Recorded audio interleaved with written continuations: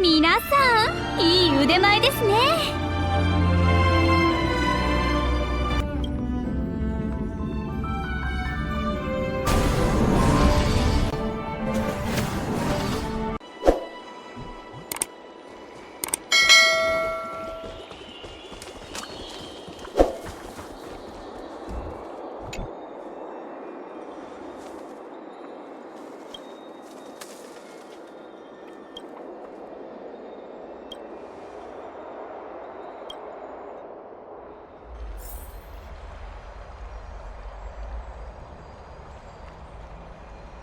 Ah, it's you, Cass.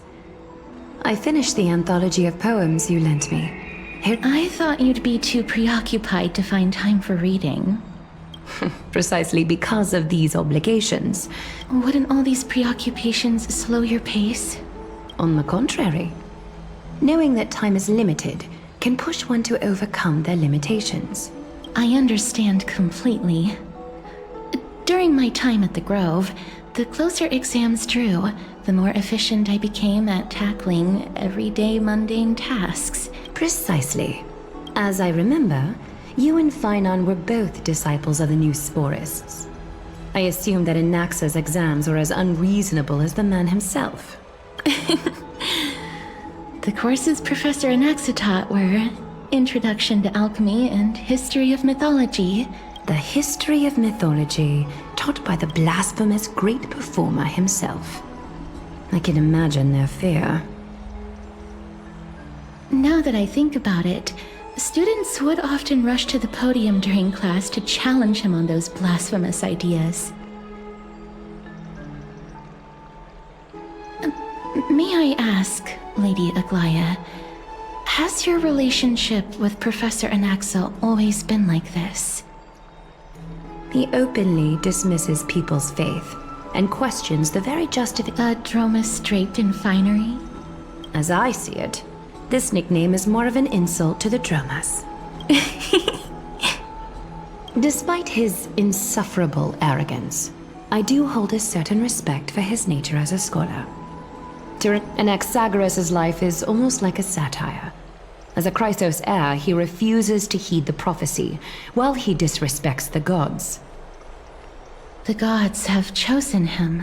He was indeed chosen by Circes. Is something weighing on you, Cass? The golden thread is quivering. With all due respect, I'd like to know what you plan to do with him. In light of his assistance in the battle against the Flame Reaver. However, if Anaxa decides to make any move that places us in danger, I will not hesitate to take extreme measures. Just as I feared. The Flame Chase journey is the destined path for the Chrysos heirs. Yet he now seems more like an empty shell. Given his strong sense of self-respect. Still, I can't help but hope for another possibility. Perhaps Anaxa will also overcome his limitations, now that he knows time is limited. I understand your stance. Let's continue this discussion another time. But now, let's greet our guest. You're here. Does this mean you're ready to take on Orynyx's trial? It seems that this sacred beast is just as indispensable. Memmy mem, memmy mem mem mem mem, memmy mem memmy mem. Surrendering the core flame is a Chrysos heir's duty. Your selfless assistance is deeply appreciated. However, I urge you to carefully consider the risks of accepting the trial. From that point onward, your fate will be forever intertwined with ours, never to be separated again. It's exceedingly rare to find a capable Chrysos heir. If this path proves unattainable, I am willing to lower my expectations. There are still many priests of Yanissopolis and their descendants in the city, if I'm left with no other option. Mem worry. Memmy memmy mem, memmy mem mem mem, memmy mem mem mem. Mem memmy mem, mem memmy mem mem mem hero.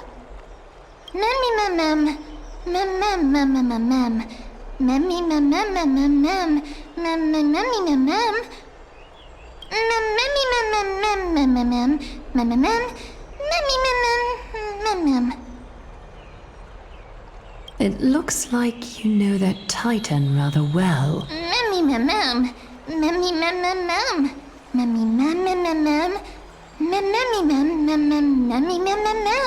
Memories that exist outside of your own experiences. I can't explain why, but I can vouch for Mem's words.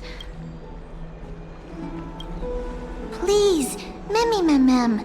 Memmy.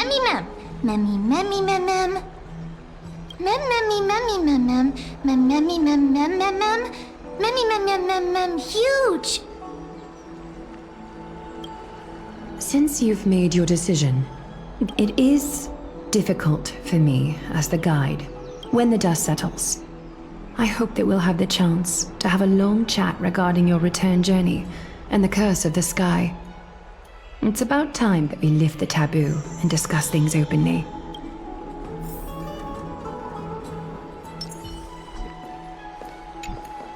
Miss, may everything go well for you and Mem. It's nothing. I only came to discuss some matters with Lady Aglaya. Previously, I lent her an anthology of poems that lady, although personal properties should be cleared out once their owner has passed on. No, it's just an ordinary book. It just contains an allegory. In a faraway land, it swallowed the princess of the city whole before it was overwhelmed by grief. The queen hired an alchemist to resurrect the...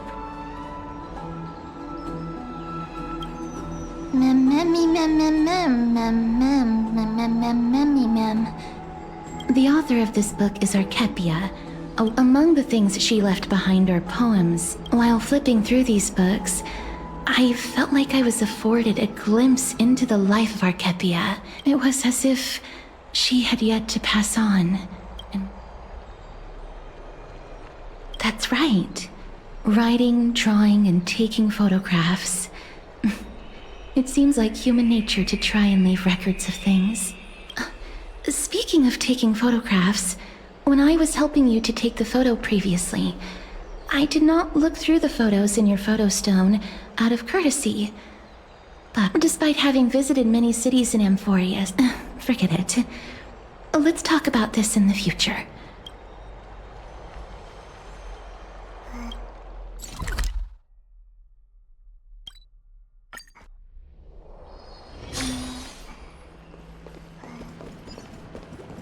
I'd love to go in and take a look.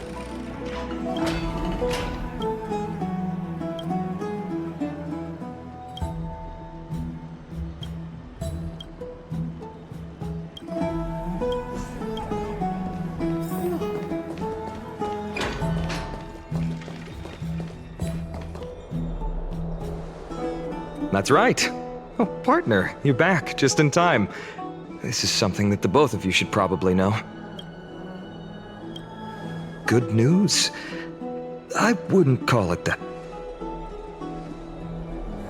Some background information for you. This is the most important social event of Akima. It is highly influential and can even affect what happens to the Flame Chase journey.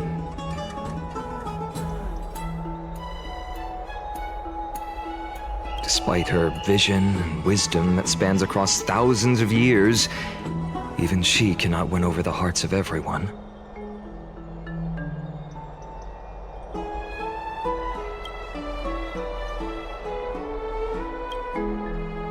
Every 5 to 10 years, the Council of Elders organizes a citizens' assembly at dawn. During the assembly, the representatives will vote on major issues, such as whether the Chrysos heirs led by Aglaya should still hold the right to govern the Holy City, and whether the Titan's conquest should continue. That is correct. However, the problem lies in the fact that there are ill-intentioned extremists in the Council of Elders. We can refer to them as the opposition. During the assemblies held in the past 100 years, the voices supporting the opposition have been growing stronger in the shadows. It's only thanks to Aglaya that the flame chase journey has been able to continue to this day. The Citizens' Assembly is just around the corner. Me? I'm afraid that the Council of Elders might want to take advantage of Professor Anaxa. Aglaya will surely take back Cersei's core flame. He has always been someone that is only concerned about his own research. I'm certain that he must want to escape from the monitoring of the Golden Thread and protect himself. Anaxa has never believed in the prophecy, so technically it cannot be considered a betrayal. However,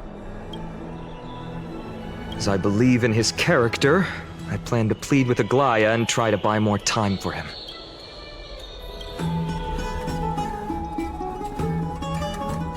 Allow me to apologize for the fact that we always seem to be troubling you. I hope that Orynyx will show more benevolence and be more accommodating. I remember that they seemed quite fond of you back in the Abyss. Go and rest and regain your strength. We'll meet at the... Oh, right. You can read this scroll if you want to find out more about the Council of Elders and the Citizens' Assembly.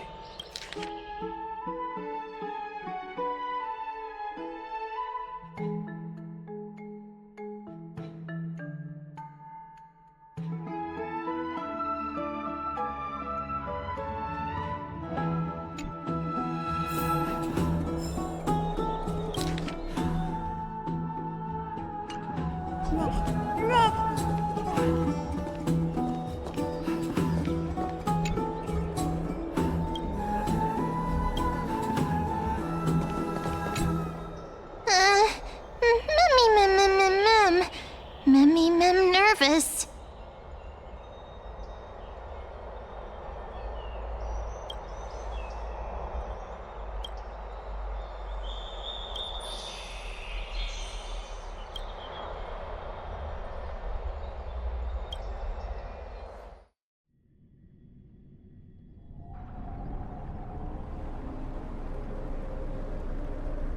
Esteemed one, Orynyx's vacant totem awaits. If you have already made your preparations to become a pillar of Amphoreus, please, step forward.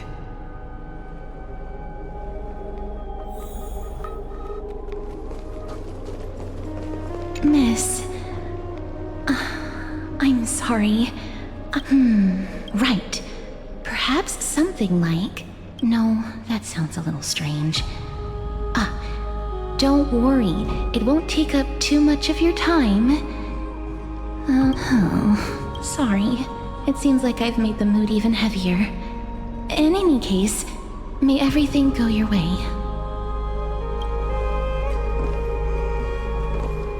Accepting a Titan's trial is very peculiar.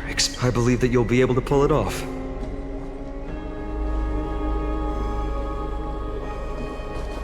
I can still vividly recall when you entered the vortex of Genesis for the... Don't feel burdened. Just like during the trial of strife, TRÍEN and FINAN will be waiting for you outside. May carefully bless you. Little Grey and Mem, thank you. Your resolves cannot be questioned. We praise your pure selflessness and courage. May carefully light your path forward.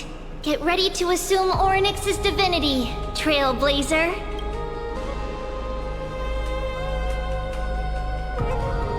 The divine position of Orynyx has already been vacant for some time.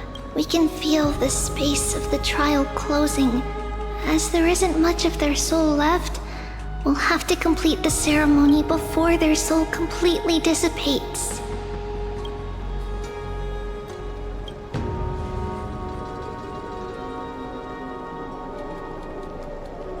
The 8th core flame coveted by the miracle that once belonged to the great Vale of Evernight, Orynyx. It shall now be returned by the 2 elected heroes of the Chrysosairs. A traveler who is upright and courageous, and a sacred beast that invokes miracles. Who? Ma'am. Both of you, please, come forward. Recite along with us. O Majesty of the 12 Titans, pillars of the world, we seek your divinity to mend the rifts of fill our bodies with blood of gold, till we wither in willing service to the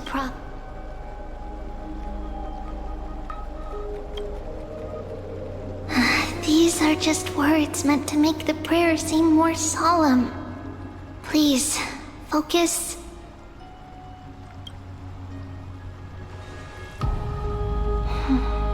And surrender the core flame.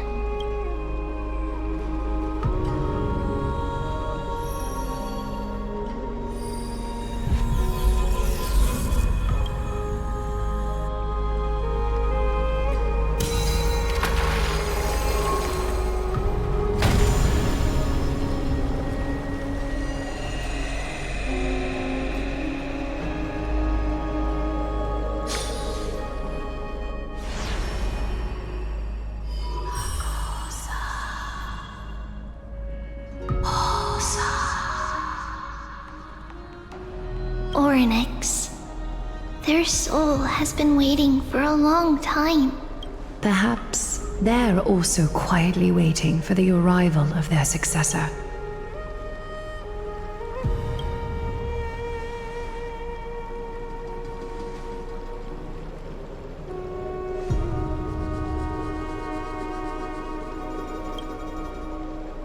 Don't worry, you're tougher than I am, right?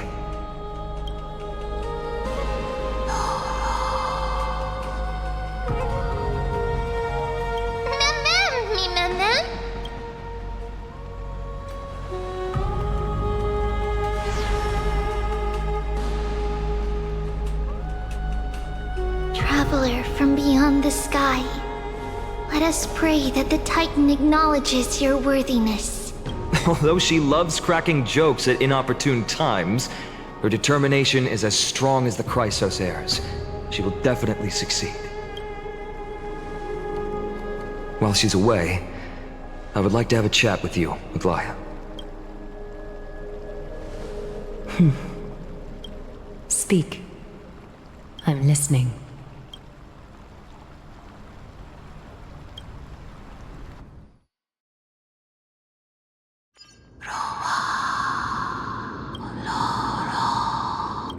Slap! Wake up!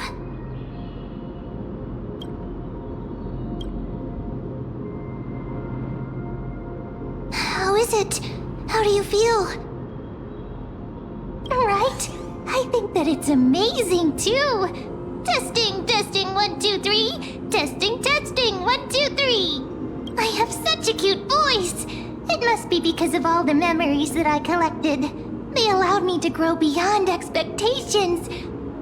Also, listen. The words of the Titan are becoming clearer. Mother, it hurts. Have I finally reached the end? Or next. Oh, how heartbreaking. Ever since the figure draped in the black cloak robbed them of their core flame, we are going to help alleviate their pain, right? Memories broken. Mother, where? Mother? Who are they calling out for?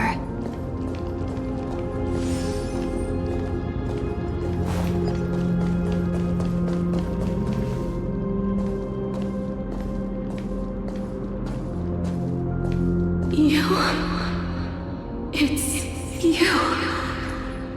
I remember you. Skyfather has gazed upon you. Mother is calling for you.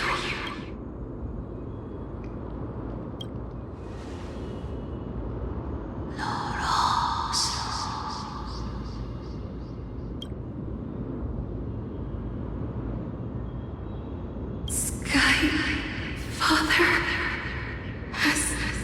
chose you.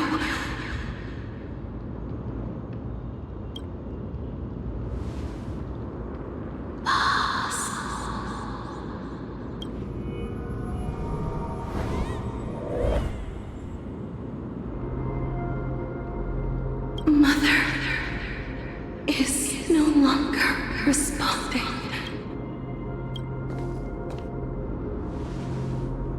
Something important and important. Oryx, listen to me. Aren't you tired? Throughout the long years, you have always been protecting the fate of Amphoreus. There's no need for you to bear this any longer, Oryx. From today onwards, someone else will bear time on your behalf. This is why we have come. Freedom. Freedom. I want freedom. Oh, poor child. Everything will be fine. Let us help you. You can have a good rest now.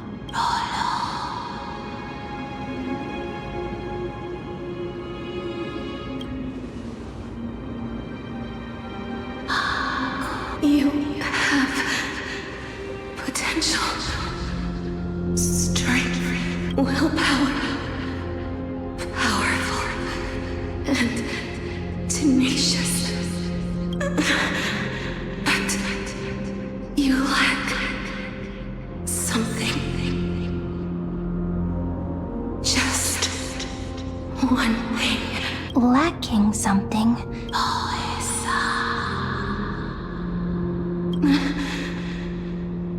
What you lack is a future.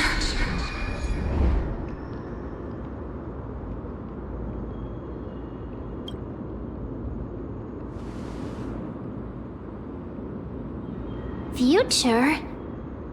Traveler from the sky, you should have dissipated already. The gaze from Sky Father stabilize your form.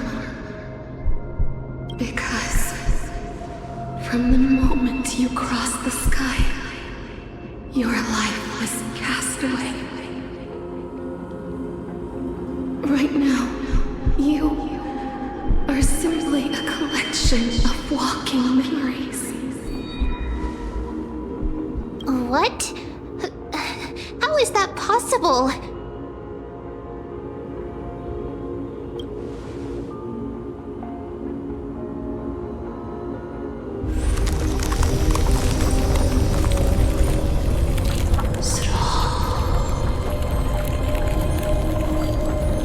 The space. Someone must inherit the authority of time. If the pillar is lost, the laws of time will collapse. Amphoreus will succumb to eternal disorder.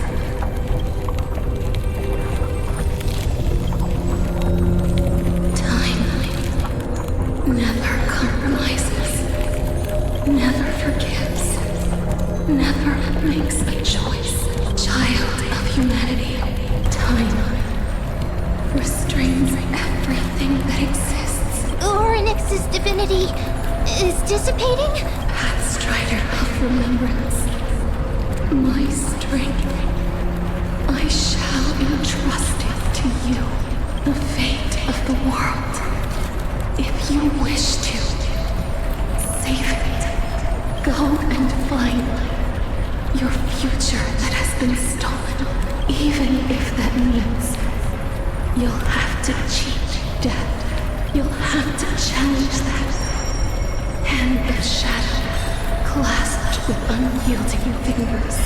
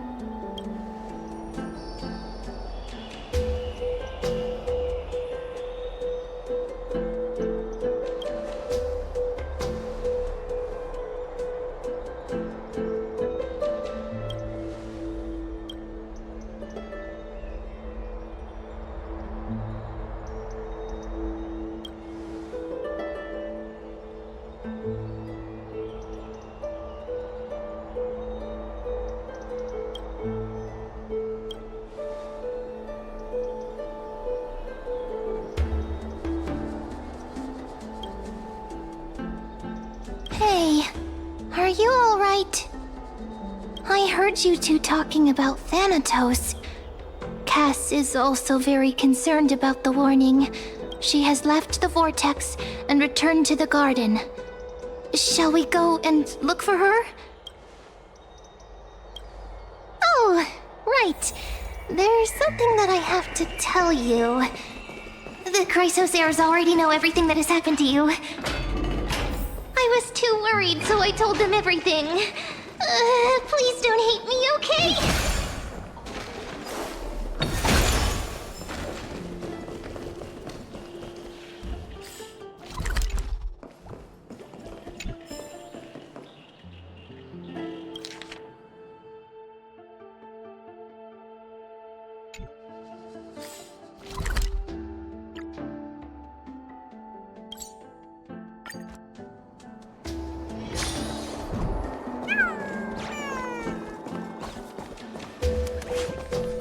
Miss, I'm right here.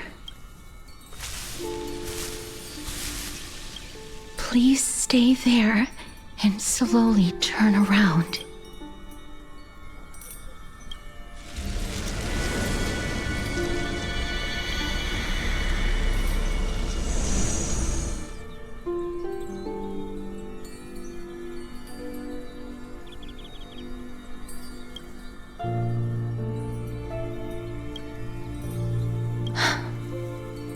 Please pardon me.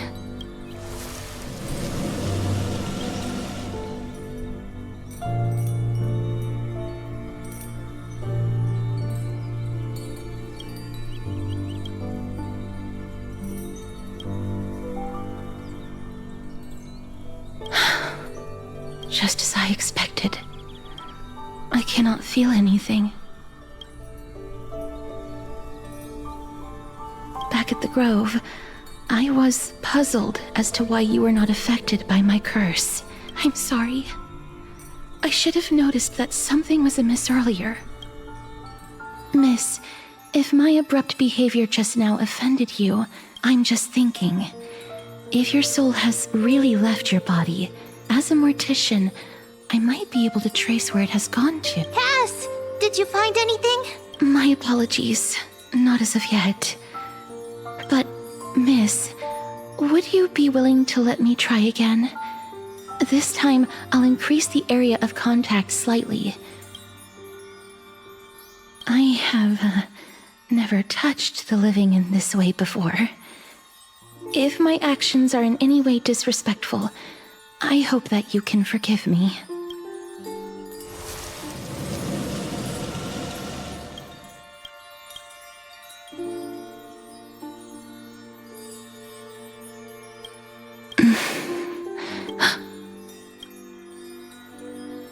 I seem to have caught a glimpse of something. But perhaps it might not be a bad thing. If your soul is still wandering around, it means that we still have time. We have a chance to find it before the fingers of Thanatos sweep everything away. Clues. Just a few more. The connection has been severed. It was me. I was a little too hasty. Don't worry, miss.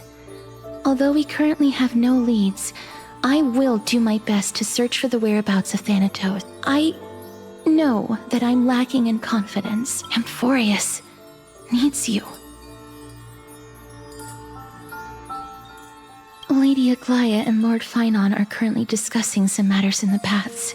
Also, please accept this Styxian fable.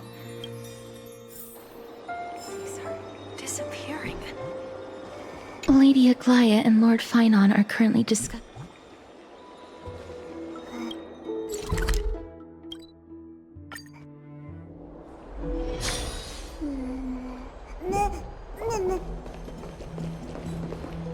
They're here. That partner! Hyacinth said you definitely wake up. How do you feel?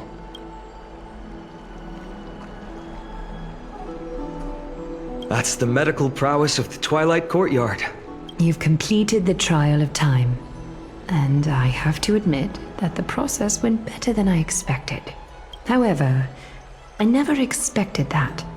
Two people who have cheated death would... That's what we have been talking about. Mighty has been in Akima for such a long time, but has no one thought to study his indestructible body? Many have had this idea, but so far... Nevertheless, now is not the time for us to give up. Cypher. If anyone in this world knows the whereabouts of death, it would be her. I'll try and get her to return to Akima. Don't take it to heart, partner. After all, you've already created countless miracles along the way. But before that, just... What's wrong, Aglaya? Omens always come in pairs. It's Anaxagoras. He has initiated contact with the Council of Elders. In the end, it has still come down to this. I earnestly hope that your assessment of him is accurate, Finan. Otherwise, the efforts of my teacher and I of the past millennium...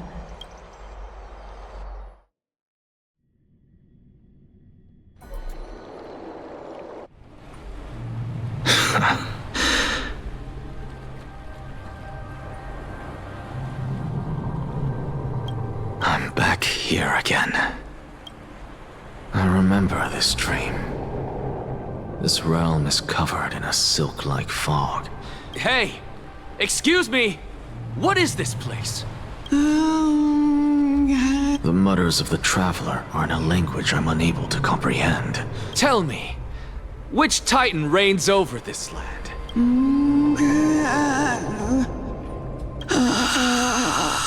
Hand of Shadow. Hand of Shadow Thanatos. Could this possibly be the Netherrealm? Not Netherrealm. Then where is this? River of Souls? The outskirts of a Netherrealm? The Netherrealm. Nothing but an illusion. Titan rejects you. Me. Listen. What? The traveler lifts their wrinkled fingers and remains silent. I look in the direction they are pointing and listen closely. The sound of tides. I can hear it. I hear it deep within the tides. A voice about to recount something. Child of humanity, is it death's embrace you yearn for with such urgency? Oh, you have awoken. Welcome back to the mortal realm. Your consciousness is dissipating much faster than I expected. Ultimately, it seems like the Titan's core flame is incompatible with a mortal body. How much longer can my consciousness remain in the mortal realm? In my estimation, at best, you'll see 15 more entry hours. 15 days and nights. What is it? Are you finally starting to become attached to the mortal world now? On the contrary, 15 days feels a little too long for solving a singular problem. Stop giggling. It's time for us to go. The messenger from the Council of Elders is almost here. Let me ask you one more question. Are you really planning to betray Aglaya's will? What betrayal is there to speak of when I was never loyal to her to begin with? What about that white-haired student of yours? There will be a price to pay for blind faith. You truly are a strict teacher. Of course. This is how I've always been. Sorry to keep you waiting, Lord Anaxagoras. It's been a while, Lord Anaxagoras.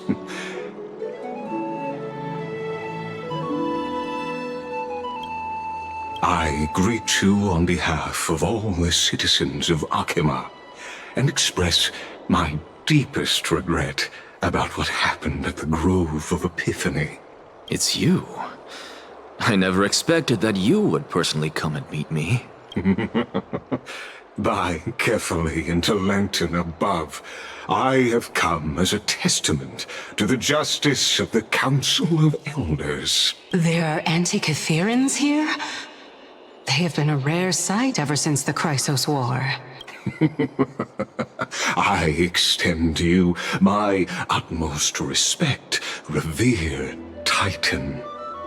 I am Lycurgus, though you may call me Lygus, holding an honorary position within the Council of Elders in Akima. You can see them too? You know about us. We anti-Catherians perceive the world through the amplitude and frequency of souls.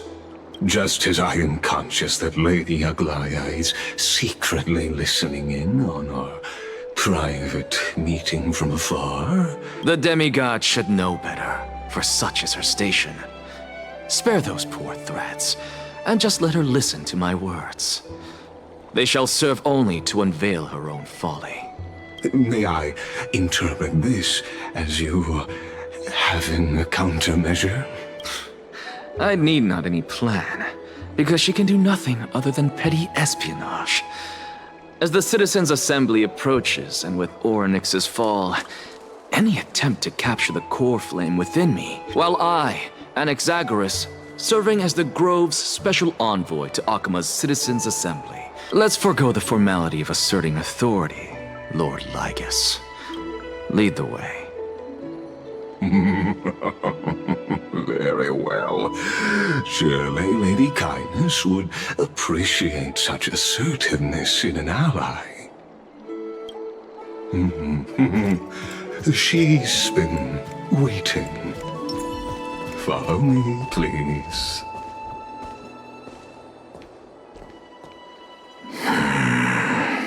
Is there something on your mind, Lord Anaxagoras? Nothing, really. It's just a question that I contemplate every time before I ascend to Dawn Cloud. For the Titans, does the falling equate to death? Ah, a pondering truly deep. While all living beings must ultimately face their demise. Are you suggesting that Kefali may not have truly passed? Yes. For dying implies an ongoing process, an action, whereas death signifies a static state. In contrast to mortals, Titans exist on a grander scale of space and time. Ah, an intriguing concept. Albeit challenging to substantiate. Perhaps the gods in their arrogance deemed it beneath them to reveal their perspectives to mortals. Could you elaborate on your... Circes, the kin of the Sky Father as recounted in myths, now resides within my brain. Oh. That very well could be true. But what if the world-bearing Titan still chooses to remain silent? In that case, the myths crafted by the people of Amphoreus are nothing more than pitiful jests. It's worth a try. I believe, and I'd love to witness the fruits of your theory, because I completely concur with you on this aspect.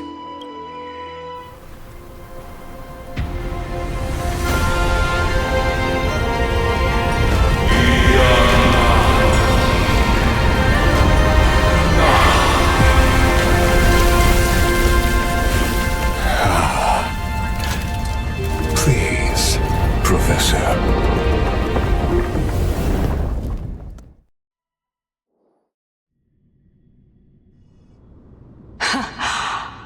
Children of humanity have indeed created a spectacle. Welcome to Dawn Cloud.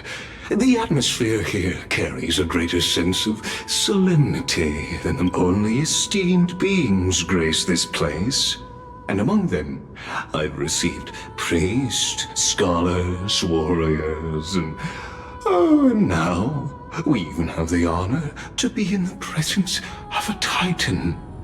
Oh, what a joyous occasion.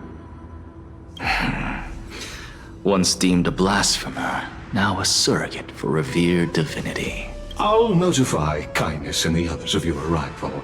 In the meanwhile, you're welcome to explore the vicinity, but kindly... I'm well aware of Kindness's methods. As you wish. Your cooperation is much appreciated.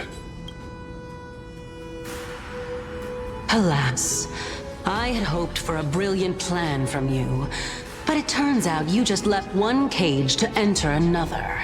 Save your concerns. I know very well what I'm... I shall depart to explore the surroundings then.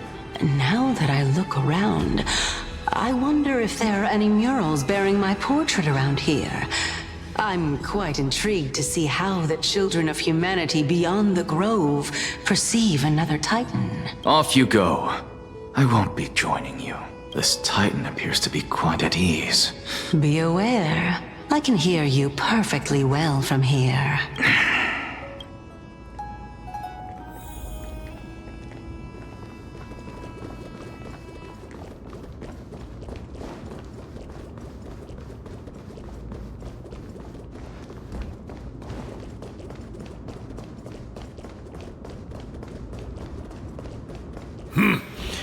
Even blasphemous scholars can come here, it seems. What the? Looks like... Anaxagoras. I thought that you had died to the Black Tide, just like the other scholars. As Kephales's priest, are you not aware of the decorum of respecting the dead? Surely you jest.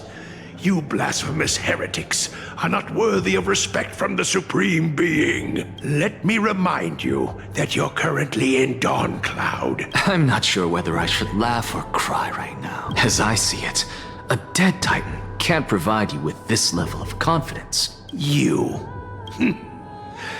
Seeing how fond of you Elder Kindness is... Seeing as we were able to hear of this matter from the mouths of others. Oh my, what a thrilling confrontation. Are you praising or insulting him? Praising him, of course. As a believer of the God of Deliverance, it is only natural that he detests evil. Didn't you hear me? I asked you to leave. Go.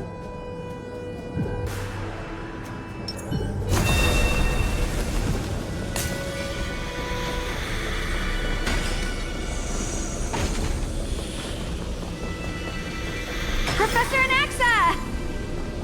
Over here! Professor Anaxa? Word has it that the scholars of the Grove valiantly perished resisting the Black Tide. To find you here safe and sound, thank the Fates. You could say it's the Fates toying with us. It's only the Crymnoans and Idonians who chase glory through death. But your survival is a victory in itself. So, are you here to report the incident to the Council? Tell me, how much does the Council of Elders know about the Black Tide? Once Kindness and her followers learned of Circe's and Orynyx's fall, they proclaimed in the Council that the Flame Chasers could no longer stand against the calamity alone. Yet, when the Crown Prince ascended to godhood and repelled the Black Tide, she immediately altered her tune, declaring that all was resolved beyond Akama. No surprises there, those shifty opportunists. Thank you for your honesty. Being an opportunist could very well be a facet of wisdom. Shouldn't you be searching for murals of yourself? I've had enough of your prattling. I was really curious to see how you would find the middle ground between both factions, but it seems as though this Kindness is much more ruthless than Aglaya. I'm afraid you'll be sorely disappointed if that's what... I've had enough of this. Could the 15th entry hour arrive any faster? Twinkle, twinkle, little star. Oh, my. Could it... Every plant, every tendril. No, Even every leaf could be the embodiment of Circe's. As a result, mere mortals who did not know what the Titan actually looked like chose to paint them as a giant tree instead. Their wisdom was portrayed as fruit, to symbolize how they shared their knowledge equally among the masses. Such exquisiteness indeed. This mural is quite abstract. I really can't tell whether you are praising or demeaning yourself. Of course I find such stylistic devices interesting. For all we know, this could be the answer to the question, what exactly are we? I, for one, am not willing to admit that I could look this ugly. Was this the reason why you failed in your attempt to refine my soul when you were ambushed at the Grove? Since you are aware of this, why did you save me back then? From my perspective, this point alone was enough to separate you from the average person. How do two lunatics coexist in the same brain?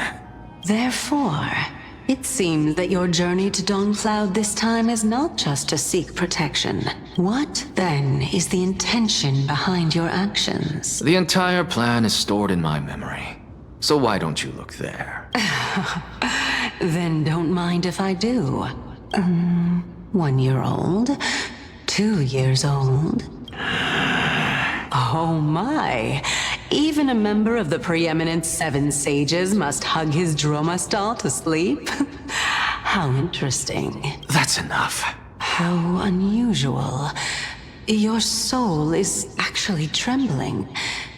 This must mean that behind this toy hides a secret that nobody knows.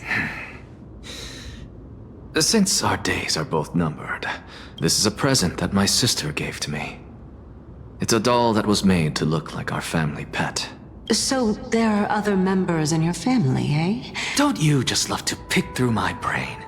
Go on, continue flipping through my memories. It won't take long. You'll discover the answer when you reach the memories of when I was 5. Oh, the black tide is everywhere. I can't bear to look. When I was young, I couldn't accept this outcome either. Georios, Aquila, Kefali, and you, of course. This... Indeed it was. Everything started from that verdant courtyard of yours. Oh, I remember that person. Not only that, he also believed that life, as well as the composition, since all living things stemmed from the same origin, why could I not sacrifice myself in order to resurrect my nearest and dearest? Anaxa, you... I did it, teacher! But this is absolute blasphemy. Regardless of how much freedom the Grove provides, such an act could cause you to be burned at the pyre. Your beloved, where is she now? Send her away from the Grove at once. Calm down, teacher. My sister, she's still not in the mortal realm. What do you mean? It was naive of me to think that I could snatch the deceased from Thanatos' grip by merely sacrificing one eye. Equivalent exchange. All I received for that price was but an opportunity to see her for one final time. Oh, let it go, Anaxa. As one of my best students, never do something taboo ever again. Since I was able to see her one last time, you're right, teacher. It's time for me to start a new life. I am sincerely glad for you, child. I wish to continue Thalesis' research. Continue the research into souls, but... No, teacher. After my fleeting glimpse of the deathly fog, I finally understood a single truth. I may have lost an eye, but my view of the world has become clearer than ever. I have grasped the truth with my bare hands. Watch as I turn this farcical world upside down. Who would have thought such a secret lay concealed beneath that hefty eye patch of yours? However, This story doesn't seem to be connected to your plan. The answer lies within the tale. My story ends here. Now it's time for you to tell me your secret. As expected, you laid a trap for me to step into, unfortunately. Even if I was willing to talk about my past. Oh? Are you saying that the renowned Reason Titan is now admitting a lack of wisdom? Your followers are going to be sorely disappointed by this. Child of humanity, remember this. Being cognizant of one's ignorance is the greatest wisdom of all. Now I understand. No wonder you asked me to answer your random, nonsensical question. Not only that, you're the only one who can shed light on my query. Is that so? Lord Anaxa. I saw you muttering to yourself and was wondering whether you were caught in a delirium of... I have a message from Lord Lygus. Lady Kindness has met up with the Council of Elders and is awaiting your arrival. So please depart forthwith. It's finally time. Carefully. The one who created the world, and the one who bears the world. If you truly have not met your end, how will you answer the challenges of those who defy you? I didn't expect you to agree to Lady Kindness's invitation. What a wonderful turn of events. To tell you the truth, there are many people who hold grudges against that Lady Goldweaver. Isn't that the dromas draped in finery? Avoid his gaze. I don't acquaint myself with blasphemers. Don't worry. He's too full of pride to pay us any attention. Your nickname is Dromas as well? You must really like those creatures.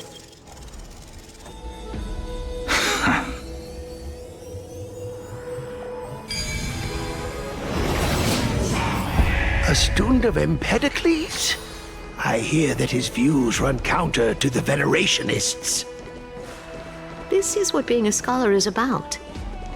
A collision of ideas only occurs when there are differences in beliefs, and it is such collisions that lead to progress.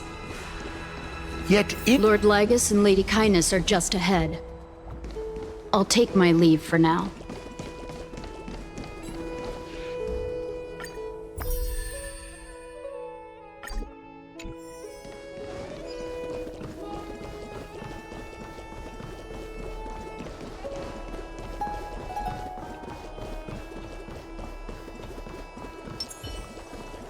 Welcome to the Demigod Council, esteemed guests.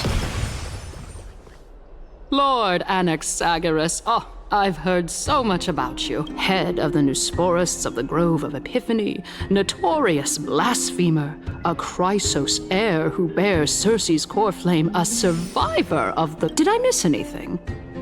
Well, if so, please be so kind as to enlighten me. Since Lady Kindness is already well acquainted with me. But then again, perhaps the customs are different here. And yet, ever since I arrived, I have not been welcomed with warm courtesy or... Perhaps you intend to cut open my heart, retrieve the core flame, and then hold a grand feast for all of the guests. Everyone, stand down. Thank you for understanding. I am but a feeble scholar who is not used to the stench of avarice and blood. No need to be humble, my lord. From my perspective, your courage and gumption are worthy of the reputation of the Seven Sages. So, you wish to start a war? Well, since the Chrysos heirs are calling for war, we will respond in kind. As to your question of whether peace is still a viable option, and since you, as a Chrysos heir, accepted our invitation... What brazen arrogance. I don't deny it. After all, they're responsible for cleaning up any But now that you're an ally of ours, we can continue talking somewhere else. I was fortunate enough to have the opportunity to discuss a treatise about the Venerationists with your teacher, Empedocles. Yet, it seems you subscribe to the Nusporists instead, Lord Anaxa. I've heard that this school of thought is one with many detractors. It's normal for ideas to have supporters and dissenters, just like how there are two types of people in this world. Geniuses. Welcome back to the hub of the Demigod Council, Lord Anaxagoras. Surely you remember that countless eloquent orators have stood in this spot before, and this tiny stage is the most profound embodiment of Akama in centuries. May the both of us carry out our duties with honor. Oh my, 15 days and nights. That aligns perfectly with the date of your demise. Using death to prove myself fits my intentions perfectly. What strong conviction you have. As expected of the hero who dared to stand up to the Gold Weaver. As expected, she misunderstands you. That's enough, Lady Kindness. Dispense with the niceties. Well, you say that now, but surely you also require my aid as well, so that you can stay alive even when being pursued by the Golden Thread? You worry too much. She won't show her hand too freely, as she's... Even someone like me can tell that only a sliver of her humanity remains. As you're no doubt aware, Aglaya covets the core flame that I possess, which makes it the bargaining chip that allows me and the rest of you.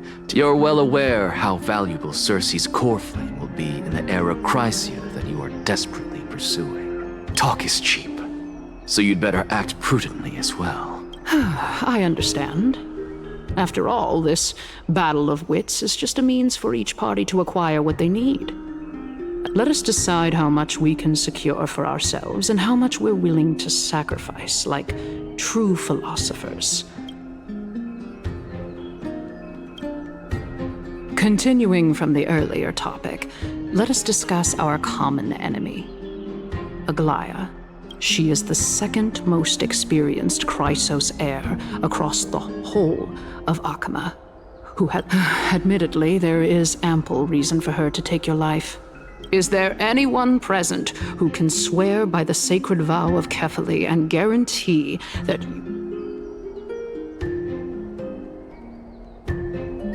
I believe you're aware of Castorus the Executioner.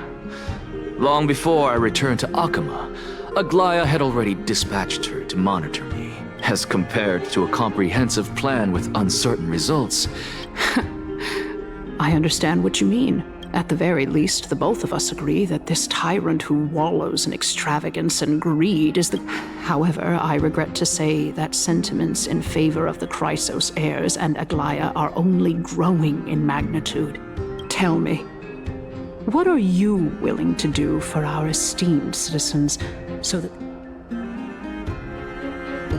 Aglaya's authoritarianism, conceit, and arrogance have granted her unfettered control for them.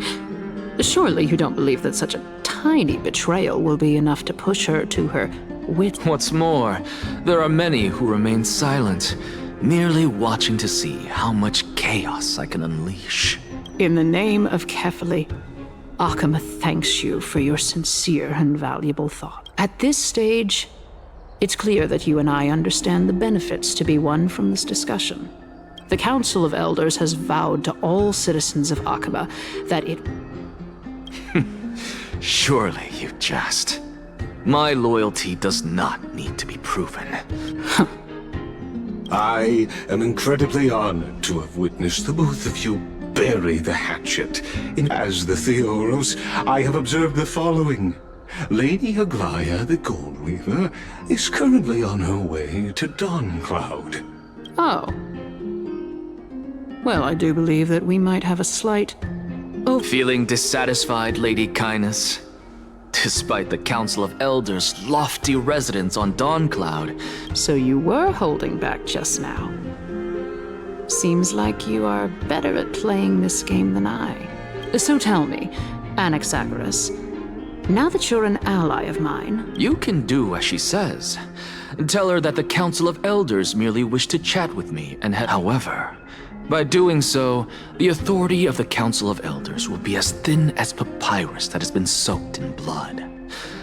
Not only can it be destroyed at the slightest touch, but the Council will also lose possession of a valuable core flame. No, more like 2 core flames.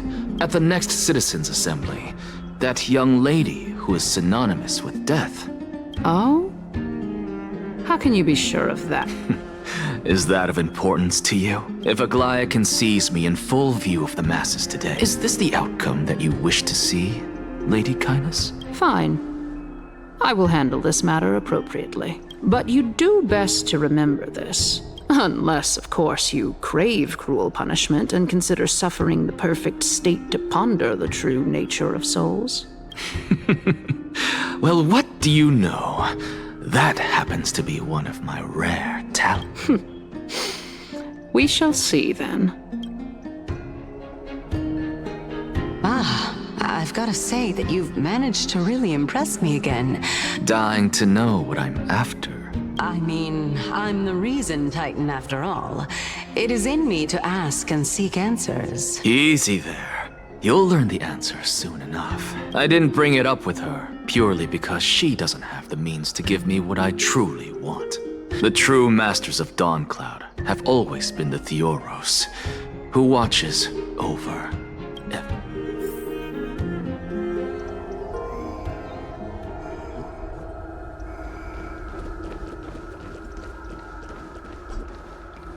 Unexpected visitor. Welcome once again. You know, you could actually skip all the pointless debate and come straight to me to seek an audience with Kefali. I have no reason to refuse you, do I? You may not, but Kindness has. Whoever gets hold of Kefali's core flame will get to rule over Akama. She's wary of me, so naturally I had to gain her trust. Very true. In my view, this individual has gone to great lengths to get close to Kefali. Are you still willing to let him pass, knowing this? Yes, very much so. All living creations are always free to visit Kefali's transcendent vessel. How convenient it is to be able to hear what they say. It is truly my honor to speak to a venerated Titan in person. Please, go ahead. Let me join you both on this journey. Oh, a bygone myth tells of an occasion where Kefali once answered their followers' questions on the peak of the holy mountain. Their followers have since believed that scaling this Titan cliff is one way of being with the god. Hear that? It's not every day that you get to climb a mountain with Circes. You should sing me a hymn of praise. Titan hymns are beyond me.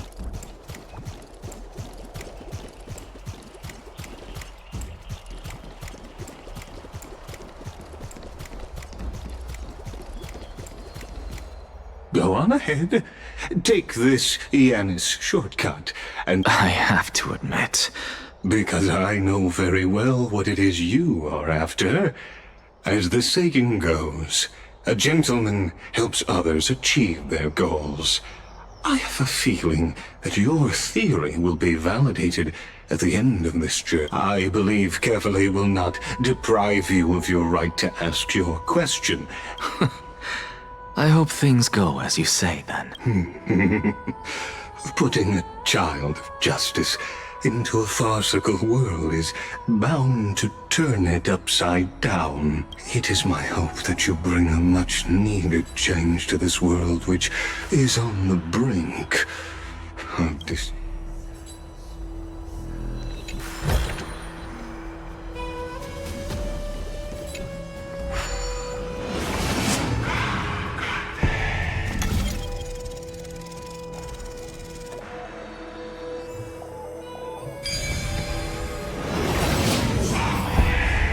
Honestly, this is my first time going up to Dawn Cloud's peak. What a splendid view. Well, I don't see how this place is different from those temples in the city. And even though I've come this far, I'm still doubtful about getting useful clues from him. I must be getting ahead of myself to be expecting to hear something nice from you. Oh? All right. We're just a short hike away from Kefali. No time to waste here. So the intellectual debate from earlier was too draining for you, huh? Save your concern. The Titan is in sight. Can you make it? Why? Are you going to carry me up if I were to fall now? I know how far I can go, so just hold your tongue and come along. Fine then. I guess I won't say any more. I'll just wait till your soul dissipates completely to gain control over your body. Wait. Who is that? Cersei's? Hey, look at that. Huh? What should I be looking at? Am I hallucinating? Or do we even get to see souls when we're close to dying?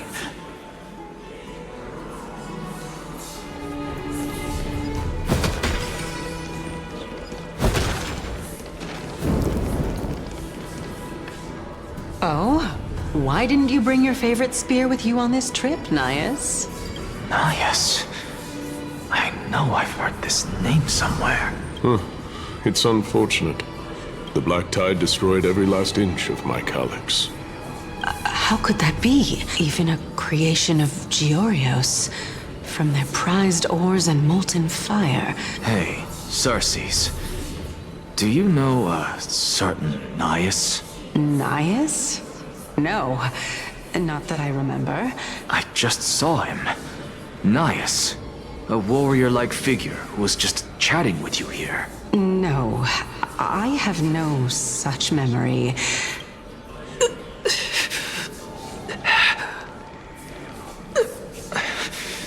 This is a departed spirit?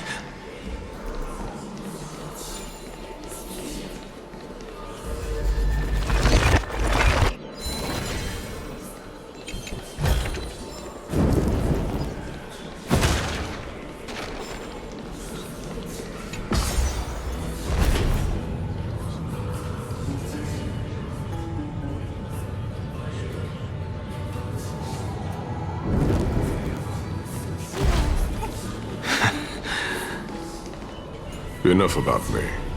Did Kaos ever reply to you? Well, regrettably. Seems like the price of becoming a demigod is a lot heftier than we... Kaos. Demigod. I've never heard of this person. Look on the bright side, Nias. Since we've come all this way. Let's just hope we mean as much as the world to... Hey! Are you seeing that same hallucination again? Yes. It's still you and Nias, but you're now talking about a certain Kaos. Kaos? This name sounds just as strange to me. Never mind. I think I know what this is about. If things are as I thought, then they aren't hallucinations, but the souls of people. What? But if those are the souls of the dead, then what am I? Beats me. For all I know, you're just an illusion I conjured up in my dying moments. Let's just keep going. As long as I take in more sights. Know your limits.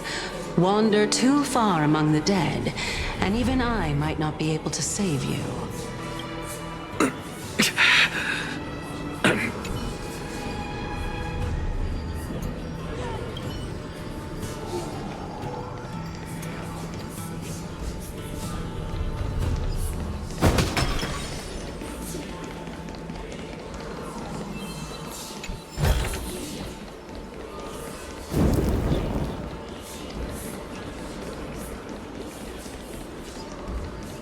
So,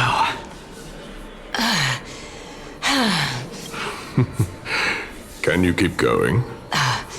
Of course. I'm just...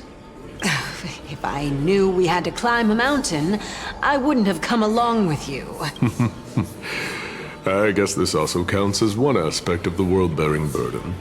If Amphoreus does have a next life, you may want to get your body in shape. Keep your sarcasm to yourself. I'm not getting anything of value from... I would sooner throw myself off this cliff and hit rock bottom. I am Calypso of the eminent Seven Sages, after all. Training would make me no different from those Helcalithist barbarians. Calypso? She's one of the Seven Sages. A member of the Grove? No, she can't be. I would know her name if she really were one of the Seven Sages. Hey, Circes. Does the name Calypso ring a bell?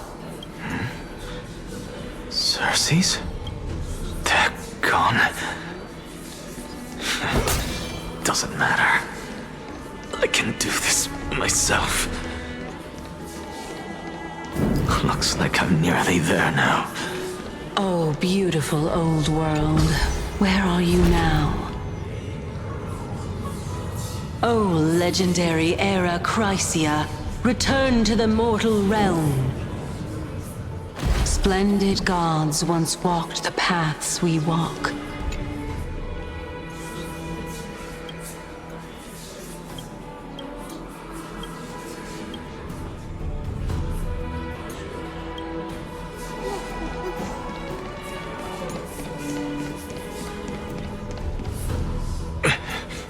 We're here.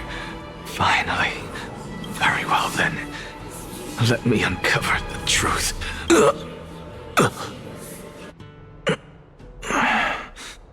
Did I still fail to make it in time? So, I'm back here again. This is... I can hear it. I hear it from the depths of the tides. This time, the voice is a lot clearer than before.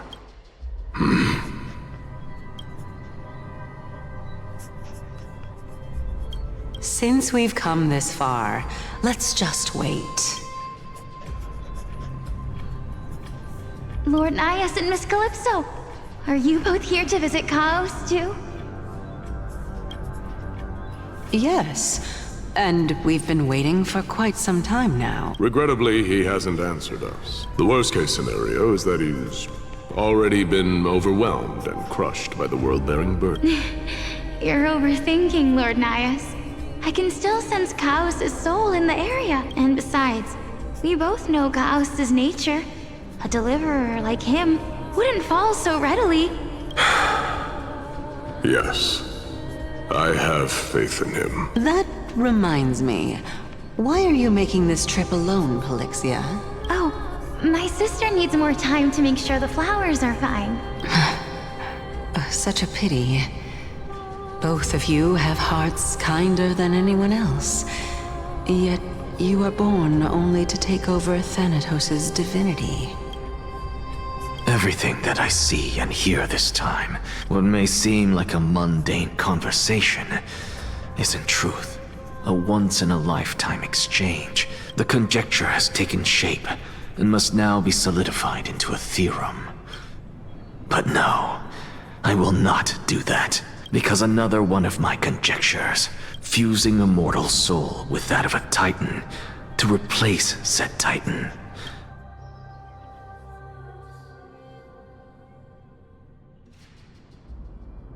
What are you thinking about?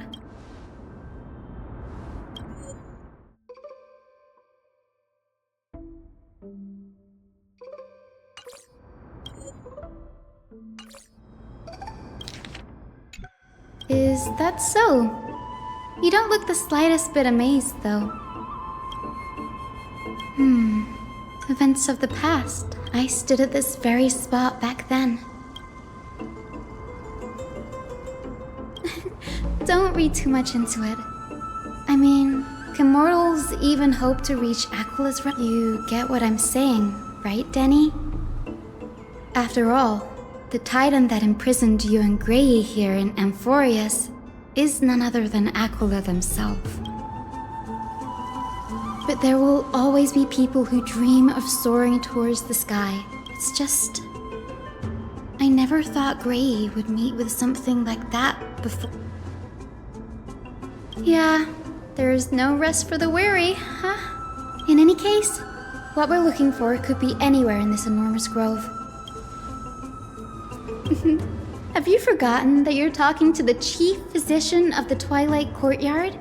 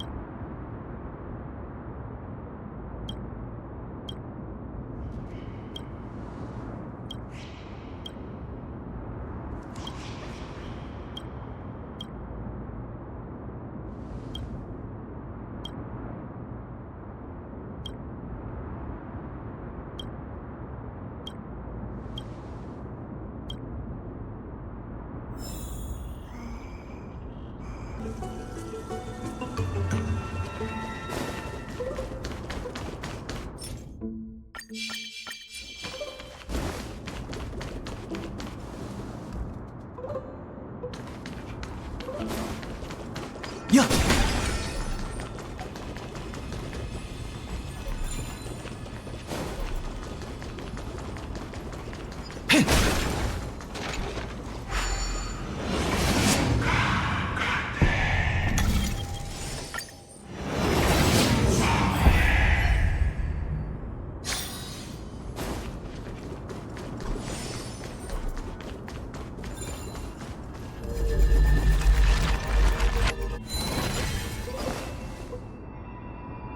暗黒の塩の造物。それの残骸だ。下に何かあるようだ。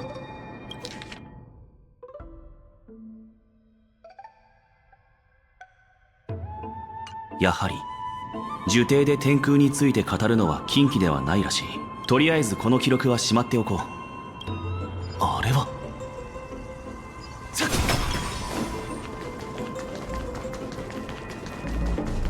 やっ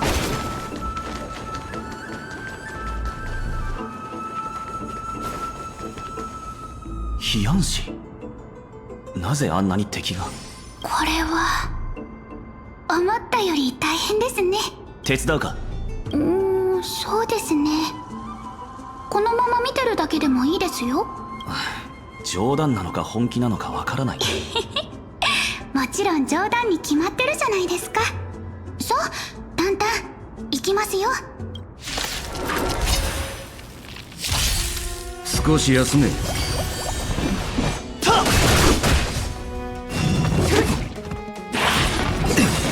生死虚実一年同天元家超無一角。大丈夫です。いく西風に乗って出発。この時間を朽ち果てて争いに意味はない。お仕置きされたいのか。飲め。生命は美酒と。さあ存分に味わえ。いけ神聖を飛べ。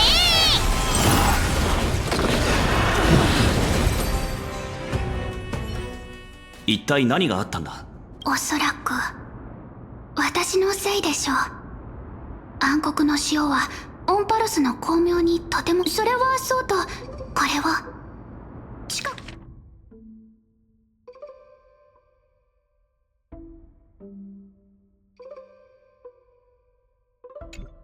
アナクサゴラス。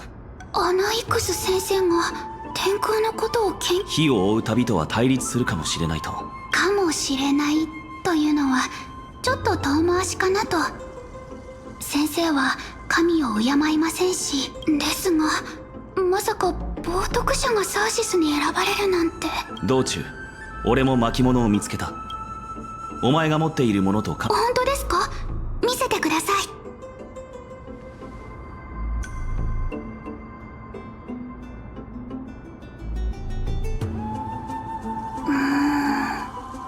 これら2つの記録は。呪典にあまり詳しくなくてな。いくつか質問してもいいだろうか。どうぞどうぞ。真語の呪典には7つの学派があるんです。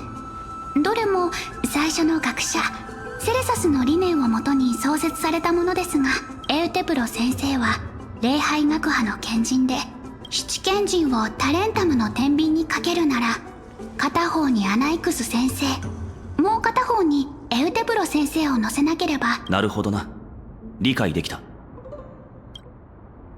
今やほぼ全てのオンパロス人が天船の物語で、エーグルの太鼓は天よりも壮大なので、大型の天船を建造するという方法も取れないでしょう。ですがトリビーピラブロスを100倍の威力にすることができれば、監視の目をごまかすことができるかもしれません。それは冗談で言ってるのか？自主学派の主な研究内容は、冒涜者と後ろ指を刺されても全ての間違いへの試みは正しいに近づく一歩である。先生からすると天船の墜落には別の意味があったのかもしれません。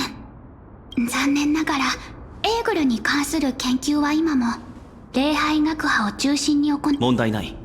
ひとまずタイタンに対する研究を開始しよう。それよりもここに書かれている秘密裏に行われていたアナイクスの実験の方が私も教員助手の私でさえ知らない研究、嫌な予感がします。まさか呪典で起きた災いにはまだ何か秘密が隠されてるのでしょうか？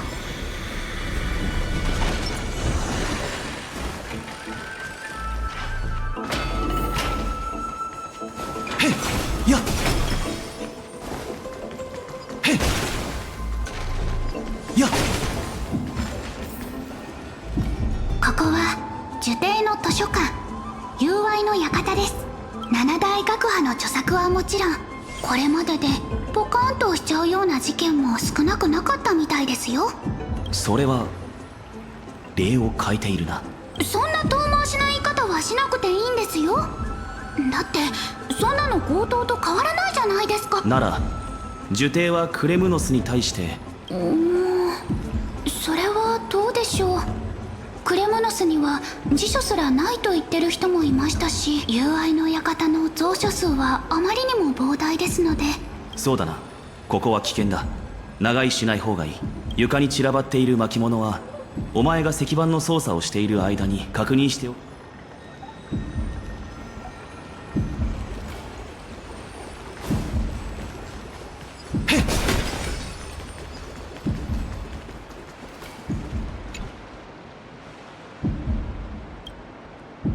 どうやらアナイクスについての資料のようだ。埃だらけ。開けなくてもわかりますよ。どうせアナイクスは神を敬わず、その存在自体が社会秩序への脅威である。そんなに影響力がある人物。はい。何せヒポクリテスなんて呼ばれてるくらいですからね。タイタンは本当に人間の神に対する認識に合っていると言えるのだろうか。神が作った世界は完璧であるべきだが、オンパロスはどうだ？愚鈍さと醜悪さに満ちているではないか。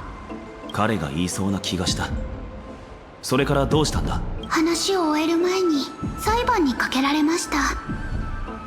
とはいえ裁判とは名ばかりで、実際は弁論するだけなんですけどね。第一の告発はあなたはタイタンたちが天地を創造し、山や川、海が神々の傑作であることに。アナイクスの立場で答えろということか。日追いの歴史から見れば人類も真剣を告げる可能性がある。ええ、それが当時の先生の答えだったのです。反対していた人たちはあなたは研究を名目に魂を汚し、神に意味嫌われる取引を行ったことを。随分と物々しい非難だ。先生は一人でいる時でさえ眼帯をつけていて、この世界の人々、特に神の血を宿した黄金栄はケファレの庇護を受けている。幸いこの告発には証拠がなかったので、先生は挑戦者それぞれと論争を繰り広げ、最後の一人になった学者から、すると先生は数秒間黙って、タイタンは偉大な存在であるべきだということを。明らかに含みがあるな。まるでタイタンは偉大ではないと言いたげに聞こえる。すると先生は数秒間黙って、タイタンは偉大な存在であるべきだということを一度たりとも否定していないと答えたのです。はい、あの騒動がどうやって収まったのかはそういえば苦情の手紙で思い出したんですが、根石の間、アナイクス先生の錬金実験室です。蔵書の保管方法からして、これはあまり知られてないのですが、実は友愛の館の管理人でさえ呪典がこんな状況になってしまいましたし、ちょっとだけ金を破っても大丈夫なはず。アナイクス先生、ごめんなさい。入り組んだ樹海だな。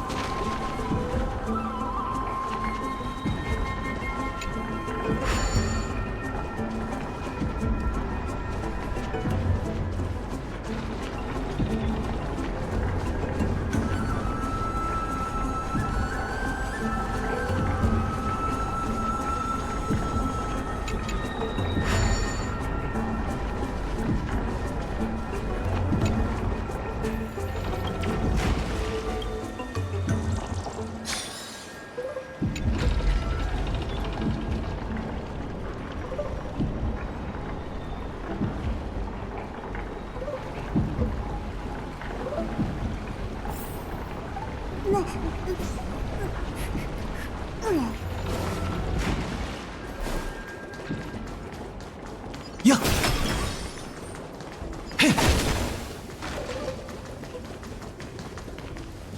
着きましたが、どうして何もないのでしょう。錬金用の材料にジンの図案。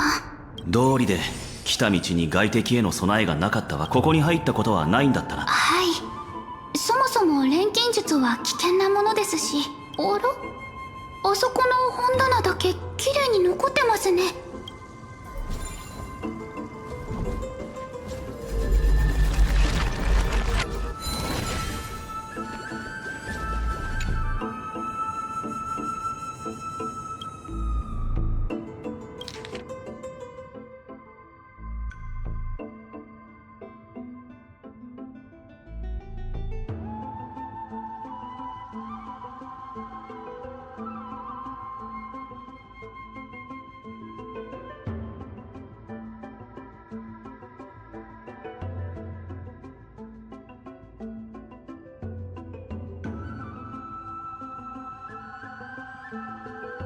どういうことでしょう。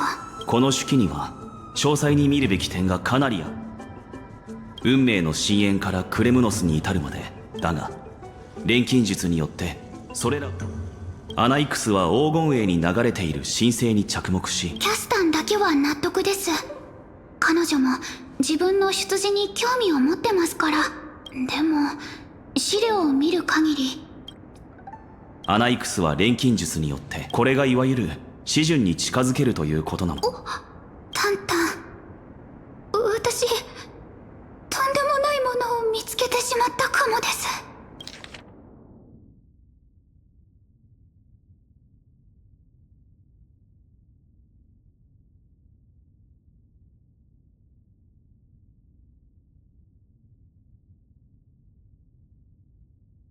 一番心配していたことが、アナイクス先生の研究の中には。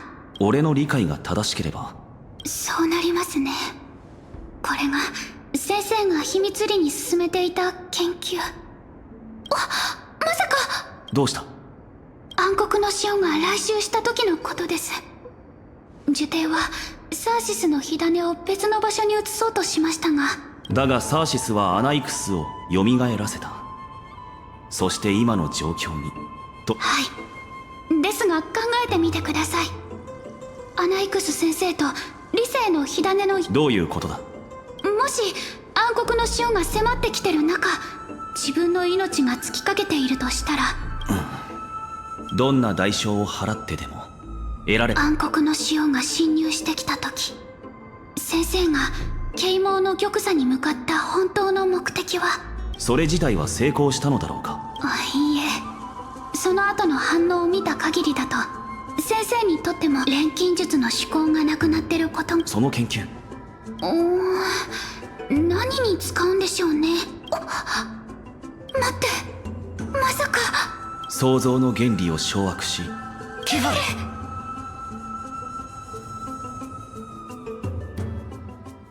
先生、私たちが見ているこの空は偽物なんでしょう？ああ、もちろん偽物だとも。これはただの教材で、パッとしない手品のようなも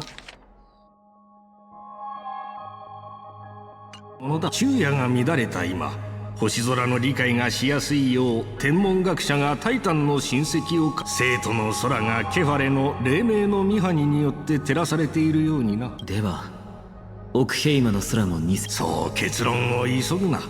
多くの場合実際は無知でなかったとしても。それは自己欺瞞ですよ。タイタンが紡いだ法則が適用されている世界で、空には彼らが投じた星空が満ちている。アナイクス、なぜ私たちが家計に処されること？私は礼拝学派の賢人として、しかし最も重要なことは。ですが私ならできます。先生、機は熟しました。そうだな、アナイクス。さあ、己の学派を立ち上げる準備だ。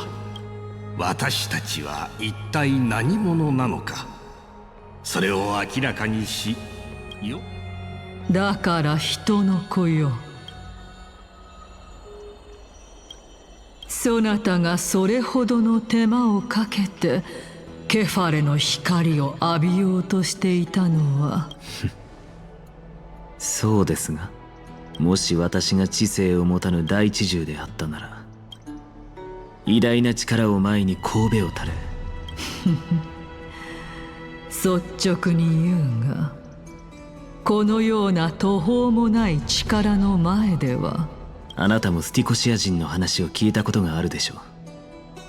彼らは押し寄せる荒波に直面しても、サーシス、人々は私を冒涜者だと罵りますが、タイタンなど所詮人類がまだ征服していないだけの力に過ぎない。おや、タイタンに匹敵する力を手に入れようというのか？タイタンの力だけで満足するようでは、私が掌握したいのは生命の根源にある法則であり、あなたのおかげで死は魂の終わりだという事実を様々な面から検証できました。魂はどのようにして誕生するのか、その口ぶりからするに。いえ、もう結論は出ています。アナイクス先生、約束通り伺いました。一刻も早く。もちろんですよ。率直にあなたの欲しがる答えをあげましょう。ですが10日交換の原則に従い。構いません。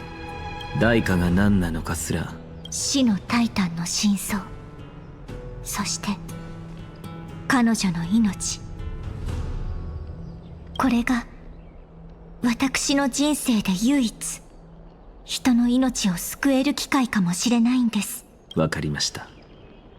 では舞台の幕を上げましょうか。待て。そなたはタナトスの所在と我らが一体何者なのかを。まず私はこれまで認知の罠に陥っていたことを認めなければなりません。表面上だけ見ればこの2つのテーマには関連性がない。次になぜそう。先生は冥界に行ったのですか？ええ。今の私は生ける屍も同然。サーシス、覚えてます？あなたもあの場にいたと話したでしょう。我にそのような記憶はないと言ったはずだ。覚えているはずがありませんよね。なぜならあれはあなたではなく呪帝の七賢人カリュプソーだったのですから。カリュプソー。それはこの娘の前で適当に名乗った偽名のはず。七賢人だというのもなおさら馬鹿げている。我の庇護のもとにある賢人なら。魂に焼き付いた記憶すら忘れてしまったようですね。少しは頭をひねって考えてみてください。それが全て聖者がそこに足を踏み入れることは絶対にできません。では彼らは一体何者なのか。答えは明白でしょう。そう、すでに滅びたあの英雄たちこそがタイタンたちが神になる前の姿。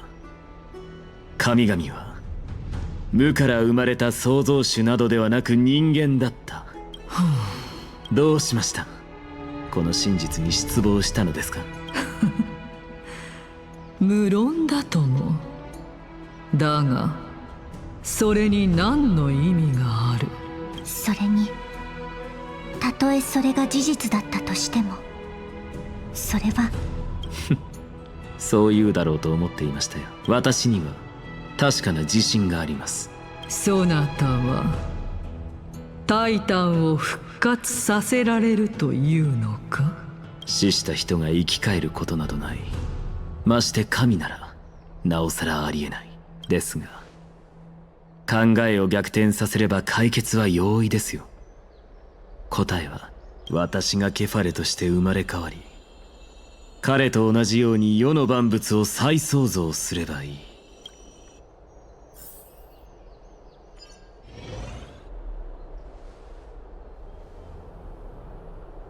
ヒアンシーと炭鉱からアナイクスがケファレの身体に対し。ケファレだって？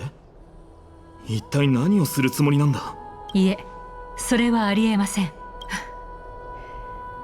その演技であらゆる人を欺けるのでしょうね。すまない。気に病むことはありません。今はカイニスがどのような罠を。阪神議員は奥平間の政治。十分な時間があるうちにこの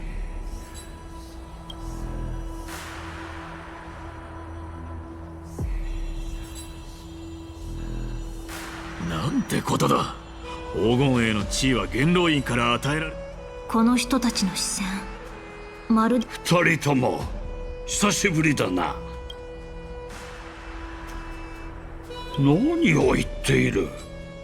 あなたは本当に若が称賛していたあの。久しぶりだなケラウトルス殿。声を抑えてくれ。見ろ、ヘラヘラした顔のハイエナどもがいるだろう。一族の者に足止めを命じているが。すまない。それで昨夜雷鳴が聞こえなかったか？ヨミ？何のことだ？気にしないでくれ。彼女は最近。雷鳴は紛争ののろし代わりだ。昨夜若が奥平間にメッセージの書かれた槍を投げ込んだ。フレイムスティーラー、復活の兆しあり。警戒せよ。やはりクレムノス闘技場であなたたちにこれを知らせたかった。感謝するよ。すぐにアグライアにも伝えよう。ならもう一つ、カイニスにも気をつけろと伝えておいてほしい。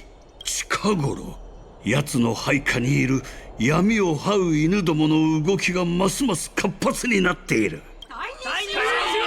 これはこれ以上言う必要はないようだな。戻って状況を確認してみよう。情報提供ありがとう。And above, as the Theoros, I have observed. Virtue. Aglaya, what happened here? I know about the poisonous fangs of that king snake through the golden threads. What do you mean? It is no longer about eloquence or arguments. I have been a demigod for far too long that I hardly have any humanity left. Before I realized it, this has come a lot sooner than I expected. Yes, this is my duty, but... It is far easier for the Council of Elders to fool many than just fool one person. There is no glory in winning this debate, but that makes having respect for humans so much more priceless. I appreciate what you've taught me, Aglaya. I hope we'll live up to your expectations and win this debate.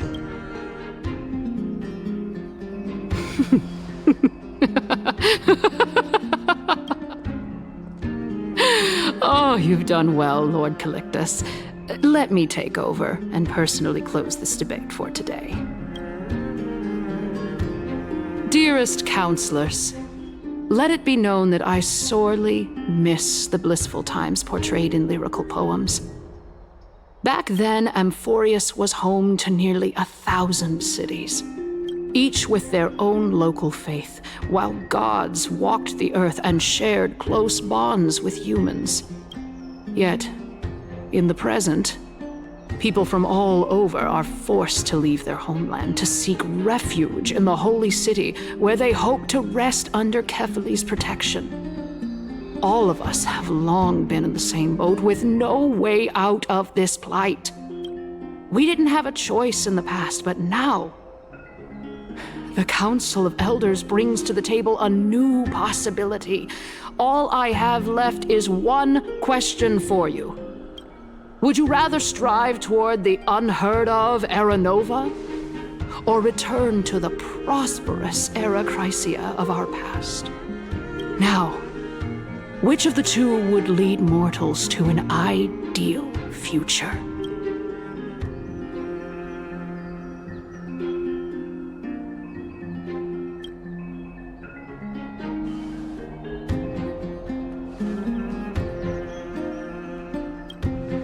We all know that Era Chrysia is a thing of the past, Lady Kindness.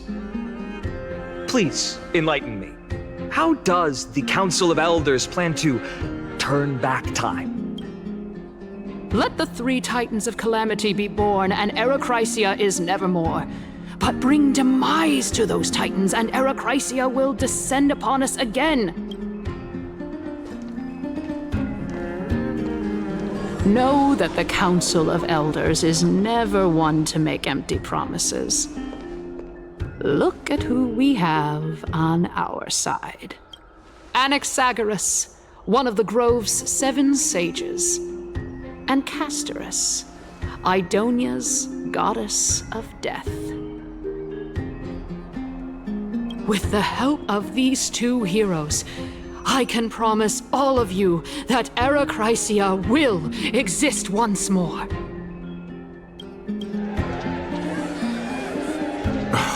Aren't they Chrysos heirs?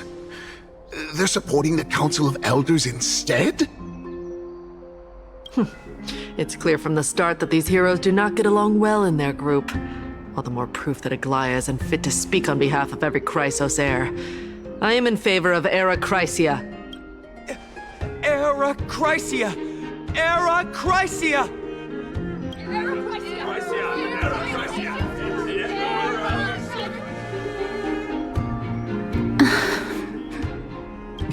Castorus? Why are you standing over there? You finally arrived, Naxa. So have you, Cass. Don't worry, Aglaya. Well, I know that you have many queries. Could you continue to converse like how the citizens normally do? Tell me, dear citizens, if we successfully retrieve and return Thanatos' core flame without anyone passing the Death Titan's trial, The answer is simple. We will have a chance to rid the world of death and bring Amphoreus back to an era when all beings live forever. He's one of the 7 sages. Your proposal is much too idealistic. As long as the Black Tide still exists... Remember what I previously said? Kefali's core flame is guarded by the secret power of the Council of Elders. Plus, Fagusa's water curtain will be able to block out any external perceptions. Tell me, dear citizens, have any of you ever seen even a glimpse of the threat that this...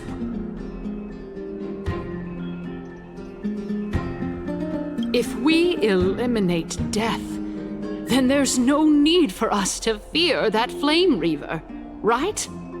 Citizens, let's loudly sing the blessed hymn. Oh, beautiful old world, where are you now?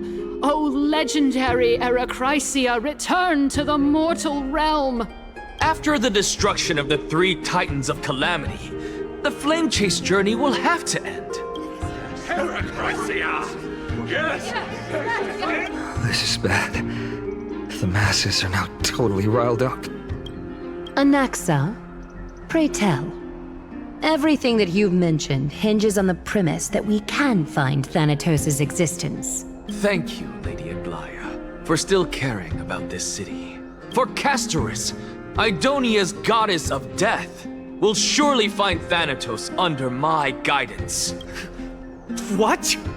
With that, I solemnly promise that the core flame Lady Castorus brings back will be personally managed by the Council of Elders. Thereafter, if we are able to garner the support of all of you at the Citizens' Assembly, we shall spare no effort in ensuring that the Erechrysia will return to our world once again.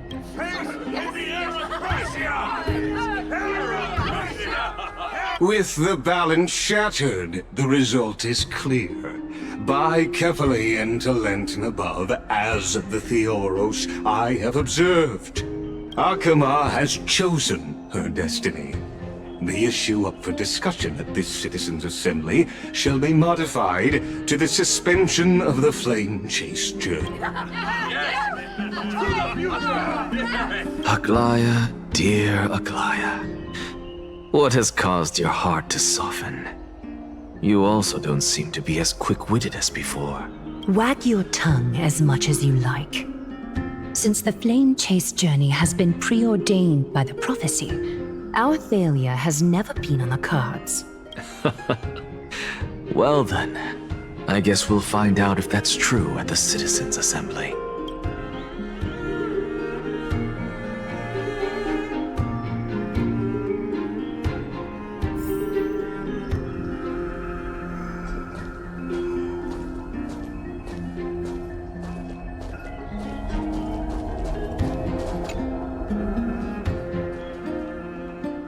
Well, it seems that when I sent you to look for Anaxa... My apologies, everyone. I know that you have many questions to ask me. In that case... I will wait for you. This matter is of great consequence.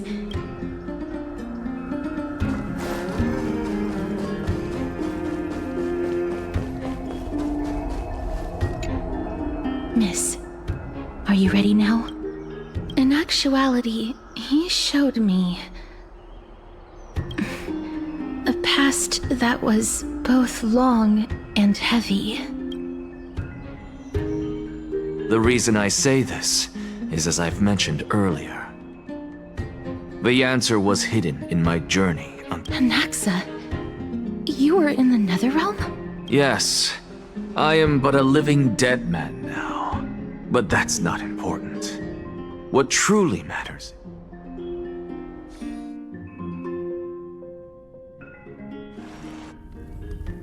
Have you heard of this tale before? A tale about the ocean god's treasured pearl, our hometown. It was a seaside town which enjoyed the ocean breeze and glorious, peaceful times. thanks to the wisdom of its ruling queen. Until one day, an evil dragon descended upon the town. Its wings were large enough to blot out the sun, while its claws were sharp enough to rip the waves apart. It barged into the tall tower and devoured the queen's beloved daughter. The queen assembled 300 warriors who managed to subdue the evil dragon by chaining it up. However, it was then that a devious, smooth-talking scholar arrived at the palace and suggested that the princess could be revived through the use of dragon bone and dragon blood. That liar called this process the secret art of alchemy. The princess was reborn! The queen was overjoyed, blissfully unaware that the evil dragon's soul still lurked within the princess's body.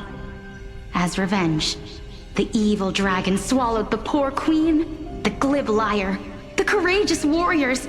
Worse still, the souls of the deceased refused entry to the Netherrealm because they were filled with regret. The terrifying death had consumed all. Thereafter, our hometown fell into ruin as well. Until... Until?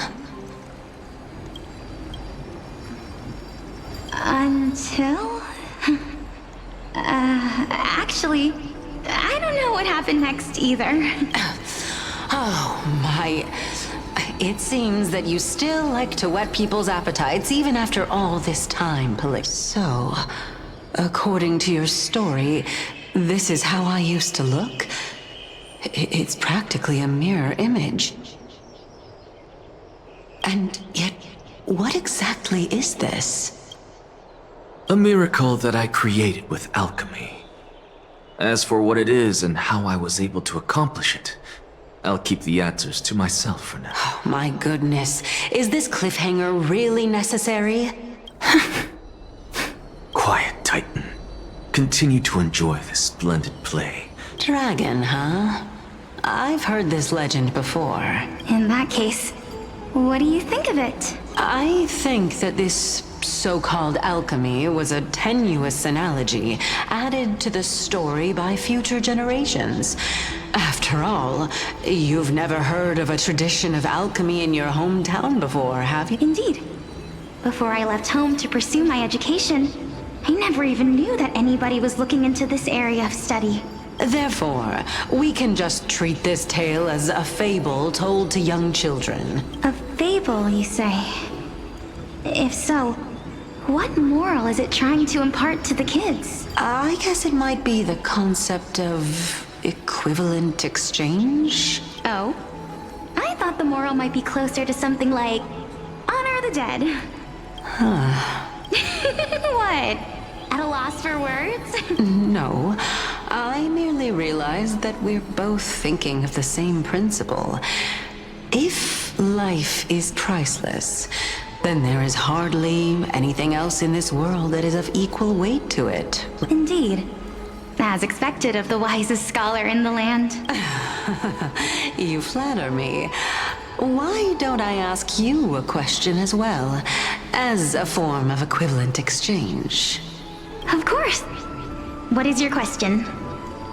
If I imparted my knowledge of the art of alchemy to you, would you use it to resurrect someone you loved? What? What kind of strange question is this? I got it. You're just trying to get me to tell you whether I like anyone, right? Let's just leave it at that. Yes, I would. Oh? Death is inevitable. In the days to come, I'm certain that someone whom I cherish deeply, if such a mighty power really existed, I think I would use it without hesitation. After all, you, me, and the rest will all have to face that fateful moment eventually. My time is finally here. I unable to complete the trial. You shall wither, and through that, the dead will sprout again from the remains and be reborn with the dead flame. It is a pity that fate is such a cruel mistress. Is there no other way of interpreting those words? I'm afraid that the meaning is clear.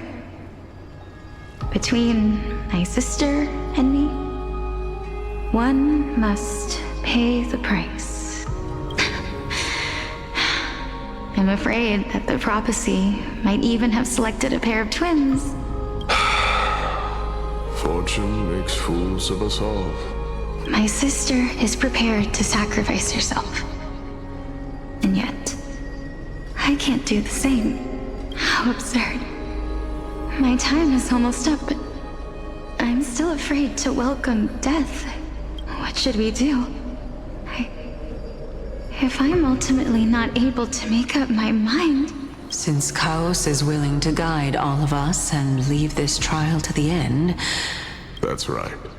Don't allow the fog of an uncertain future to cloud your mind. Trial, prophecy... The topics that they're discussing seem familiar. But these three people must not have left their names in the epics. Otherwise, I would have some recollection of this. Amphoreus' history before the Titans were born was complete chaos. Is that not strange by itself? I have long held 3 hypotheses about this. However, let's continue watching for now. Calypso, Polixia, and this warrior... I seem to have met him somewhere before. Regarding this matter, Nias, are you confident that you'll complete your... Of course. Though, I am worried about what will happen once I've emerged victorious.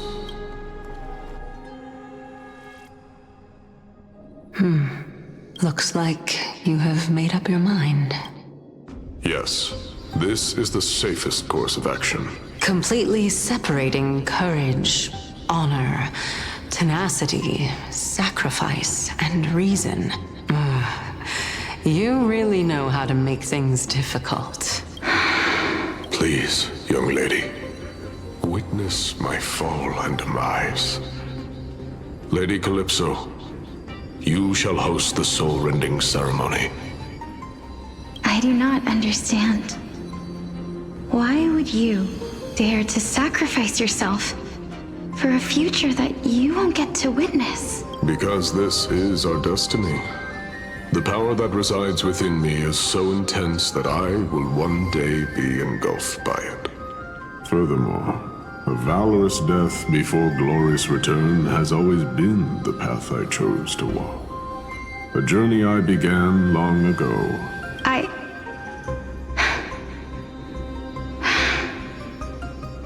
I'm not that brave. I don't know how I'm supposed to face such a serious affair. Despite being Death's chosen one, it seems you still don't know how to face it. Let's chat, young lady. Perhaps I shouldn't end my journey so hastily. Since there's still time, I'm not worried about letting fate wait a little longer. Of course. This warrior is Lord Nias.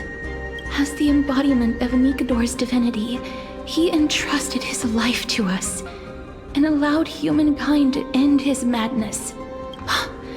That means that what I'm currently seeing before my eyes... Looks like one hypothesis of mine has already been proven true. These heroes are the true forms of the Titans. If so, the chosen one of death that he speaks of is actually... Polixia! Is the previous form of Thanatos? But her appearance... If this is true, as long as we can find out where she went. But before that, we first need to witness what ultimately happened to Lord Nias.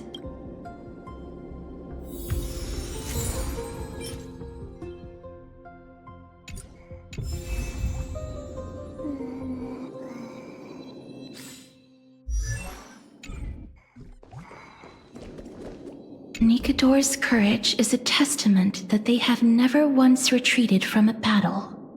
I've heard that these words are still engraved in Castrum Kremnos even today.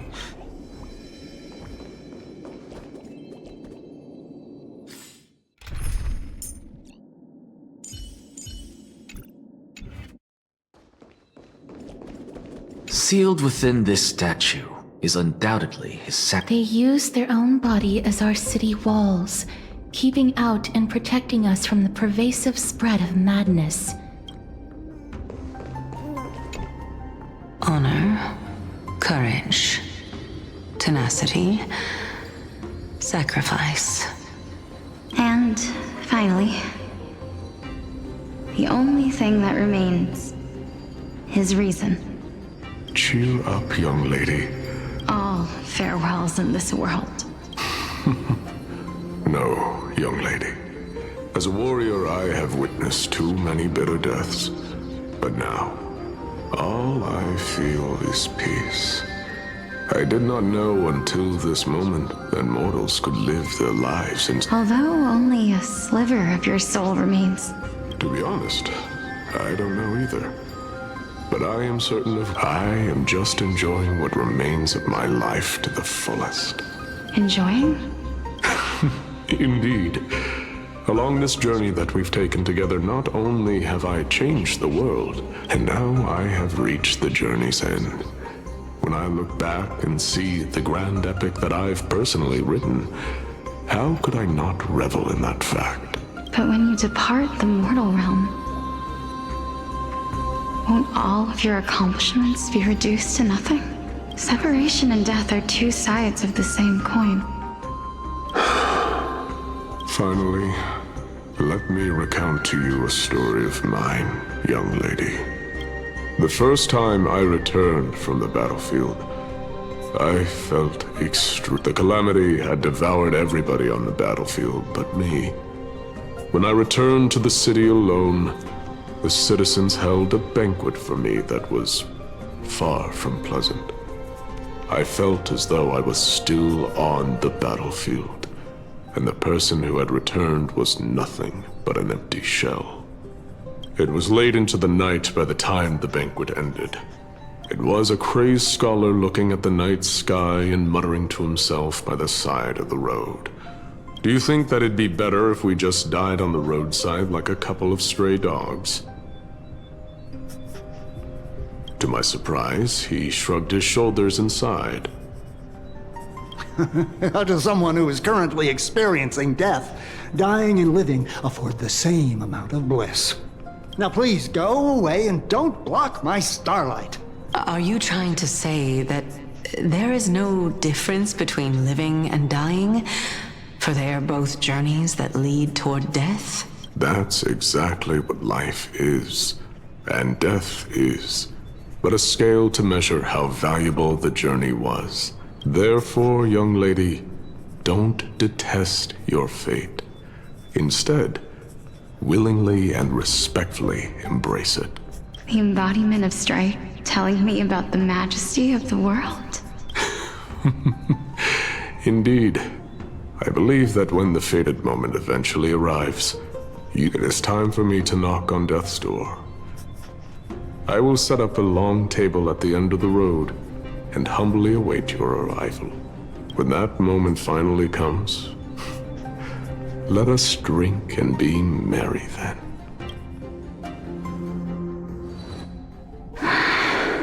I knew this day would eventually come.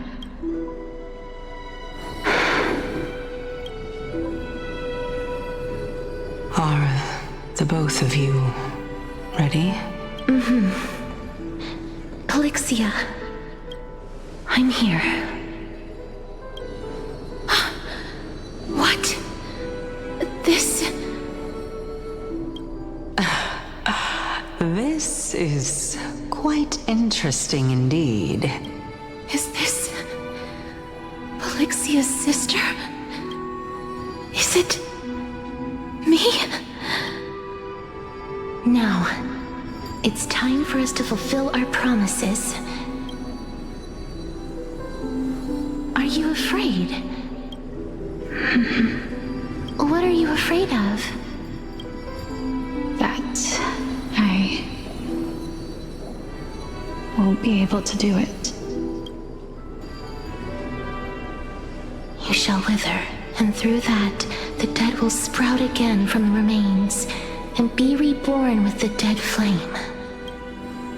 As foretold in the prophecy, and according to our vows, once it all ends, we must face our fated moment head-on.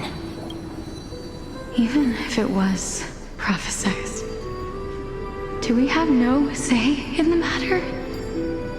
It's so unfair. Why are we the only ones who are forced into mutual destruction?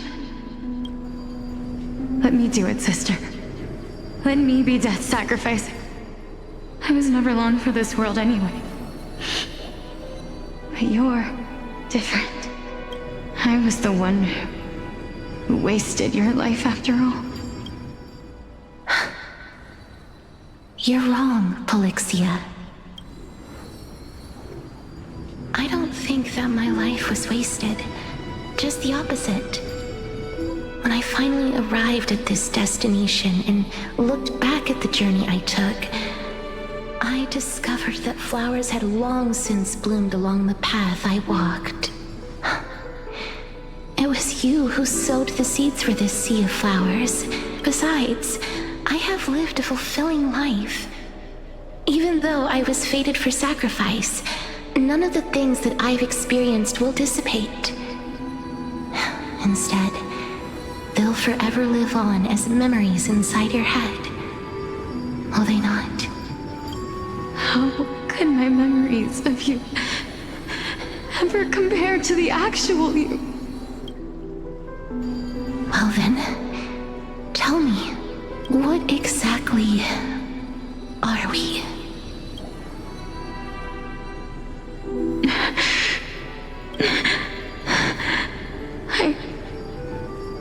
I don't know. I don't know either. But regardless of what the answer is, regardless of how we're shaped by others, or even by this world, ever since we were born, the fact that we existed was predestined, and nothing could erase it. This is why I will always, always be by your side. We're twins, after all.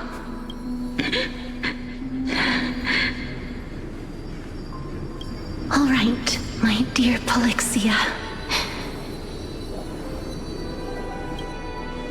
It's time to extract my heart and light the flame of death. After that, use it to plant the first bud in the prophesied new world.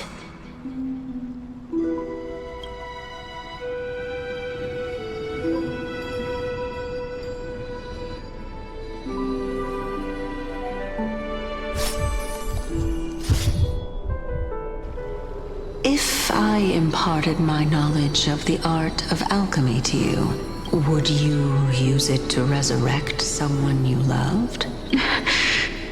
Death is inevitable. In the days to come, I am certain that someone whom I cherish deeply, if such a mighty power really existed, I think I would use it without hesitation. Even now, my answer remains the same. This is why, sister, I promise you, in the prophesied new world, I shall plant the first bud on your behalf. Go now. Return to the ocean god's treasured pearl, our hometown. I shall open wide the entrance to the nether realm and grant you a second life. The living beings on this earth shall respond to my call.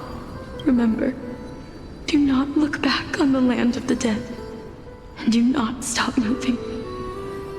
In the new world promised by the prophecy, march toward your new life. As for the price of our equivalent exchange, let me be the one to pay it. Everybody, we've come to the end. Unfortunately, I am not compatible with the Supreme Being, so I was unable to completely fuse their soul into my own body. I'm certain of this now. Before the Titans that we are well acquainted with were born, a group of heroes roamed the land. These heroes followed a prophecy and took possession of divine authorities one by one, just like the flame chase journey of today. Amphoreus' history is cyclical in nature. Huh. What a startling revelation. This means that the demigods, who bear the core flames, will also become the new Titans at the world's end, thereby shaping a new world? I believe that this is the truth behind the Era Nova, as mentioned in the prophecy. This is utterly unbelievable.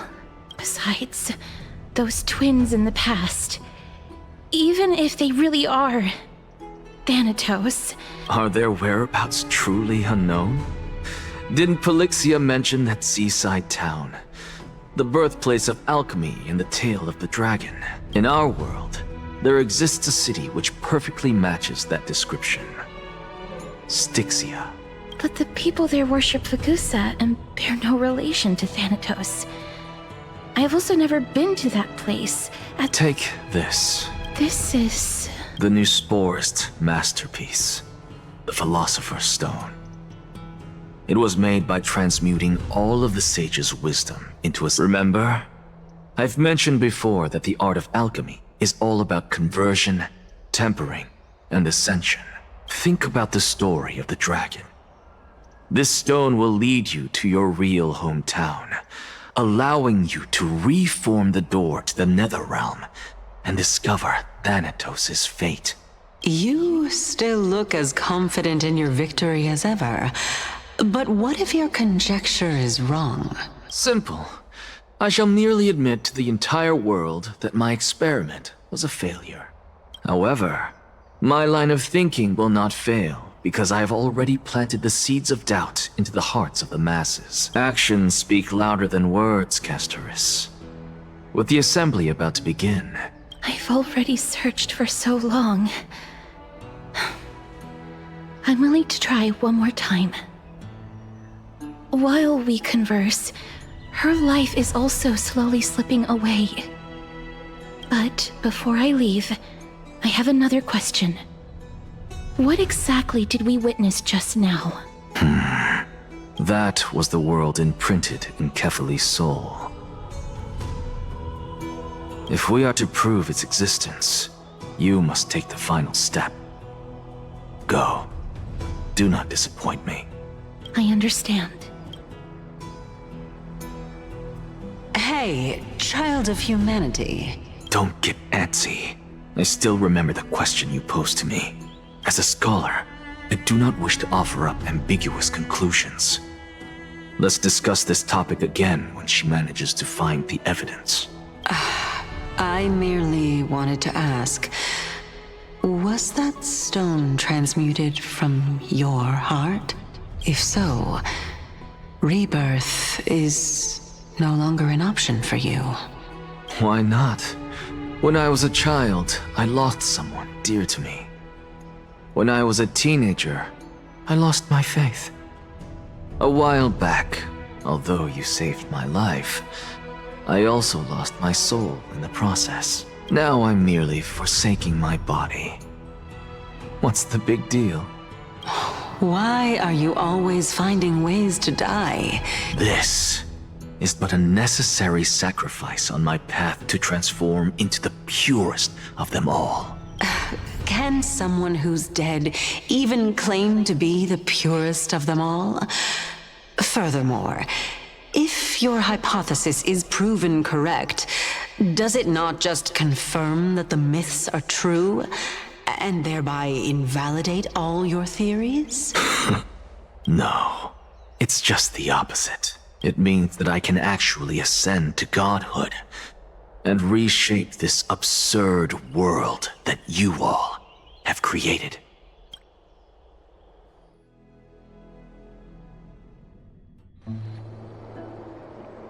That's a lot to take in at once. Lady Aglaia, please, let me explain. Go on. You know that the core flame of death has always been the greatest unknown regarding the Era Nova, which is why both you and Kynes desire to gain the power to control that core. Professor Anaxa has come to a consensus with Kynes. They want to suspend the trial once Thanatos' core flame is reclaimed, hoping thus to eradicate death from. But I know this runs counter to your wishes. So long as we do not usher in Era Nova, the Black Tide will never be eradicated. Honestly, it's difficult for me to assess the pros and cons in this decision. The Titan could be very near. I cannot let this chance slip by. Besides, someone has to make this trip to bring back Mrs. Soul. Well said. You already had every reason to seek an audience with Thanatos. A world without death. Do you desire that too? If fate dictates that my path must oppose yours, Lord Mighty showed me that without taking the first step, all talk of what follows is moot.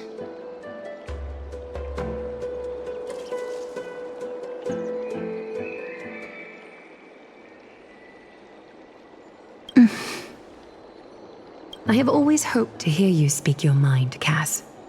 And I am glad to have heard your true thoughts, Styxia. I visited that place in the past. Though it is now an island surrounded by the river of Soul's torrents, go. I will not stand in your way. As for you, you are someone who has cheated death. I believe you have more than enough reason to make the trip with Castorus and meet the god Castorus. I too look forward to your journey. I wonder what kinds of new interpretations your completed story will bring to the Flame Chase journey. Thank you, Lady Aglaia. I hate to put a damper on this heartwarming moment, but if Styxia is now an island surrounded by the river of Soul's torrents, then how do we find a way in? Lady Treby is probably... The answer is quite simple. In the myths, Zagreus once made the domain of the dead their treasure vault, and if they could do that, then it follows that the demigod who inherited their divinity. I'll see you at Marmorial Palace at Action Hour tomorrow. Cypher shall be your guide to finding that ancient city.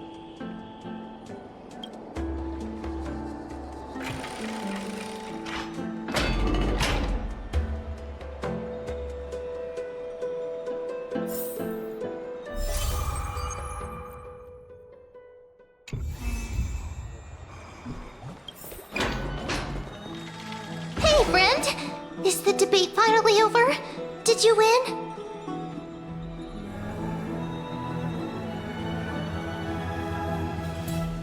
What a glorious defeat. You sure know how to look on the bright side. Well, moving on. I was hard at work even while you were at the debate. I borrowed a mountain of books from Cass to see if I could find a way to solve your problem. Let's see. Only 32 books to go. Really? Oh, that's fantastic news. I knew it. Hard work always pays off. Especially if you're as diligent as Ma'am. I feel like a huge burden has finally been lifted off my shoulders. Why are my eyelids so heavy all of a sudden?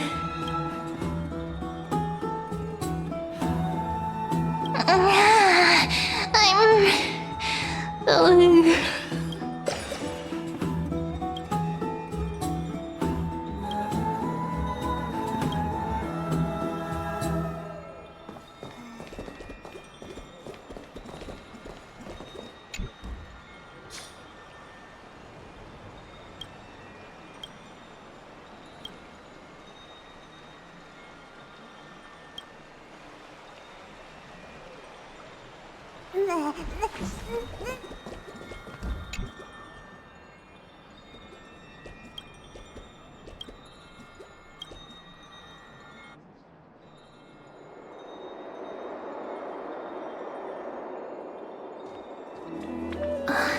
Cass? What a surprise. Lady Treby. Is something troubling you? I just wanted to speak to Lady TRÅN for a bit before I set off. No matter how breathtakingly beautiful Styxia once was, I don't want to have any regrets. Has anyone told you that your eyes are sparkling today? Is that a figure of speech? In the past, when you did smile once in a while... Lady Treby, you know perfectly well that see you tomorrow is nothing but a white lie. I hope your toughness is not a mask hiding a lonely heart. Cass, you hardly ever talked of your past. None of us knows what you went through, apart from Maggie. We are just happy for you that the core flame you're meant to inherit has finally surfaced. Isn't it a little too soon to say that? But you already know where tomorrow is. There's no need to rely on anyone else. Because we embrace others to comfort them. And Cass, you're the kindest Chrysosaur we know. Thank you, Lady Treby. This feeling... it's hard to put into words. Then go do it, Cass. TRÅN was actually working on a surprise gift for you. It's a pity she didn't get to finish it. So, let's meet back here when you return from Styxia. Safe travels. See you tomorrow!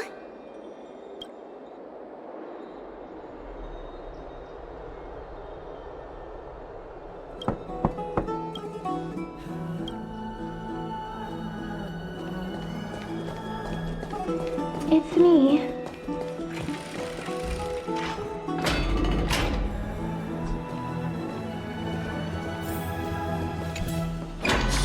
I hope I didn't wake you.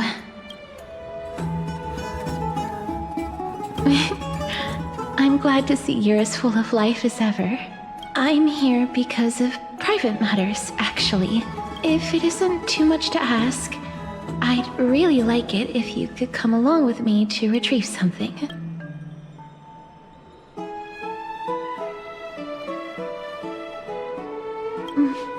Aren't you going to ask me what it is? It isn't a long way from here. Shall we? I'd love to go in for a hug. Have you heard? It seems like all the rooms are...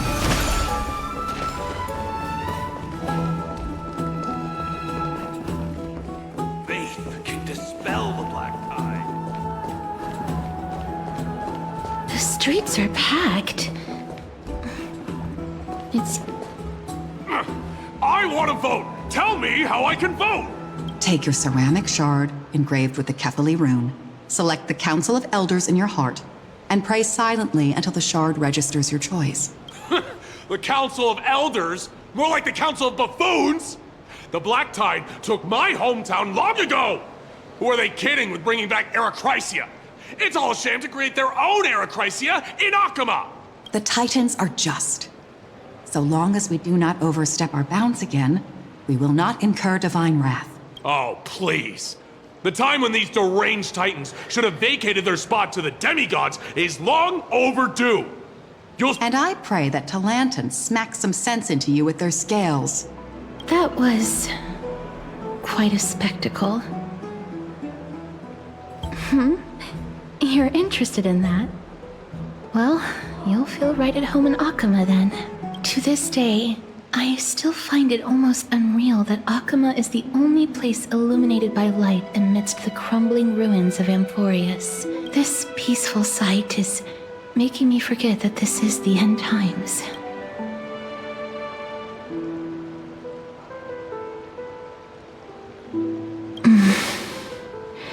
Before coming here, I had lived for many years in Idonia, a city of rime and frost. Traditions that I played a major role in.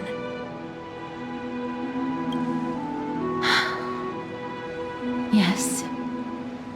You now know me as the Mortician of Hakama, but back in those days,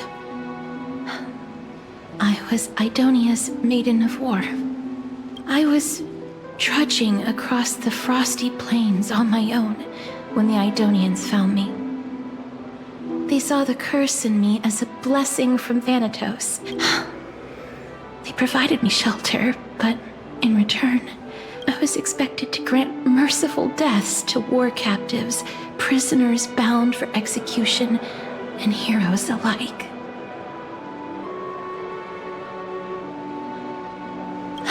Yes. No matter how kind or cruel the means, nothing can change the essence of death. Taking away someone's life is never worthy of religious worship.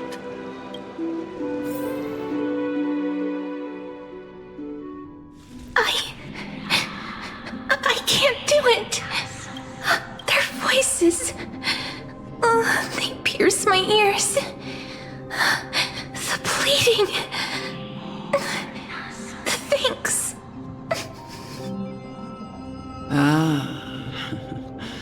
I know that feeling, child. But you must respect those walking towards death. Just like how you should respect yourself. What you're asking me to do is no better than the task of an executioner. And yet you want me to respect myself. No matter the titles, I am still taking away human lives. This won't be the first time that Edonia's fanatical nether warriors have faced death. Death is the mightiest and gravest power in this world. That's such a twisted reason. Then let me tell you a story. In Idonia, the great swords commonly used by executioners are called draconian. The sword has 3 air holes along its body. If the sword is swung down swiftly and accurately, the holes would make no sound. But should the executioner have any hesitation, the holes would produce a piercing whistle. Every executioner after Dracon is to hone their sword skills every day in preparation of future executions. Pain for the dying, as well as pain for themselves. No. I can never get used to this. You misunderstand, child. I am not telling you to get used to it. I'm asking you to consider the source of the dead's suffering and use that knowledge to fortify your future touches. Go, walk with the dead and love them as you love life. Please, don't kill me. I don't want to die.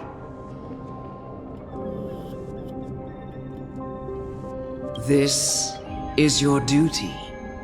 Remember, consider the source of the dead's suffering, then give them the respect they deserve.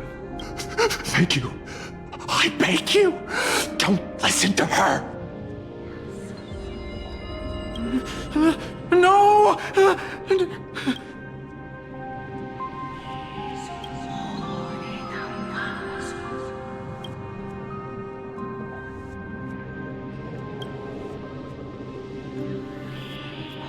May you gain some insights through his sacrifice.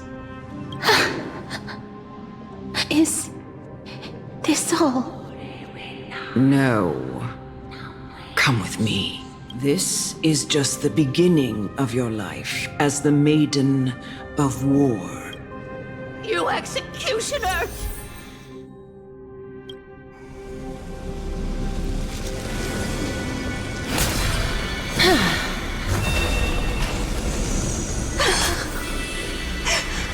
Holy Maiden!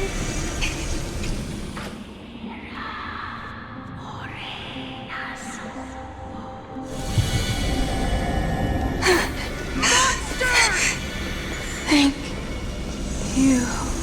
Do it then, executioner. You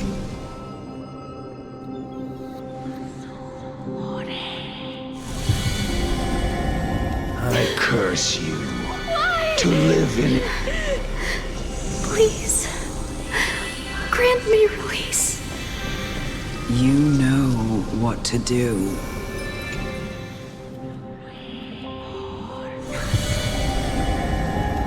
When will this ever end?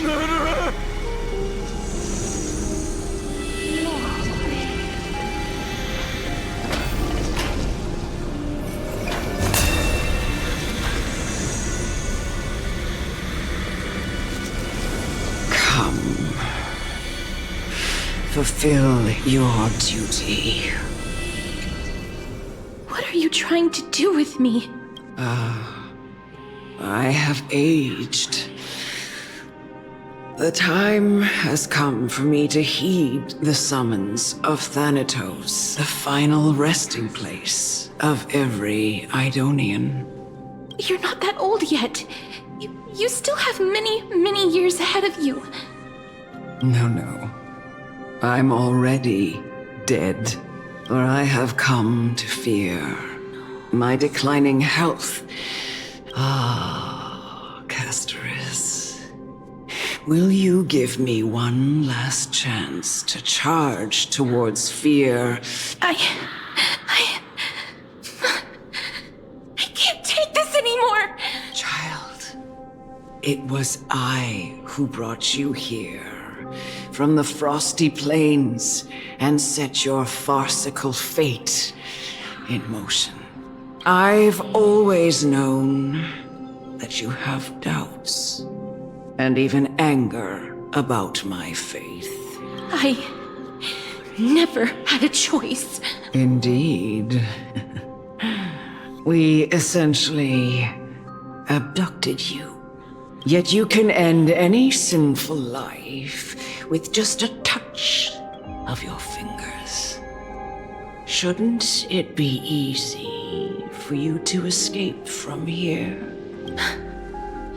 I'll never do that. It doesn't matter how lightly the Idonians take death, or how readily they accept it. I simply can't do it. I knew I was right about you. What did... I've taught you and cared for you as my own daughter all this time. In the eyes of an Idonian, death is the end of all life. A death you can only live your life to the fullest. And when you do, even if you eventually leave Idonia's protection, even if you must carry the curse... No! How can I? Come now. It's time. I've already taught you all that I know. Show me that you are a fitting holy maiden. Or at least, that you possess the resolve. Come now. It's time. I've already taught you all that I know. Show me that you are a fitting holy maiden. Or at least, that you possess the resolve.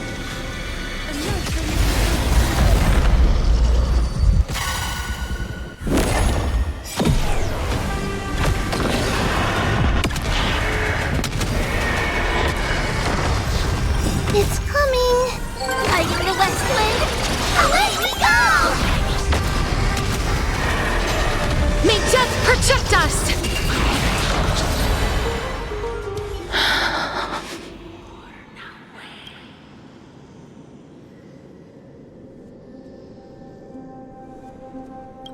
This was the last time I followed her command.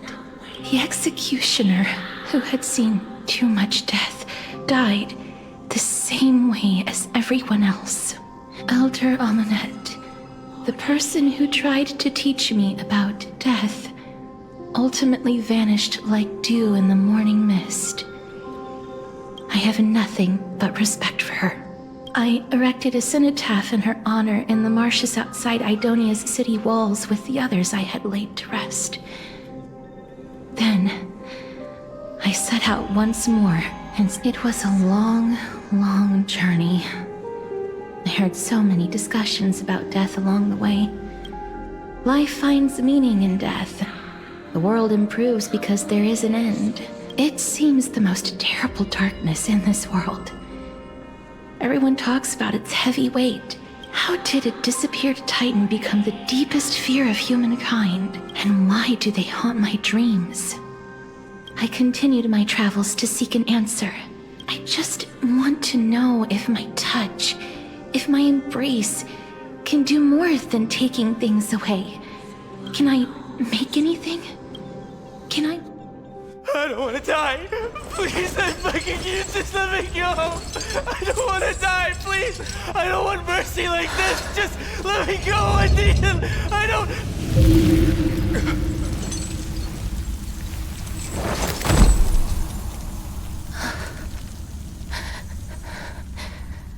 I hate these icy hands.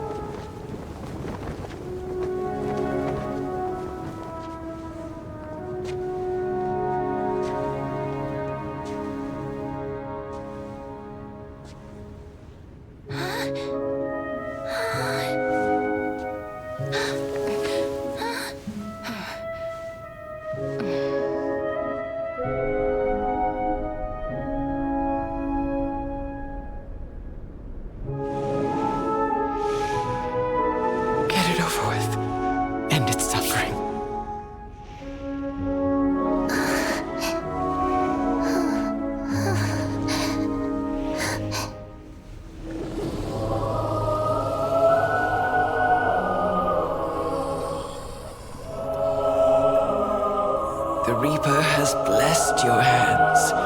Only you can grant them peace.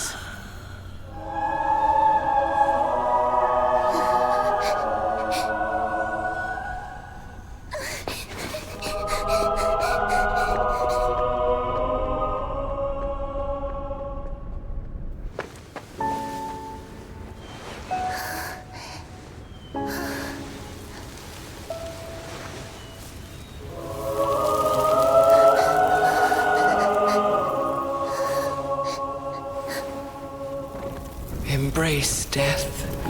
Walk alongside it.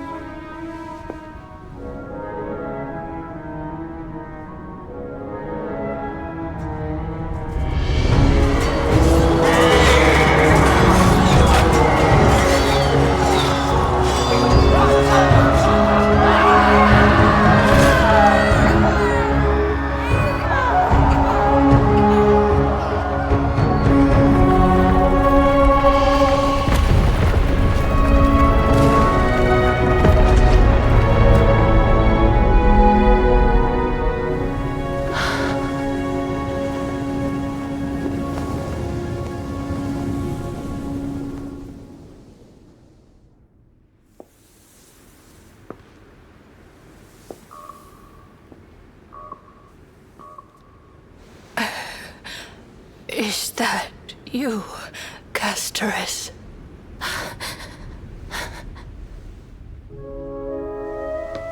All of them have gone, heeding death's summon, crossing into their domain. I must go too. I don't fear it, just I have some regrets. Watching people leave this world again and again, it must be lonely for you. You must want to desperately embrace them before they go. I can't. These hands, they're too cold.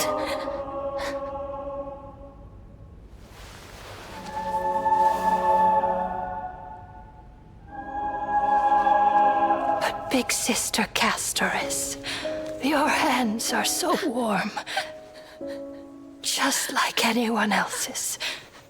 So go on, don't hold back. Give me a warm hug.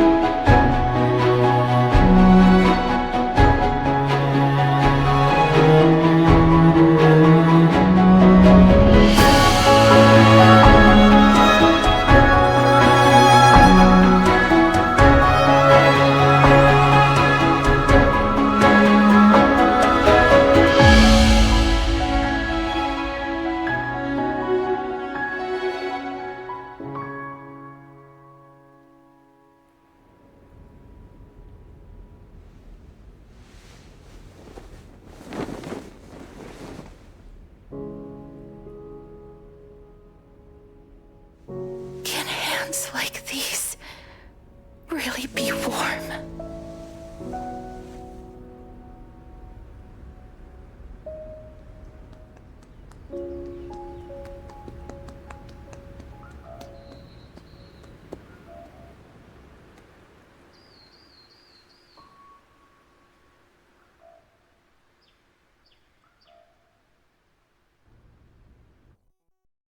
On the day that Orynyx's trial ended, you must have had many questions.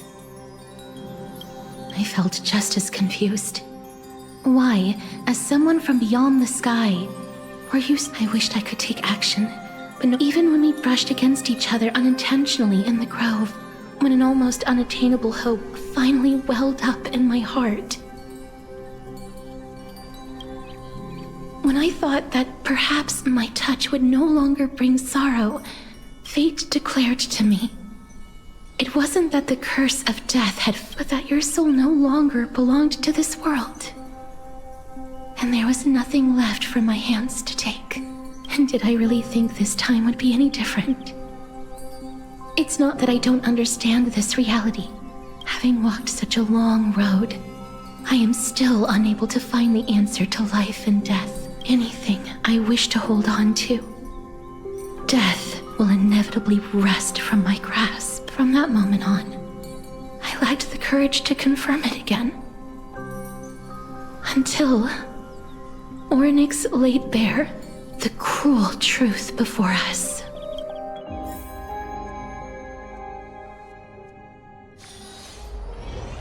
But now, perhaps I might have one last chance. Long ago, TRÉN read a prophecy to me.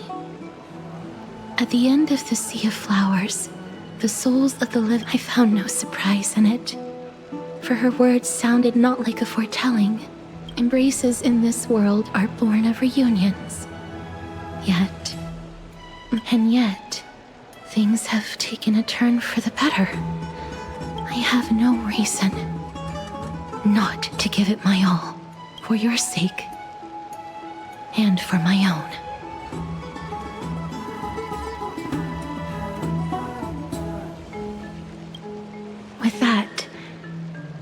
have any regrets.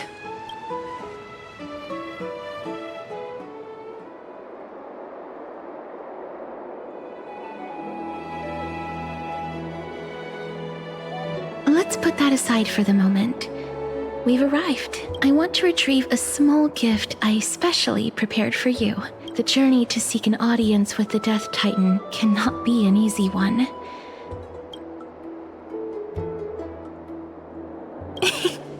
No, it isn't. You'll know when you see it. Look, it's right there. Huh? Where did it go? What's going on? I am not some corrupt grown-up. What's this? The coin of Zagreus and a slate. So it's her. No doubt about it. This is her favorite symbol. It's a Lady Cipher, the demigod of Zagreus whom Lady Aglaia had spoken of. So many years have passed, yet she's still announcing herself in such a crass manner. Let's just do as the slate says and look for...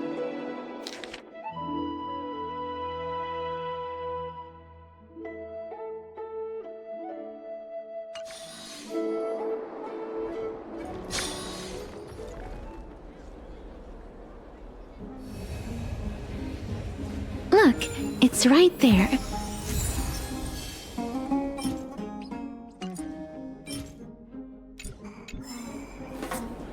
There seems to be a new show at the backstage. We must pursue her.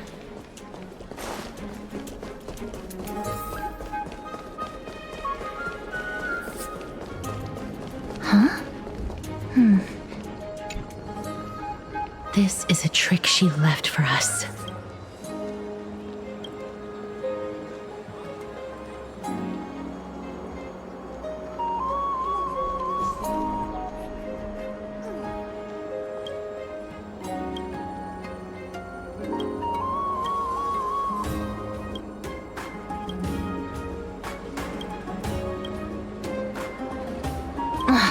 She's incorrigible.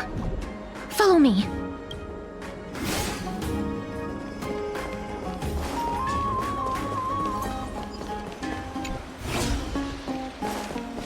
Never save for tomorrow what you need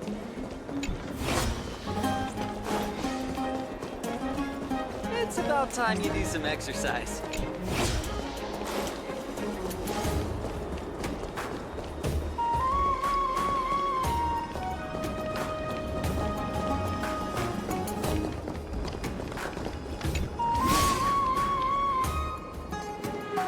Exactly the kind of thing she would do. This is how it should be.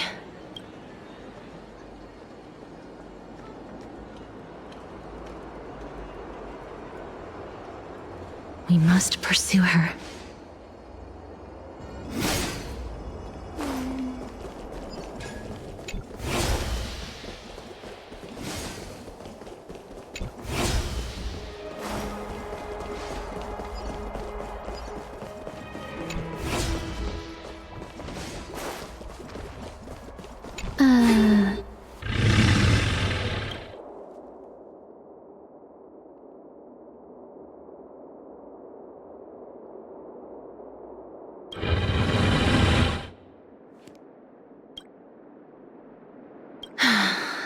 Lady Cipher, please come on out.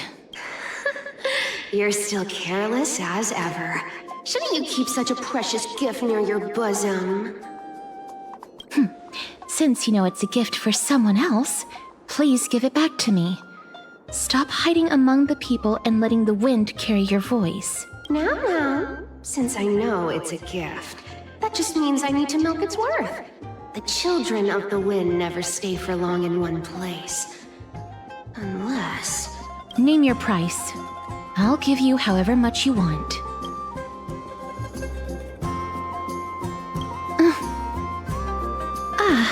I'm sorry. Bargaining is really not my forte.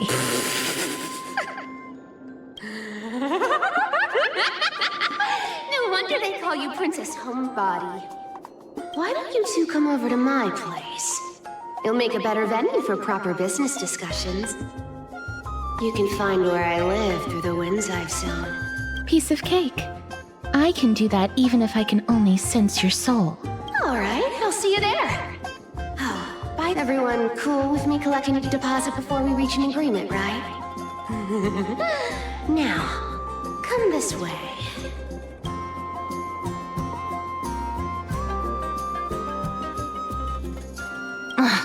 She's incorrigible. Follow me.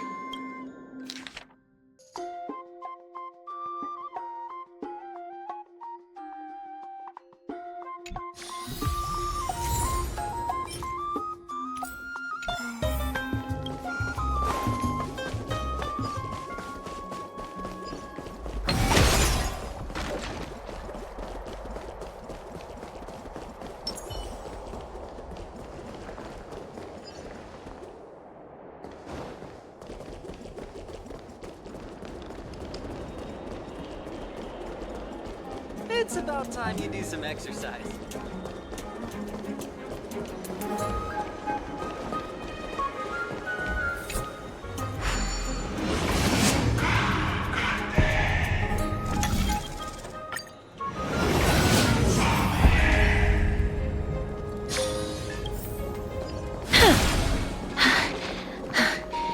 Here we are. Over here! Over here! No, not that way! This way! Come on. If I really wanted to hide, you'd never find me. So relax, you two. No need to get your hackles up. I'm not that scary, am I? Meow.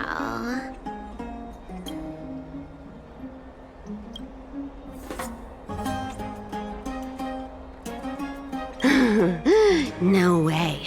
Some people might have been into that a millennium ago, but loosen up, buddy. Shall we get down to business? Give me the jewelry piece first, or everything's off the table. Oh, come now. Don't be so upset. Relax. Relax. Look, isn't the view here just great? You can see what everyone is doing and where they're going, and they won't even know you're here. Now that we've broken the ice, let's get to the point. Everything I've said so far has been a joke. One, the seamstress found me and wants me to take you to Styxia to look for the Death Titan. Two, the Council of Elders also found me and wants me to make sure the core flame of Thanatos ends up in their hands. Of course, I may keep a low profile, but I'm still a bona fide demigod. And last but not least, I'm telling you that I'm not interested in doing either of those things. Don't go look for the Death Titan. The end.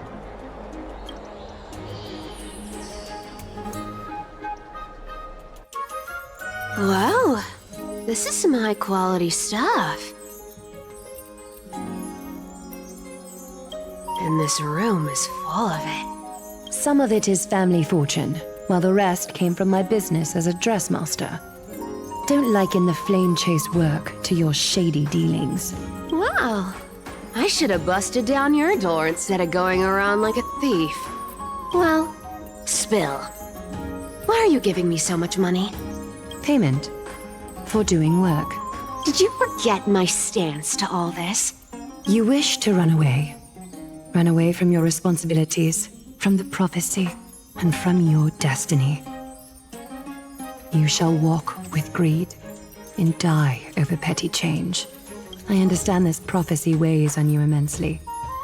That is why I have never reproached the demigod of trickery for running away. But I need you right now. So don't turn me down. You know, maybe the gods got your tongue with their golden threads, Aglaya. Give me a reason why you're bowing your noble head to me. We lost TRêN. Oh.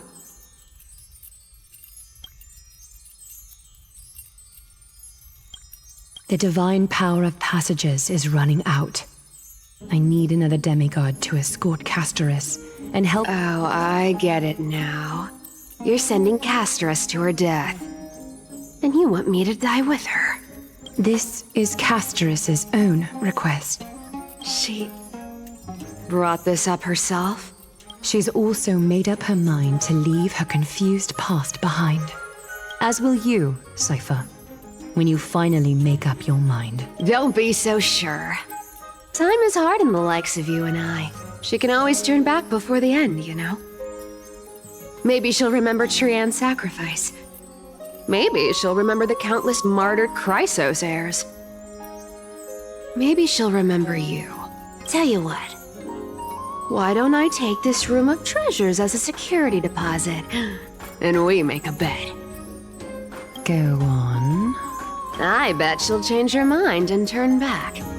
Now, if I lose, I'll do what you want me to do. Return this deposit to you, plus giving you another room full of treasures. How does that sound? You sound like you have all the confidence in the world. In that case, let's make a pact with those conditions. I hope you're prepared to lose it all. In conclusion, I want to win. So I hope you two can give up on going to Styxia. I'll give all the treasures in that room to you. What do you think? Tempting, right?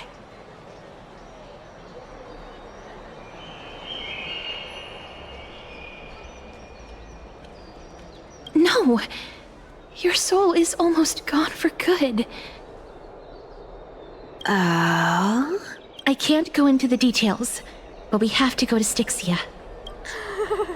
I really don't get how. Princess, homebuddy, you keep talking about needing to find Thanatos, but did you ever live for your own pleasure? Even for just one day? What are you trying to say? I'm saying, contrary to your beliefs, Aglaia didn't take you in just so you can die for her. The flame chase journey walks hand in hand with sacrifices. Fine. Never mind. We all have our own problems. I ain't gonna say anything anymore. It's not like I was gonna honor that bet anyway. But listen to me. Styxia is no tourist destination. Sure, the treasures buried in there are 10, no, 50 times richer than Aglaia's vault. Yet, I've never been there. And I never plan to.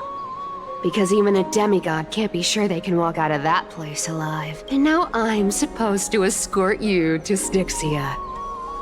Sure. Pay up.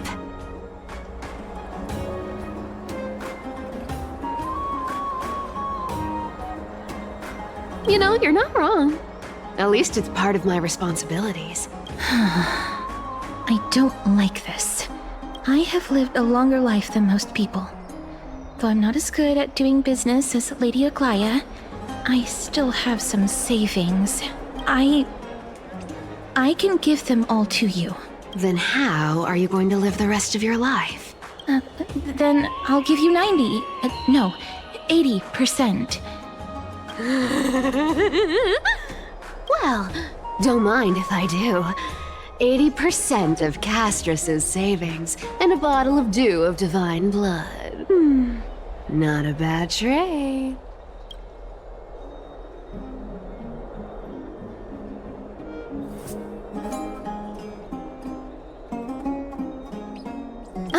Okay.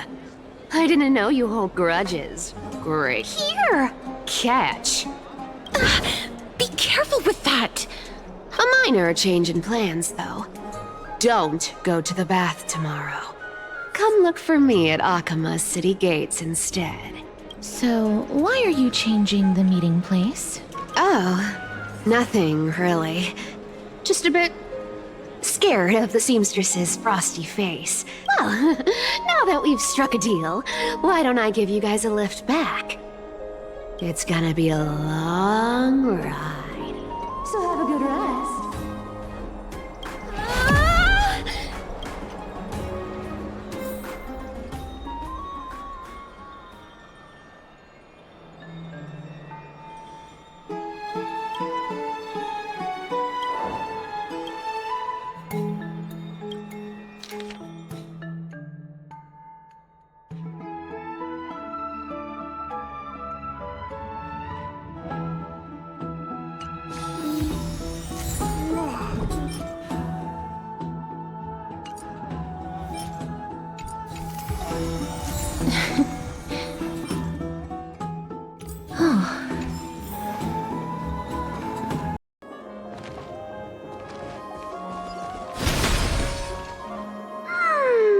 Bright and sunny.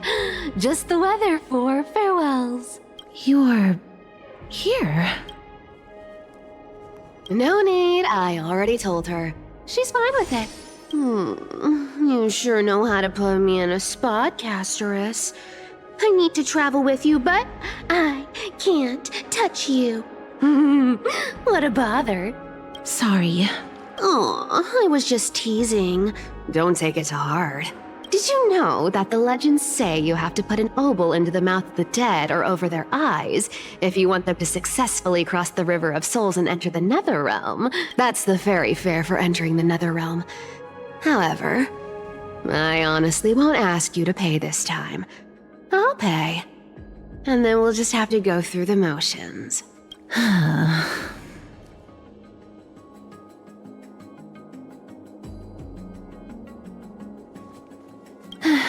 Don't worry. It's not a lot. All right, pass me the coin. It's time to get the gods' powers going. A fleet-footed trip to the Netherrealm. Here we come. Oh, one last thing before we go. I gotta give you this piece of advice, especially to you, Princess Homebody. You can't catch the wind by waiting. You only live once, so make the most of every moment you have. Get ready, be steady. Hi, your turn. Don't be nervous. After all, it'll be gone in the blink of an eye.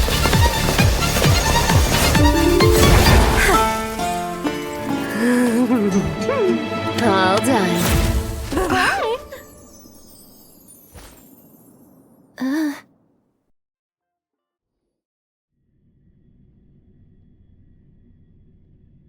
Are you feeling all right? She's the demigod of trickery. When she flips the coin of whimsy into the air, she gains incredible speed that lets her travel anywhere in an instant. Just like how she clearly had no intention of lingering here for even a second longer. Don't worry, Mem's here to help.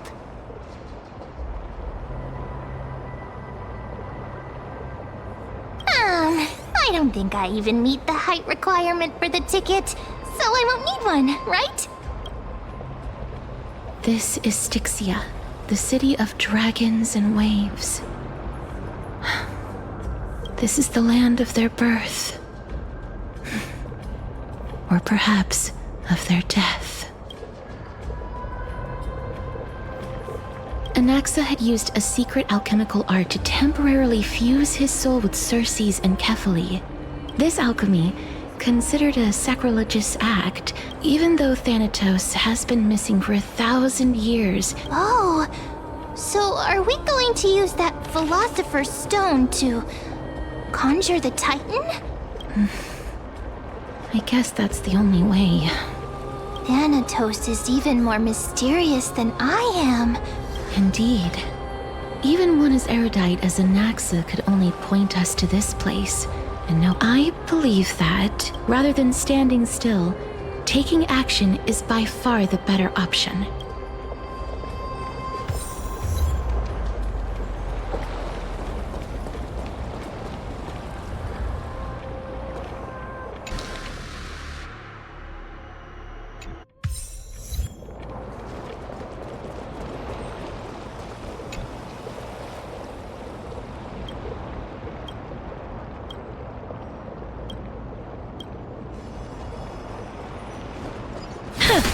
Go back whence you came.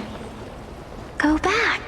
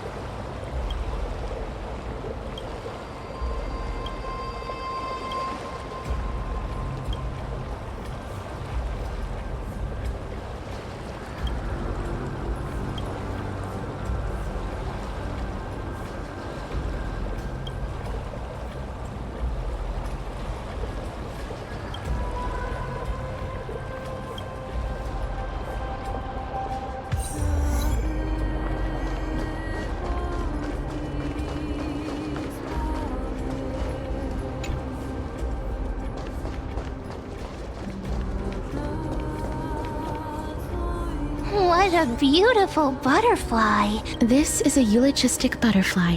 In Idonia, some think of them as manifestations of others think of them as Thanatos' messengers that guide the departed to the nether realm. The second theory sounds more believable. Perhaps.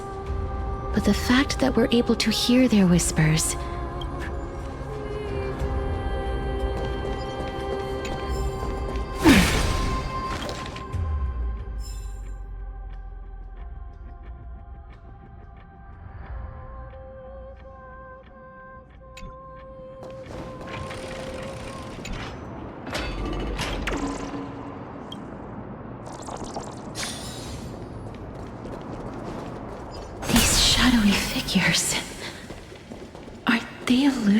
reflected by the river of Mommy told us to go ahead first, but 1, 2, 3. I don't even know how many days have passed since then. Perhaps Mommy will be back. 1, 2. Strange. For reflections in the River of Souls, they seem oddly animated.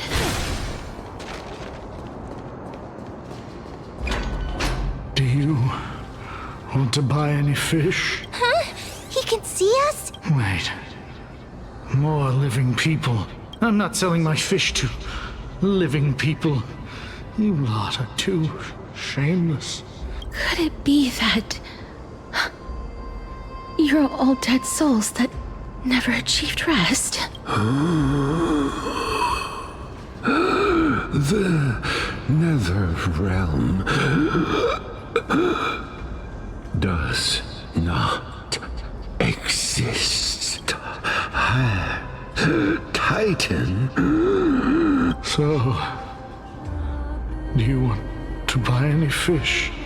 But there aren't any fish nearby. Are the fish gone? I can only... Apologies. I don't have much in the way of savings. Please relax. May you fall asleep peacefully. This... I knew it. These people aren't illusions. They're the souls of the deceased. They're supposed to reach the end of the west wind. Did Thanatos reject them? Or perhaps they didn't really die at all? I have no idea. This circumstance... Hang on. Didn't he say more living people? Could it be that these souls are stuck here? If something is done out of goodwill, are you really gonna call it deceit? Goodwill? I can't see anything good out of... Wait a minute. Lady Cypher? That's me. I still belong to the land of the living as of now. Could it be that You are the... I couldn't take their behavior anymore. So I stole some things here and... It's because of vile living creatures like you that we're being misunderstood by all of them. What else am I supposed to do? You can see the mess this place is in. These poor souls are denied by the nether realm. Did you see those two blacksmiths on the way? They've been here for as long as the sun's been around. Then why have you come back? Hey, I'm not here to aid your adventure. I hate water more than anything else in this world. Especially that stinky river of souls. But, I just discovered some stuff before I left. It's about that boy who defied death. I found traces of him here. Lord Mighty? Oh, right! That's his name. So long, Princess Homebody. So long, Grey Mystery. Huh? She disappeared just like that? Lady Cypher has always been a... free spirit. If Lord Mighty is also somewhere along the river shoals right now... Don't worry. It's time for me to shine. Ornyx's rune of recollection.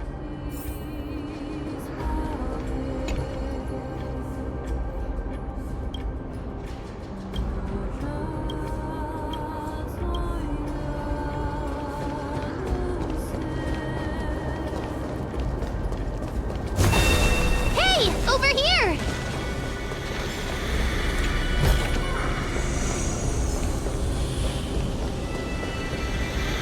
Emerge from your cocoon!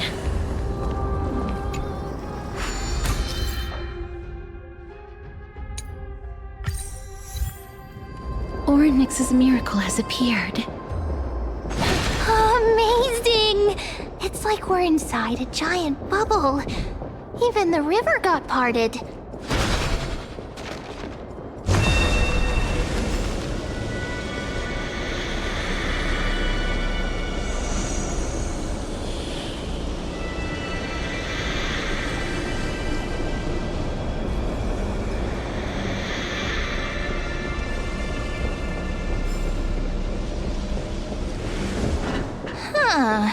So this path actually didn't exist back then?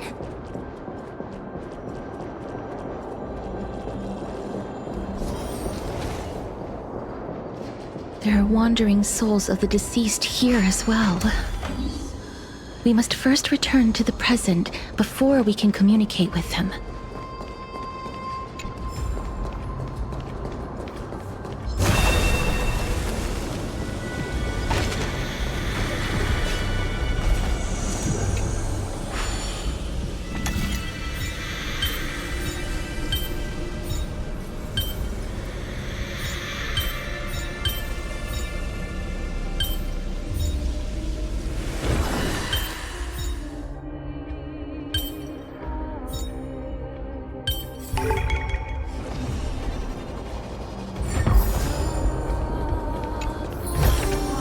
I want to make something with it.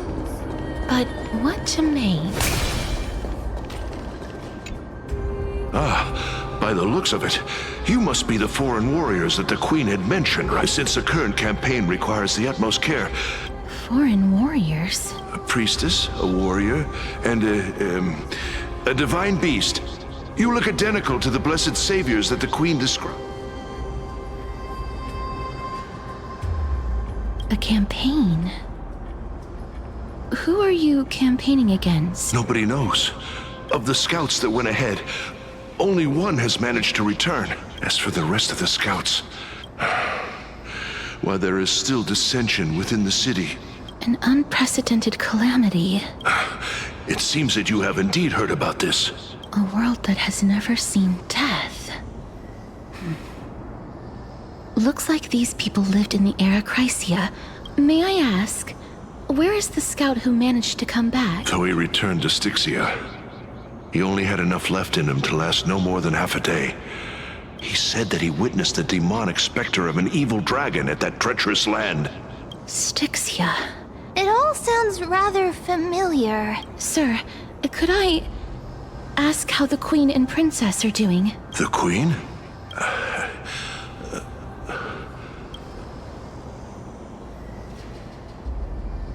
it's the same lines. Leave it to me.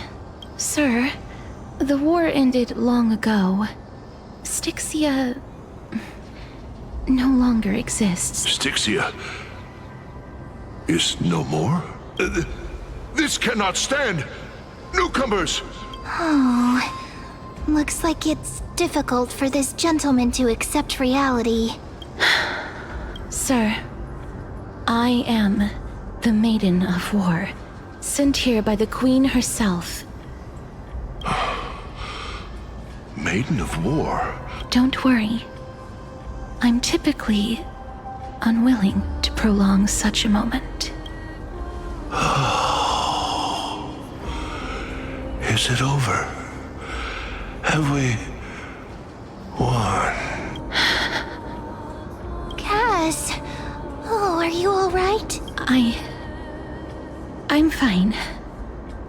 I just didn't expect that I would still have to embalm others. Even, is this a remnant of his soul?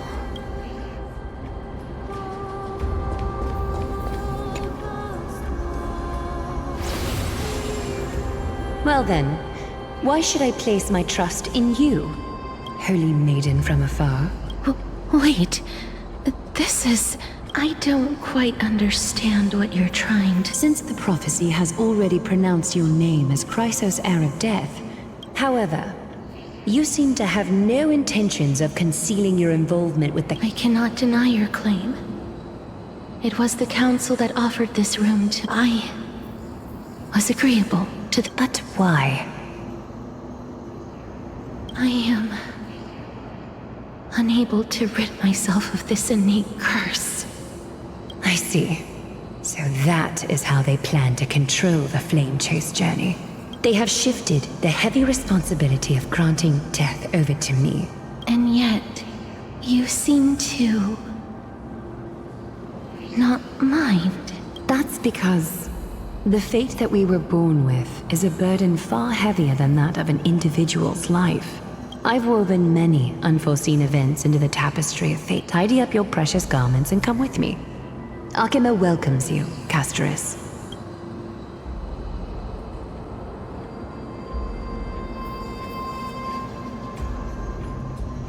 I didn't think we'd find vestiges of memory here. Maybe... Perhaps. But I do not need a reminder from them. I really want to repay her for that trust, but why would this memory appear right now?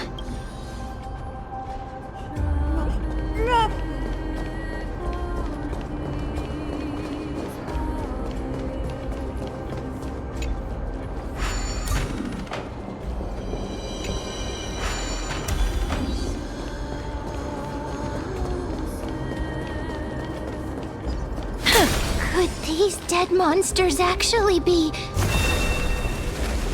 Why are the black tide monsters here too? Can they swim in the River of Souls?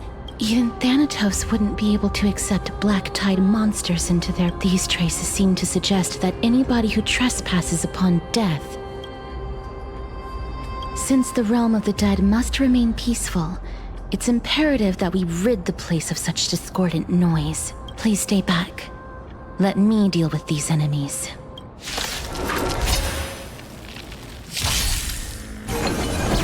Time to mix things up! I'm okay.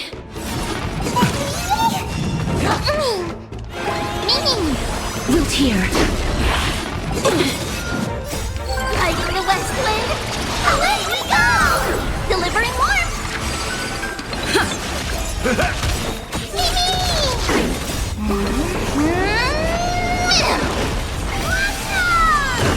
As you wish. Embrace a new life.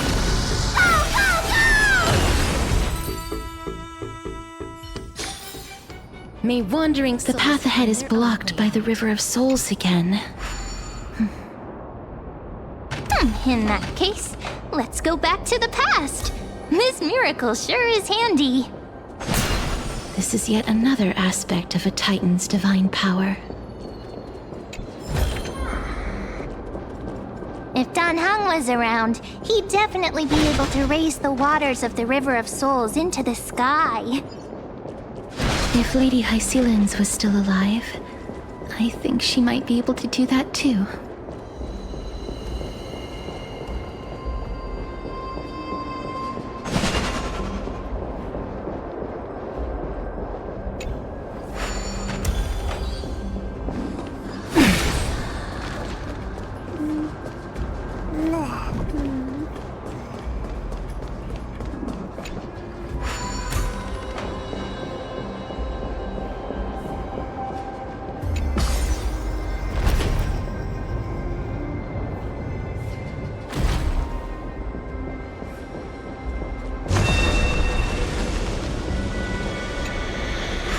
You seem to be able to discern both the past and the future.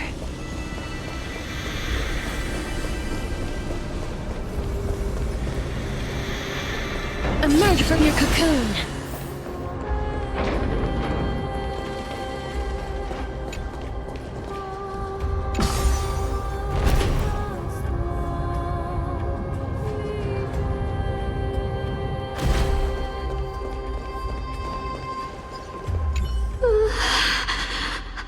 Why isn't there a god yelling in the distance?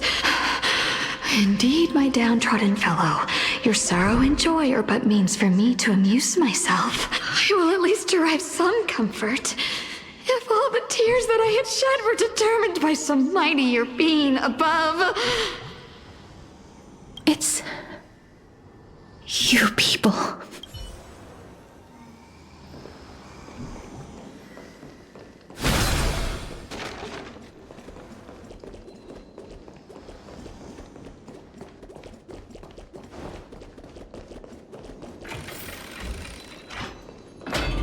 Oh, this place. Must have been a beautiful courtyard in the past.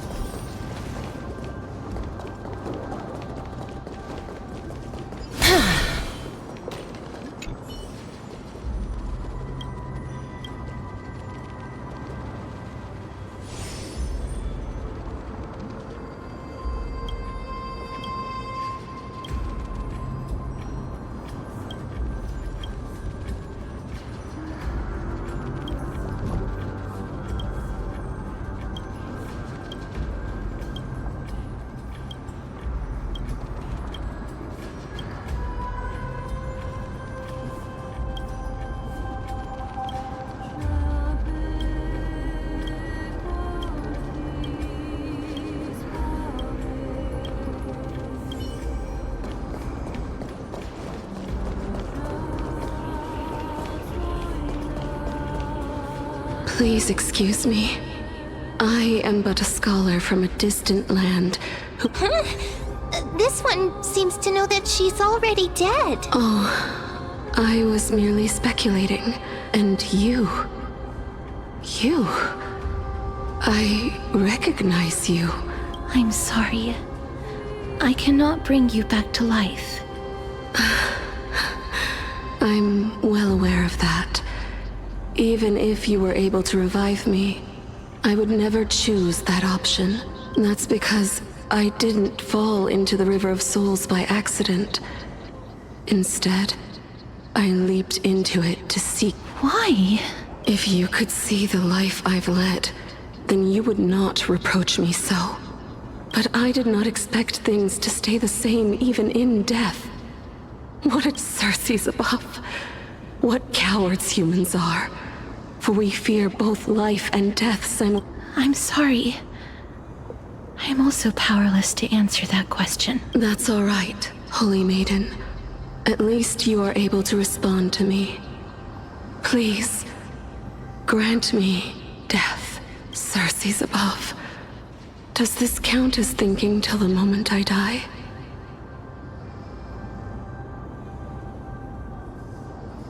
I have seen too many farewells. Her distress is quite commonplace for some people. this power that I possess is a blessing, rather... But I never managed to convince myself of that. Cass, are you still trying to create a world without death? Yes, because when placed under time's vast scales, this is a wish that I've held for almost a millennium. My mind might have changed once upon a time, but I've never been more firm in my conviction. Now that I've learned about your near-death state.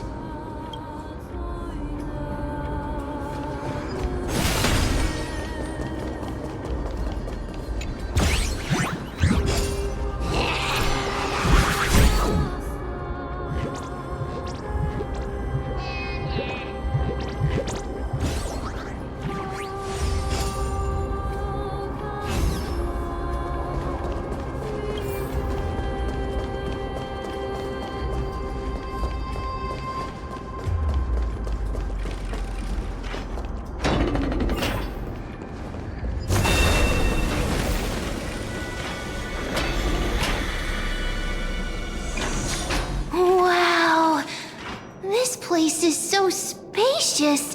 Is this the kingdom's vault? That's fine and all, but we need to lay down some rules. We're not gonna return to the past to steal things. Do we need to enter that doorway to climb even higher? But how should we get up there?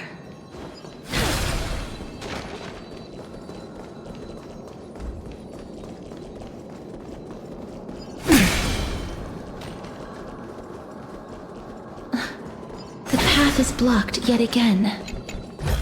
Orynyx's 8 always appears in times like this. How convenient.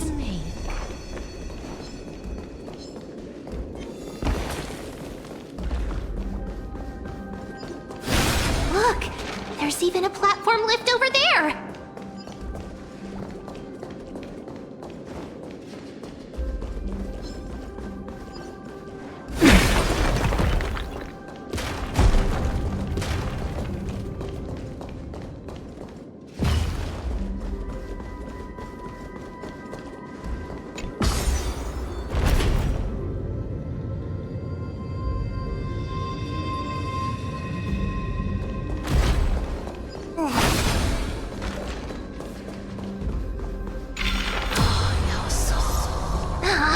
A chest of the past has been left behind, but none of its treasures remain inside.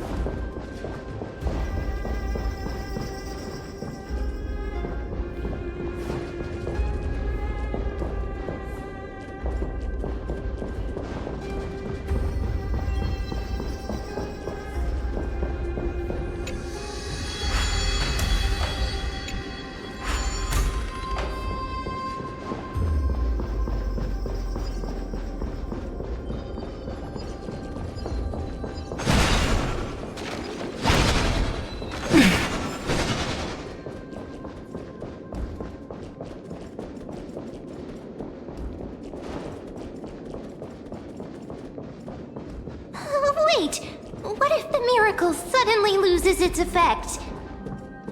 Mem, do you really want me to answer that?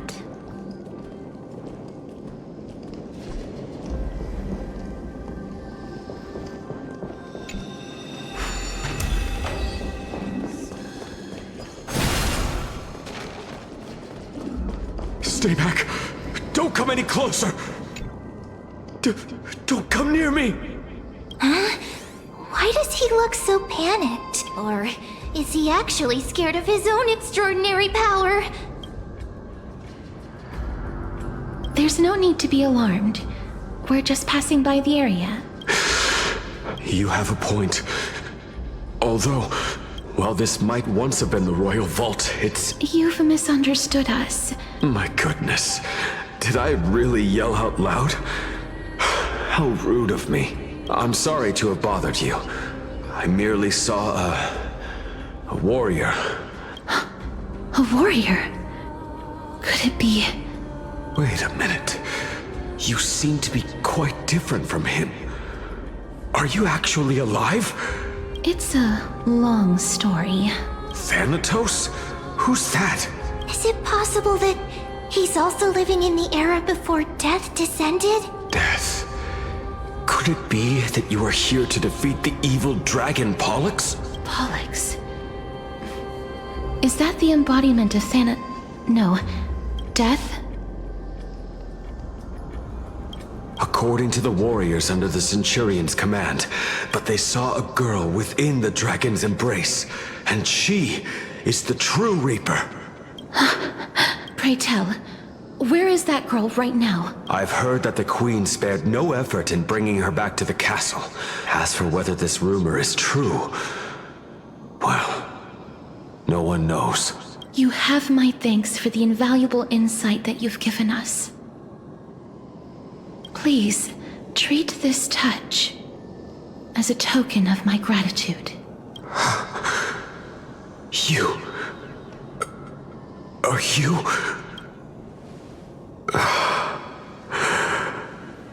Thank you. This is his...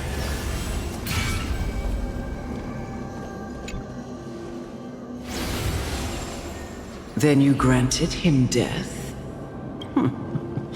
That isn't like you. I... don't know. I did it out of sympathy, believing that I wouldn't be racked with Sympathy? That young man was favored by TIểN, who taught him a move that will defeat any mortal enemy with a single blow and emerge victorious every time. He could rely on that move to always achieve victory during Era Chrysia. However... You feel that he's similar to you? Yes. Since he can never be inferior to others in martial combat, death would be the inevitable outcome every time he strikes. That's why he approached me and pleaded.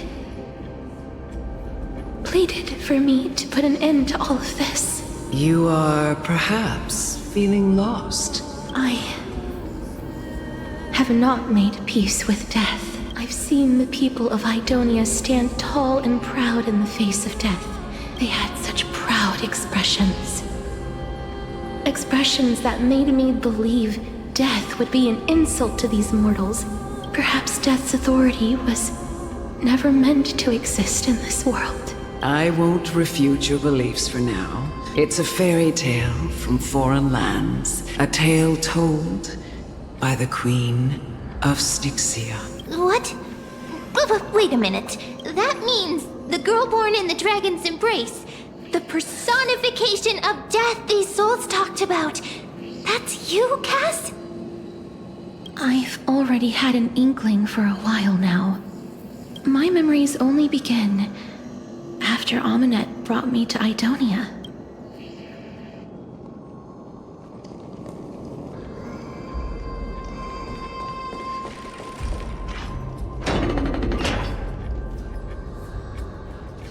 Don't look back. Keep moving forward. Always. Shut up. Just shut up. Even if that girl is evil, it was the both of them, who trapped us in this crevice between life and death.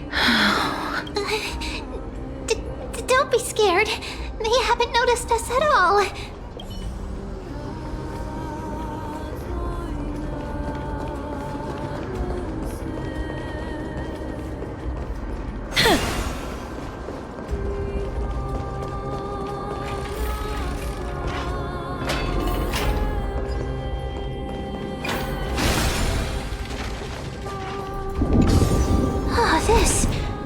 This is...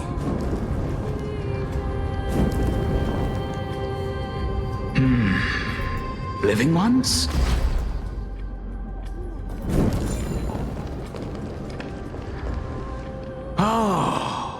Could you be the scions of Styxia? Did you hear about the great work that I'm doing here, and have thus arrived? Great work? Have you heard of the great name of Pollux, perchance? You don't have to describe it like that, miss. You have? Then that's good. During the age of myth, a time likely before your birth, I was the unsurpassed zenith of alchemy that none could reach. But didn't that dragon already bring death to the world? Oh? Looks like you don't know the whole picture. While it's true that the missing girl can grant death to mortals, Pollux, the one who delivered her onto this world, makes it so that humankind cannot die. So, it's just as I feared. This is my guess. The deceased are supposed to drift down the River of Souls until they reach the end of the West Winds. But this River of Souls was blocked by Pollux's fall. That's right. That's why it's imperative that I bring the dragon back to the mortal realm and make it soar the skies again. That final ingredient, the final sacrifice, is none other than the girl who lives out her days with death. Huh? What's going on? You didn't touch him, did you? I know that I am no longer capable of carrying out that task. Take this, all of you, and please fulfill that great undertaking on my behalf. This... We had been inebriated in Fagusa's feast for too long before we began to seek divine bestowed death. Instead of summoning a supreme god, we encountered a monster that cut off the River of Souls. That detestable dragon Pollux denied all the dead from the gates of the nether realm. Unable to rest in peace, these departed spirits engulfed Styxia like a roaring tide. That child is the only person whom I managed to save. Born within the evil dragon's abdomen, she has possessed the talent of death since her birth. She must have been granted to us by the gods as a chance for us to atone for our sins. Please, you must nurture her to adulthood. I promise that I will care for her as a mother, that I will protect her from the evils of death. By Fagusa above, thank you for your kindness. As her mother, please bless this child with a name before I am swept away by the River of Souls. Oh, like how a transient raven butterfly, Casterus. That shall be her name. That's where my name comes from. The sound's back. What is making that ruckus?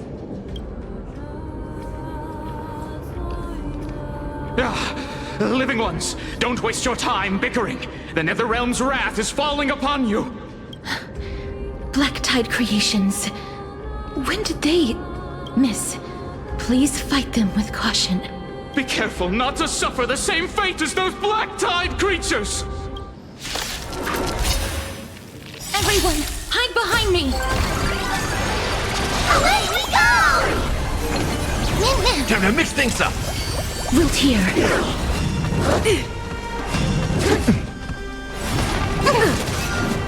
My friends, indulge yourselves! Embrace a new life.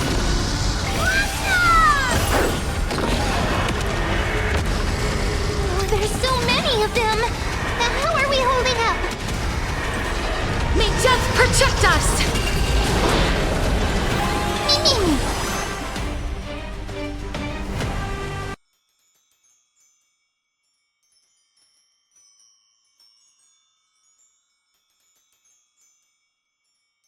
As you wish.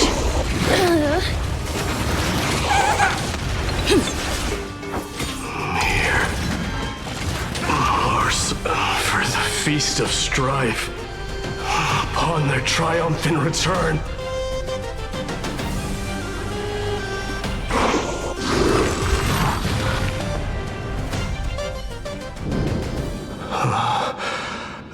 You?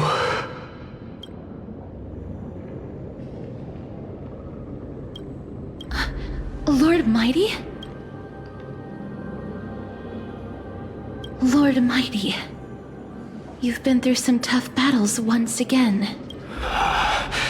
That black tide is endless.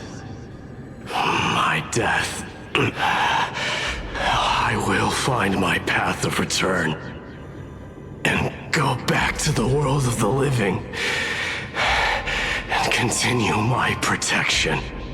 Lord Mighty, I have always wanted to. Why does death reject you? I'm the one resisting it. I'll go against the current and kill my way out of this cursed nether realm. That is my destiny. It seems like he's completely focused on resisting the temptation of the dead's whispers. It seems his battlefield is not limited to the world of the Lord Mighty, are you willing to travel with us? We're headed for the Matrix inside that tower to summon Thanatos from their prolonged concealment.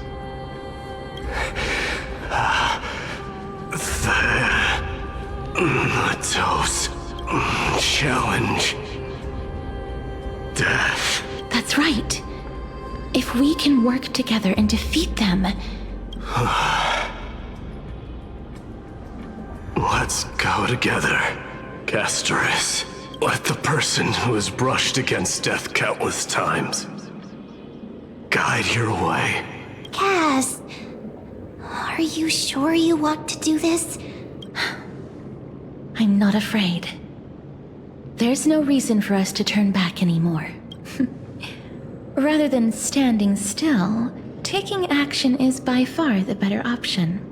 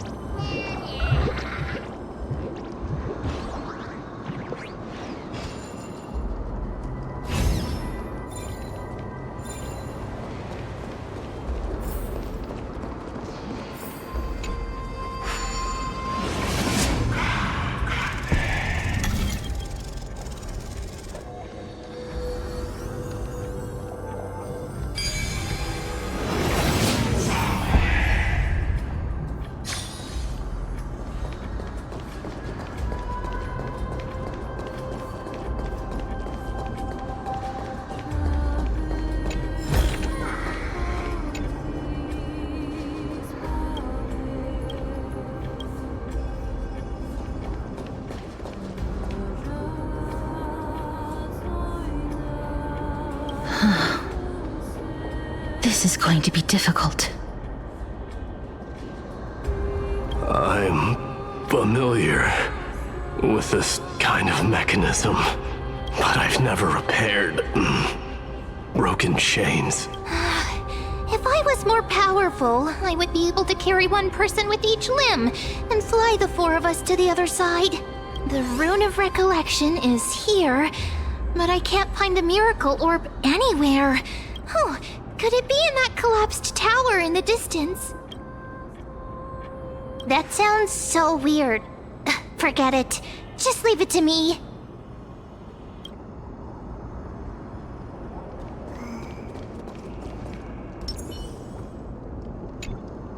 Just shout for me when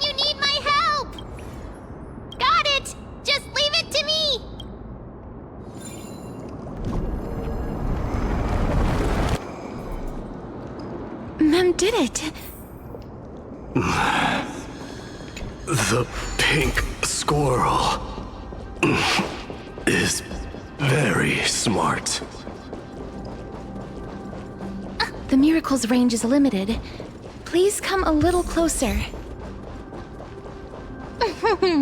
Aren't I a good fit for Orynyx's priest? Of course. You're the most competent priest ever.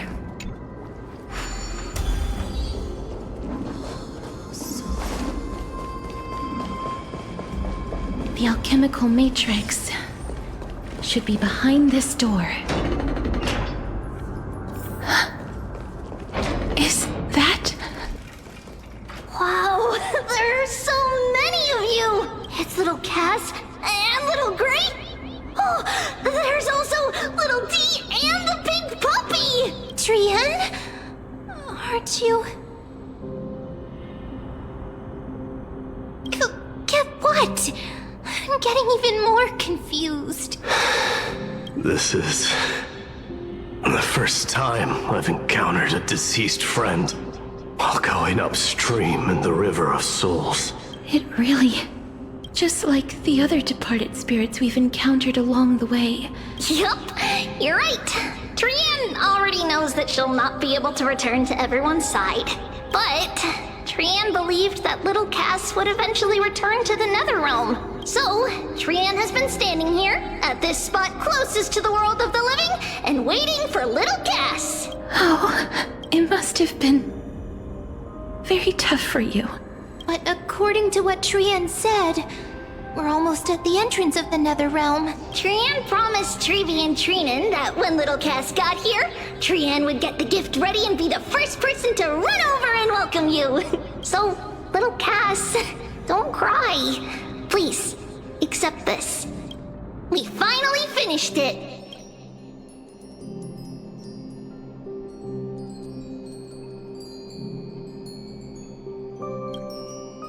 This is what Lady Treby once mentioned. The gift for me that you didn't manage to finish. The Holy Maiden of Janus. Even when separated by life and death, their thoughts are still connected. TRÍEN spent a lot of time drawing this. TRÍEN hopes that little Cass likes it. Seriously? It's seriously a wonderful drawing. Lady TRÍEN.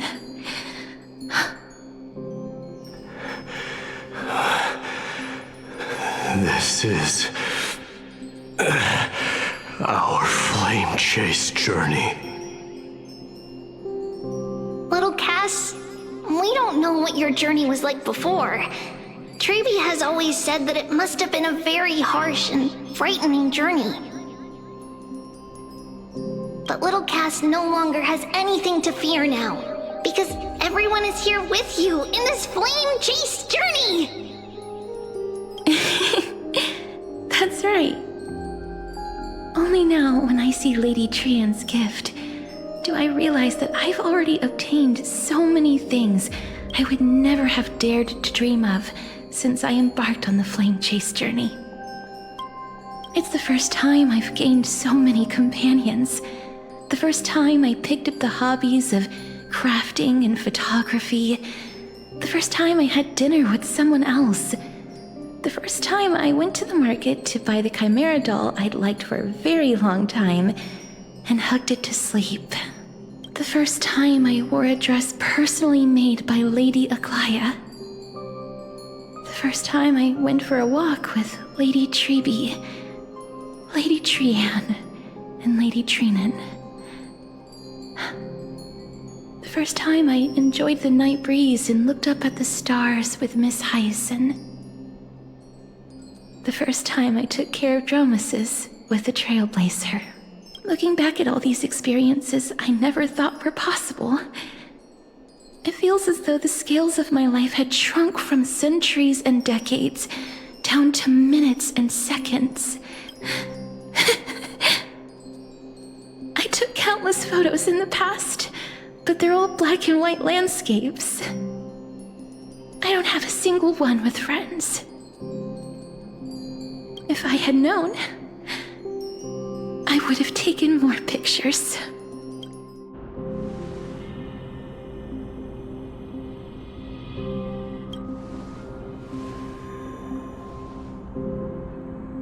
TRIÅN says yes!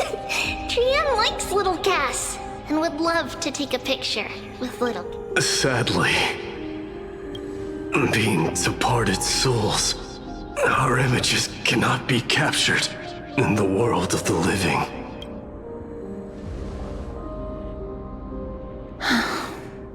I thought so too. What? Are we seriously going to leave any room for regret?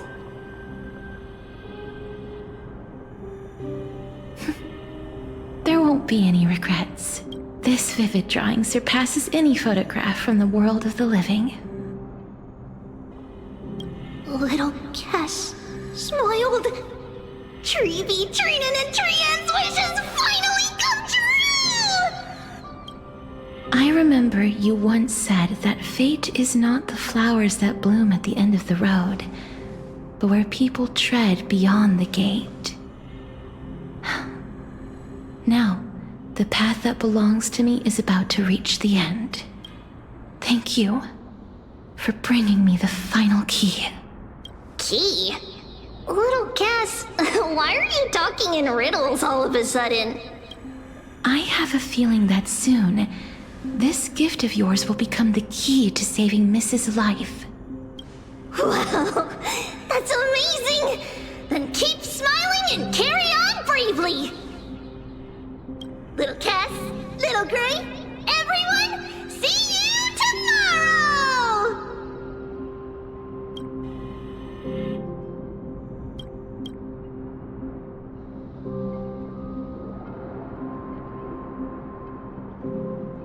Lady TRIÅN. The aura of this place. We have indeed reached the end of the stream of souls. If I go any further, I might lose myself. I must leave now, for the black tide still wreaks havoc in the realm of the living.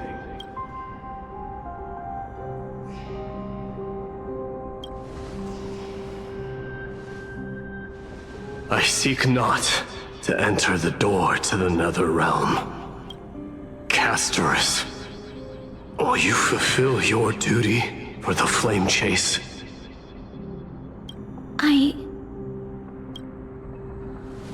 I have yet to make my decision, Lord Mighty.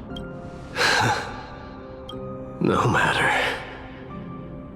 Make the choice your heart desires.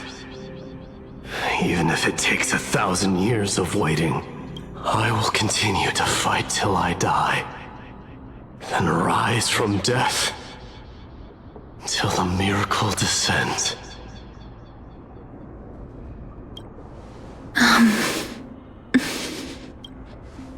There is one more thing you should know, Lord. What is it?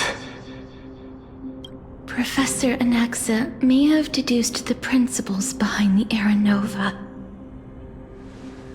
You and I may be reincarnated as strife and death in the next cycle, becoming calamities wreaking havoc upon the world. I see.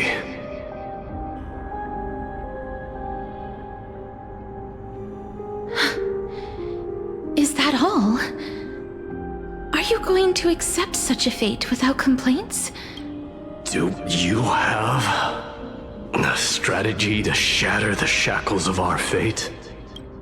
I haven't found it yet. Perhaps I never will. Then, cease wasting your thoughts on futile matters. Control what little you can. And when fate's inescapable grasp comes, resist it with the strength of your mighty will.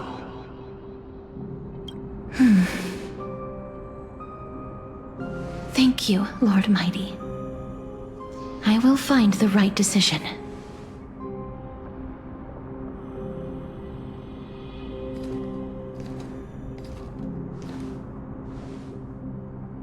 In the name of strife, may you meet a fitting end. This must be the alchemical matrix the spirit mentioned. Let's see. We need to insert Aquila's sky, Georios' earth, Kephali's fire, Fagusa's ocean, and Nestia's love. It seems our sweet Princess Homebody has made up her mind. In that case, seamstress, I suppose I no longer need to deliver your message. My time is rather precious after all. Whether you wish to break free from death or not, please, follow your heart. By the promise you once made, I ask that you fulfill your duty one final time. Castorus, please, live as a human, and die as one. According to that alchemist, the final piece is supposed to be me. However, he is not privy to the past, and therefore cannot see the full picture. The past? I saw the twins of death in Kephali's memory, and now I am certain that I was one of them. The trial of the Hand of Shadow demanded taking the life of your family. I died during that trial, falling before the gate to the new world. She was consumed with regret over my death, so she used the Titan's authority to reforge my soul. That's because the Titan she became already fell at the start of everything. You mean Pollux? That's right. The River of Souls is no material river, and that's why we have to awaken Pollux from death before we can retrieve the core flame of death. We have to reforge its body with the power of alchemy. But Cass, if that alchemist speaks the truth, does that mean you're also part of the dragon body? According to those departed spirits, I was indeed born as the dragon's twin. But before we talk about that... No, not from me. The sounds that come from the memories when we were collecting the souls. I heard them too. So what are those? I think it's probably the sign of Pollux's wish being fulfilled. They must have realized how heavy a price they'd need to pay when they used their divine authority to resurrect a dead woman. That's why they exerted every ounce of their strength to send me to Styxia. They never saw their wish fulfilled and fell so prematurely, all because they wanted to give me a new life. That wish is the reason Pollux's soul still lingers in the mortal realm, even after their fall. So instead of picking up objects on the way here, we were instead showing things to a strand of yearning that lingers here. But all of this is just a hypothesis, right? That's fine. As Professor Anaxa often reminds, now, the puzzle of Pollux's yearnings is nearly complete. I shall reveal what they have been yearning to know in the alchemical matrix. Lady TRÉN has already drawn a picture of my entire life.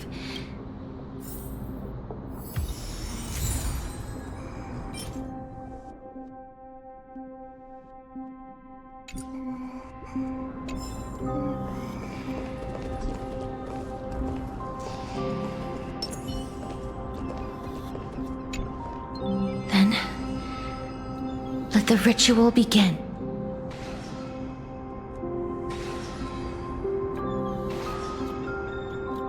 And now, the objective is complete. That is all.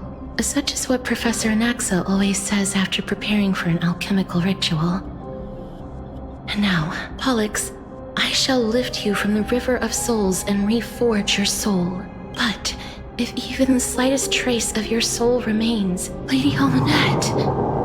Did she recognize you?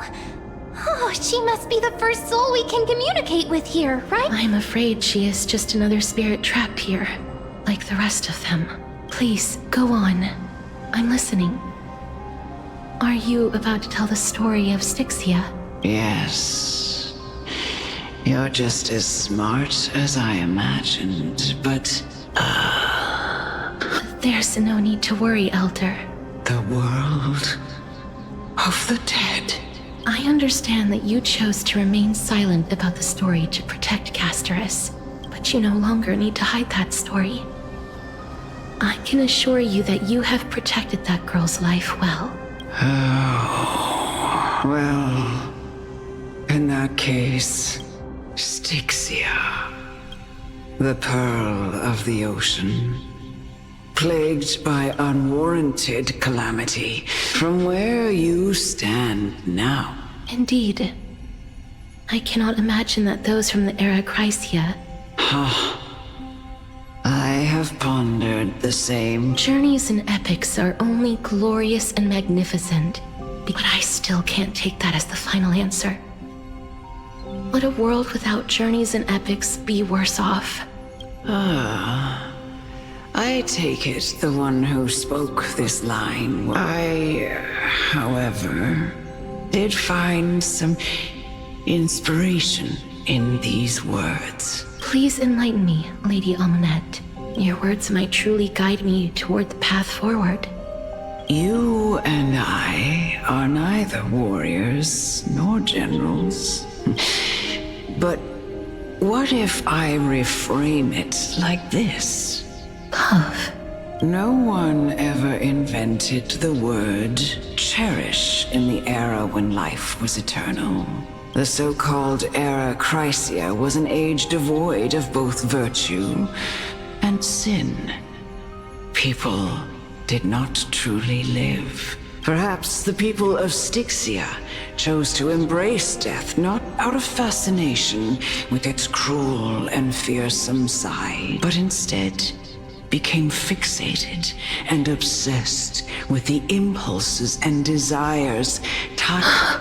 Therefore, death is not a thing of fear and desperation, but... That's right, Castorus. It is the reason we shed tears when parting ways. If you truly intend to deprive the world of death... I understand, Lady Amunet. Our limited lifespan shapes all that we know and love. Nestia's love was the chrysalis of Gold's first blessing. But it most likely wasn't understood by mankind. If the world was bereft of death, then the Queen of Styxia wouldn't have played a midwife in delivering me into this world. And I would never have lived. Thank you, Mother.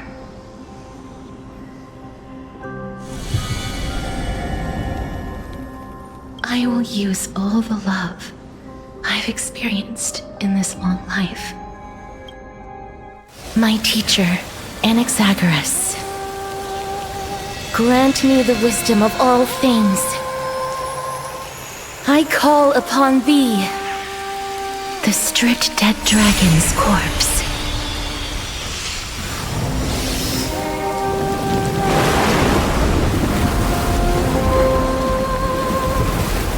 Rises from the earth, falls from the sky.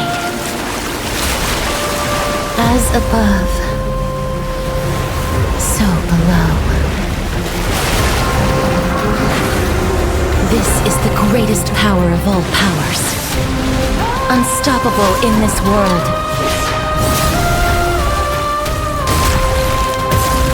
The great work that commands all death. I shall grant you embrace.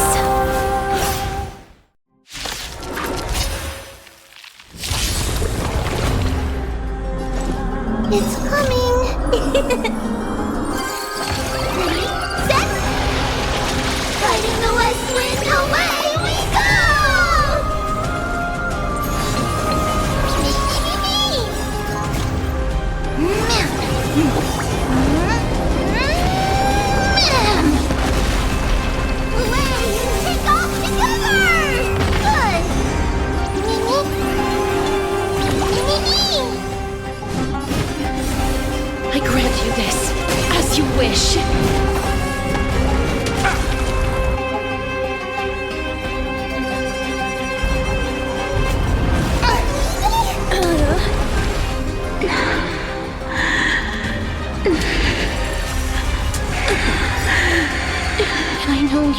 anxious.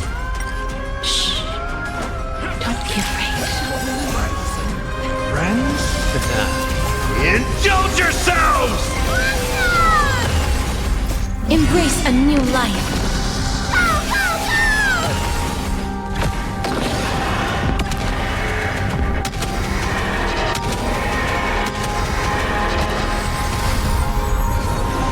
There's no more need to weep in grief. I will grant you peace.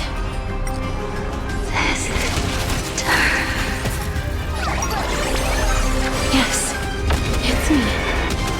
I'm back. May death protect us!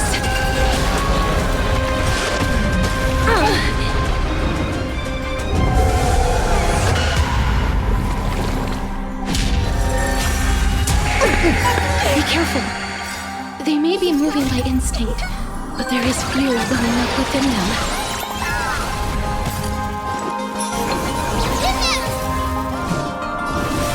As you wish. Embrace a new life.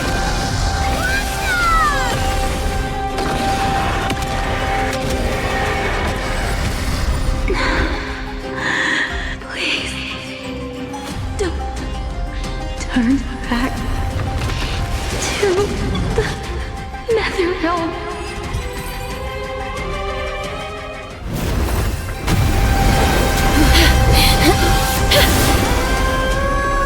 Oh, death.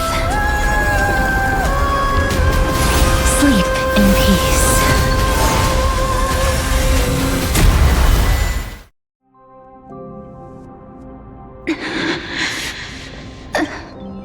I'm sorry I have to wake you up from ancient death. And I know you're anxious. Shh. Don't be afraid.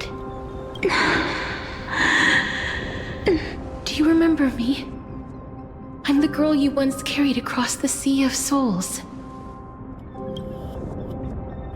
I'm sorry I wasn't able to remember you, but with the help of many people, I was finally able to pick up these broken fragments of my path. I'm back, Pollux.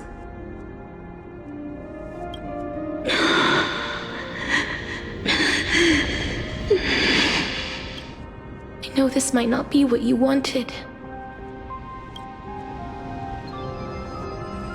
but I have to do this.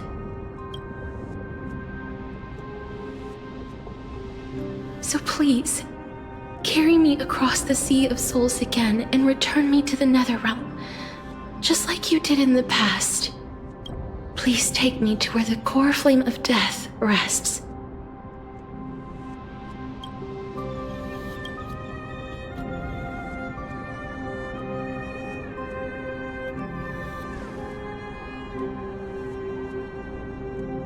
I'll be going now.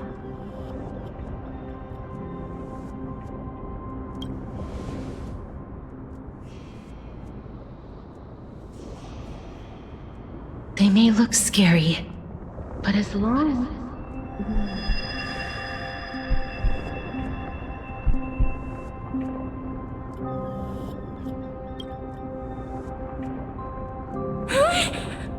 What's wrong?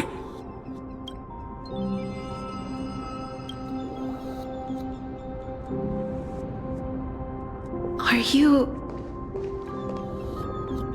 What's wrong with her? Her time is almost up. If I don't go now, I'm afraid her soul will return to Thanatos' embrace before me. What? Oh no! Is there anything we can do? Don't worry. I promised I would ask Thanatos for the Trailblazers' right to roam the Earth again. Mem, stay here and keep a close watch until I return, all right? All right. I'm the best at taking care of others. Go on, Cass. Make sure not to leave yourself with any regrets.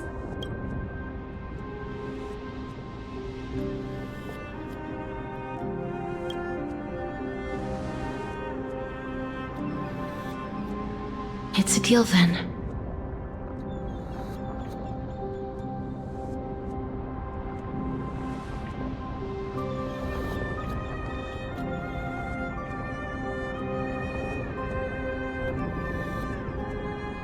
Please.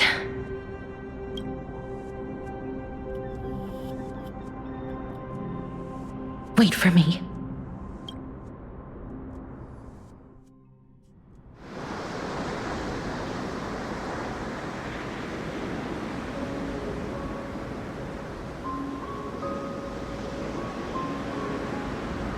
After all that, you still ended up back here.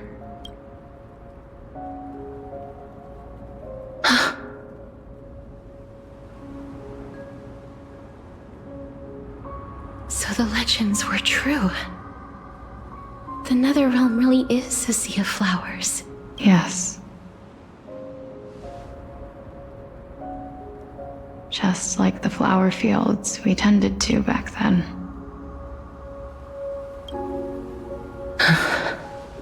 Is that you, Plexia? Do you remember me? I don't have the memories from that time, but I've seen you before during an experiment. I see. Call me Thanatos, then. It'll be easier. However, since you recognize the name, you must already know everything about Thanatos, right? Yes. I'm here to reforge the order of life and death in Amphoreus. You know, my sister was a sympathetic, but rather sensitive person. Whenever she didn't want to say what was on her mind, she would avoid eye contact. Just like what you are doing now. Can you tell me about the last Era Nova? What did you do, Plexia?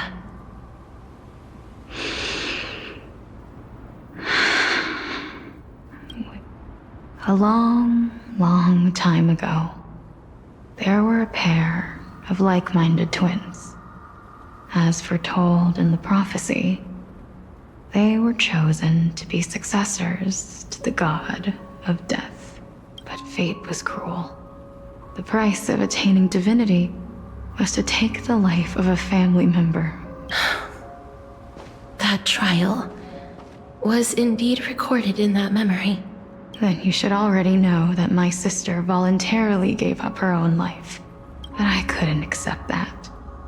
Why did we have to kill each other for a future she'd never see herself? That's not fair.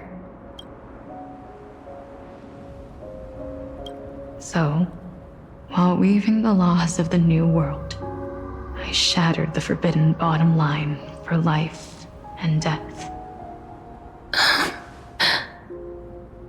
I reshaped my sister's soul and took the form of the great dragon Pollux to carry her up the River of Souls and back into the mortal realm. But our fates were already decided and manifested in unexpected ways in response to my futile actions. Aging is an unbreakable law of nature laid upon humankind, created at the same time as death. If the Reaper raises their left hand, the soul is granted death and allowed to enter the Netherrealm to await reincarnation.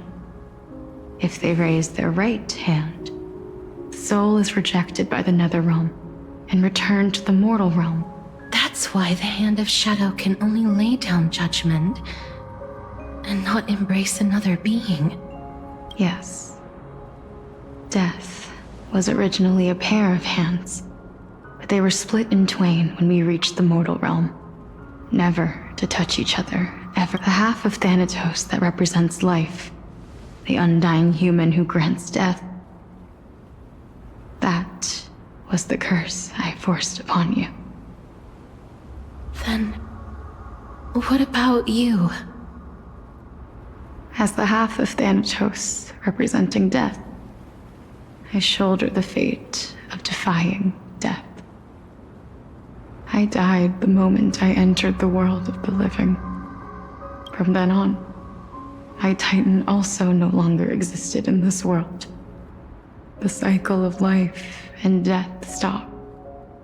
Souls were denied their audience with death, and were left.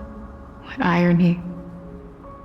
My selfish desire to save your life gave you and the world then what was left of my reason was left behind in the Netherrealm, where I've been taking care of these flowers day after day, until there is now a sea of them, all while mulling over the subject of life, death, parting, and enduring in endless loneliness.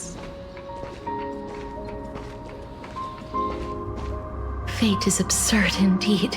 Our lives were a mirrored image of one another, like a pair of hands.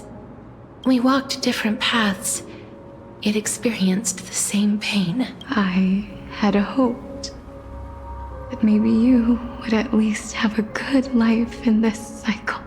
I'm sorry. I lived my life well. It didn't go to waste. Even though I forced the authority of granting death to humanity upon you, a total stranger. Too many responsibilities were forced upon me, and I realized recently that if it weren't for your blessing, I wouldn't have understood the source of these emotions. I wouldn't have made it here to reunite with my missing half, and wouldn't have understood the meaning of our existence. The meaning of our existence. This sea of flowers blooms on dead land, because we sowed it with the seeds of our separation, and watered it with our tears of loneliness. Yes, that's why Thanatos cannot create living beings at will. Nor can the hand of shadow determine a person's remaining days, because the life and death of mortals should never be dictated by another's will. Are you saying there's no point in Thanatos' existence? No. No single being can bear the scales of life and death on their own. Not even a god. Life and death weigh equally heavy. You, too, must have had a difficult life. We've taken quite the ridiculous journey together. I had a feeling, even back then, that we would meet again one day. Not to embrace one another after a long separation, but to come in search of retribution. Tell me the answer that's already been written, and let us draw this seemingly endless fate to a close. It's been far too long. I've waited here for centuries, watching day after day as desperate spirits are denied by this lonely wasteland. I always hoped I would see you among them, but I was also afraid of seeing you. I didn't know how I could possibly face you again. But more than anything, I was afraid that you might have forgotten all about me. I know. But don't you see, Polixia? I made it back anyway. You don't have to shoulder death's authority on your own anymore. So, let's give our core flame to her, and have her take it back to the mortal realm. Give humanity back their cycle of life and death. Our responsibility as Thanatos was never about picking out favorite souls. Let's tend the field together, and create a warm sea of flowers for all the souls to come. What do you think, Polixia? Yes, just one last step. You shall wither, and through that, the dead will sprout again from the remains. and be reborn with the dead flame. As foretold by the prophecy, Thanatos' authority is only destined for only one person to wield. As the Chrysos heir of death, as their demigod, as a titan, our fated moment has arrived once again. Just like before. Yes, just like before. But unlike that time, the ones undergoing the trial this time are prepared. You've made up your mind? Yes, as dictated by fate. But I won't be afraid. As long as you're here with me, complete your trial in this life. Grant me the embrace of death, and light the spark of life ablaze. You've been tempered by life and death. I know you'll be able to give this wasteland its first breath of life, like a raven butterfly, flying swiftly into the netherrealm, perching on the twig of death. I will. After this, I will remain permanently in the netherrealm. The cycle of life and death will flow once again. This sea of flowers you sowed shall bear countless joyous or sorrowful souls, and bloom evermore.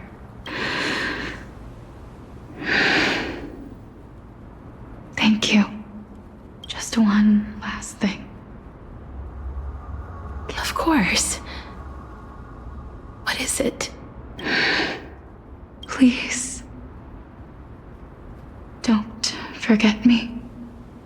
I promise you, when we meet in the next world, even if I have endured another reincarnation,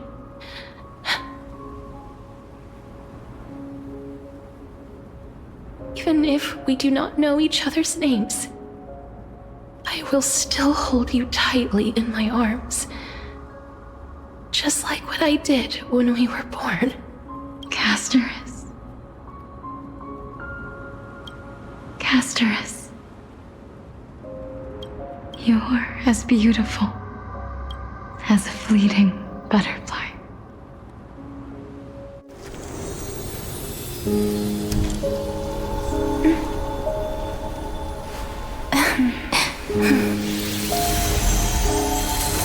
I will bring rest to death. And from now on, stagnant life will once again flow.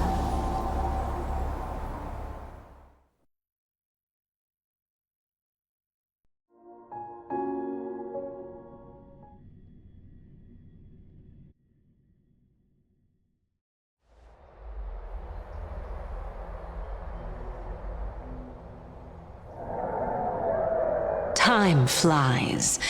In the blink of an eye, the 15th entry hour is already at hand. When this farce is over, your soul will be placed on the scales of life and death. No need to ask so many times.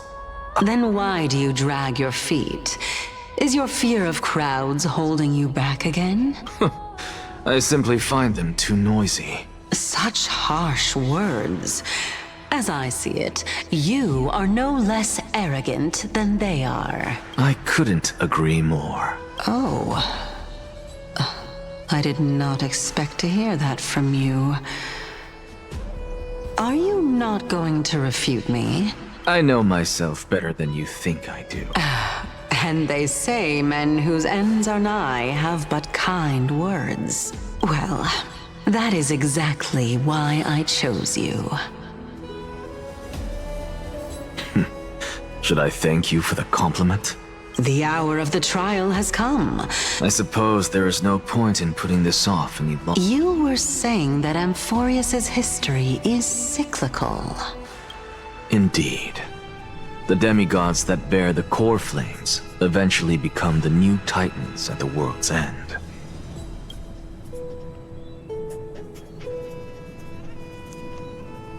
Remember what happened on the Holy Mountain? Calypso, Naias. As their destined ends approached, one by one, they left this world. Unfortunately, while their journey is consistent with ours, you and Calypso, as well as Nikedor and Naias, act as supporting evidence. For all the pains I took to reach this point, I had already lost hope of ever obtaining definitive proof. After all, the past is in the past. Proving that we are the legacies of heroes of the past. That is, until I met a girl named Polixia and her sister. If Castorus was truly sent from the past to the present for the Titan's self-serving reasons, then having lived through 2 cycles, and with Styxia as the pivot, she will no doubt be the link to connect all of this together. If the Twins of Death can bridge 2 cycles to reunite at the shores of the Sea of Souls... Well, that is all well and good. It matters not. Besides, I, Anaxagoras, am destined to overturn this farcical world. Come, let us go and teach those pathetic worms one.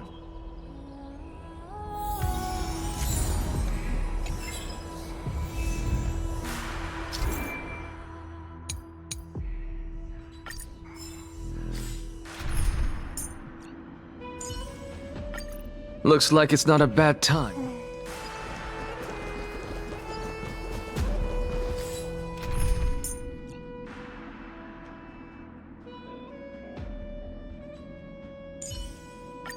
Professor.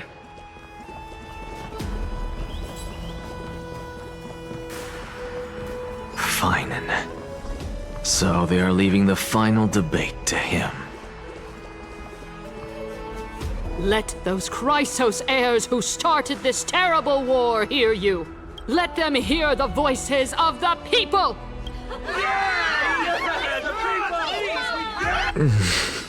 As always, that woman knows how to stir up a crowd. Professor Anaxa, I thought you'd pass on this. Everyone must cast their vote. Prof, do you truly think it's wise to entrust the fate of the world to an assembly like this? Akama has stood strong under this system for 1,000 years. But that is not what you're asking. Nothing ever escapes you.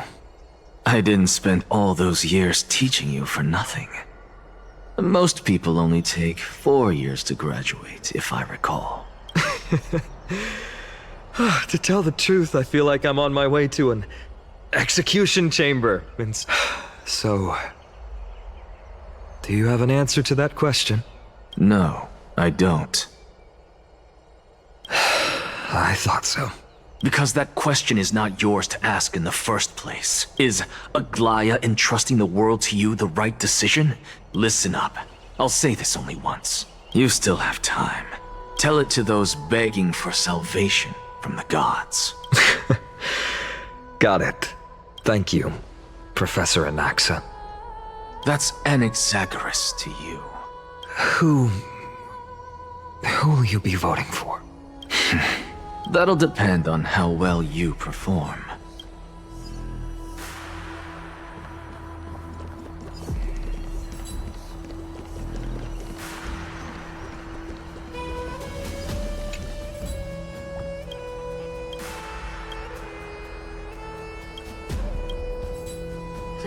Actually, not necessarily. Fine. Elders and citizens, FIњN of Ides Elysiae, virtuous citizen of Akama, and the last speaker of the assembly. Much obliged, Lord Lycus. I remember him. He's the penniless lad working for Aglaya. Where's Lady Goldweaver? Why is she sending this guy to give the last speech? Can this dude really face down kindness? By Kefali above. Dear citizens of Akama, as you look upon me, so too do I see you. I see your fear and misgivings, your apprehension about the discord between the Chrysos heirs and the Council of Elders. Yet, before you contemplate something as grand as the fate of the world, I ask that you look closer. Look beyond the horizon illuminated by Kefali. What? Hydes Elysiae, my beloved hometown, is a village forgotten by time. It is a place with the most invigorating breeze and wheat fields that spread all the way to the sea.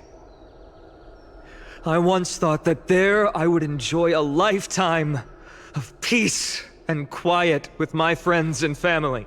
How I wish I could invite all of you to that paradise, far from the noise and chatter of the world, because she and all that she nurtured, all that I loved, they have long been devoured by the black tide. My beloved home is no more.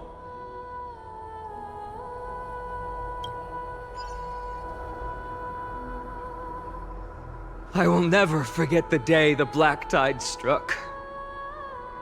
My father, Hieronymus, fought with a broken sword to his last breath to protect his child. My mother, Aldada, she was ripped apart by monsters. Also, I might live to stand before you here and now. Galba, he was a hunter. But in the end, those arms that once drew a bow instead embraced Piso, his beloved son, as they both breathed their last. Pythias, the teacher, risked her life to save her students, but a burning beam fell on her, crushed. And what of Livia, her daughter? Did she make it out alive? No, she didn't. Livia, Piso, and so many other children, they kept saying the same thing over and over. Even up until the final moment, I finally steeled my heart and granted them eternal peace with my sword. Why, Finan? Aren't we the best of friends?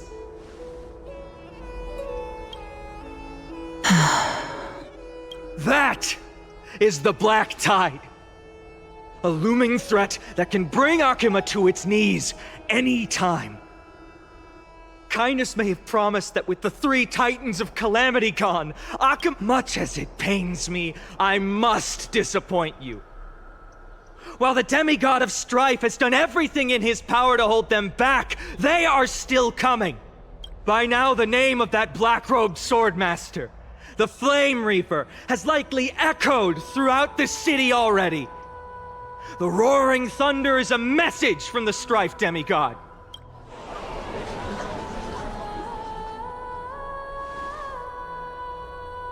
Lies! If such a powerful enemy is indeed approaching, why is Akima still a picture of peace? Exactly! The city of Akima shows no signs of pandemonium or chaos. No! This peace we enjoy is no gift of fate. We are able to stand here today only because the Chrysos heirs have stepped up and shielded Akima from calamity. The Council of Elders claims that Aglaia will one day forsake the people because her divinity is eroding her body and soul. But that's the answer that no one can bring themselves to speak of. A truth stained in blood and buried in greed, fear, and vanity. Allow me to lay it bare before you. It is because the Council of Elders, which bears Akima's history and honor, along with this citizens' assembly we once took so much pride in, are now infested with vermin.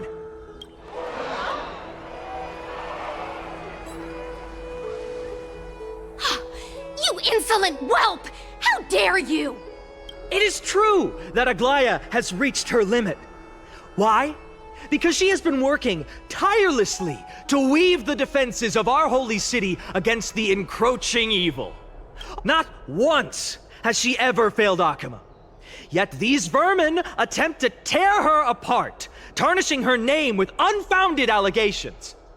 She may have been blessed by divinity, but hasn't her heart always stayed true to humanity?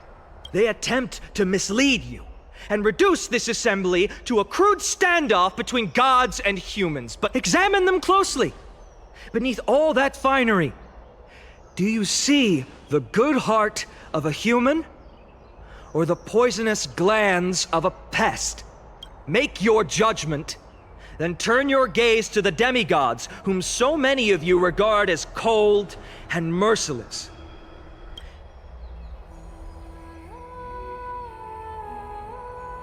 Yet, no matter what your answer is, and no matter who your vote goes to, rest assured that you have nothing to fear, for Aglaia, Trebios, and I will remain your faithful guardians and pledge our lives to upholding your decision.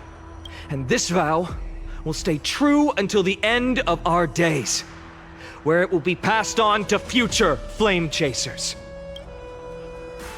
A steadfast and unwavering promise that shall endure through the ages.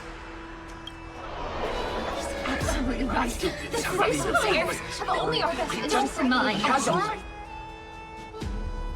At the present time, on the scales of Talentum, those who call for the continuation, each faction holds an equal share of votes, resulting in a perfect balance. As expected.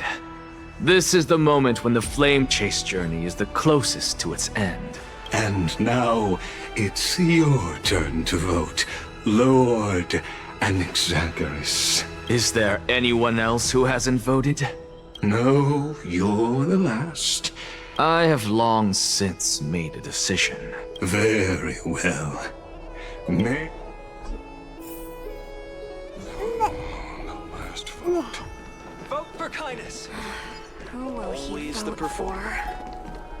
Talk about a grand entrance.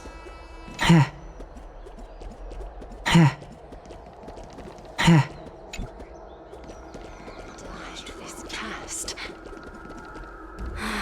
Who will he vote for?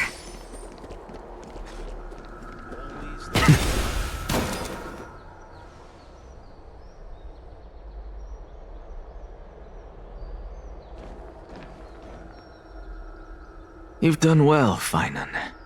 Given the circumstances, delivering a rousing speech to stir up emotions was prudent. Thank you all for your patience. On behalf of the 7 sages of the Grove of Epiphany and the scholars of Amphoreus, I, Anaxagoras, am... But before that, in the interest of fairness, Lady Goldweaver, will you, as Finan has promised, stand by the decision made in the Assembly, regardless of outcome? In the interests of fairness, I make no promises, lest it should influence your decision. Very well. I thank you for your honesty.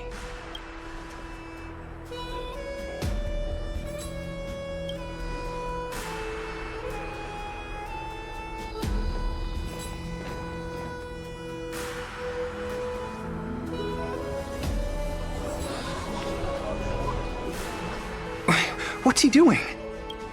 The stakes are high. Let's be patient. Cut the act! Who do you think you are wasting our time like this? Lord Anaxa, please do not forget that I... Rule number 1, do not call me Anaxa. Rule number 2, never interrupt me. Silence is golden.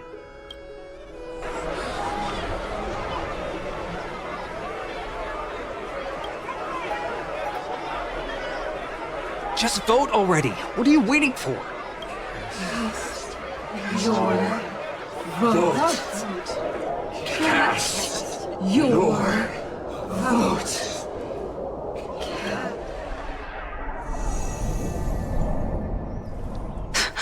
I cannot help but wonder, is every hardship in the world something you will exploit and use to your advantage? How else am I supposed to make use of this situation where my body and soul are separated? Circes, or should I say Calypso, accompany me on this final journey. Let us journey to the Netherrealm and see how she will substantiate the answer to your question and validate my decision. We need only to follow the sound of the tides. You. Well done, child. Just as I foresaw. Teacher. What a twist of fate. A blasphemer raised in the doctrines of the Venerationists. I respect you immensely, sir. You cherish the truth even more. So, child, do not be troubled, but as the sage of the Venerationists, I am duty-bound to oppose you. Go forth, for the truth is already in your hands. I will keep that in mind. Go now, child. Your lonely pursuit is about to welcome a new chapter. And when you reach the end of this journey... You have my word, sir. May Circes safeguard your thoughts. May Circes safeguard your thoughts. You are right, Empedocles. May we meet again with the truth before us, Empedocles. What are you waiting for? Just cast your vote. Silence! Silence, everyone! Behold, Circes, here at the center of the world, I shall write the final step of my proof. For this place is but one step away from the truth.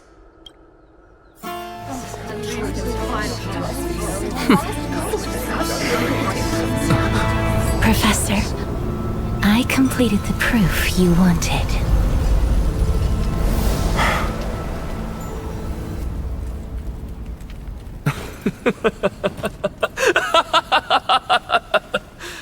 Thank you, Castorus.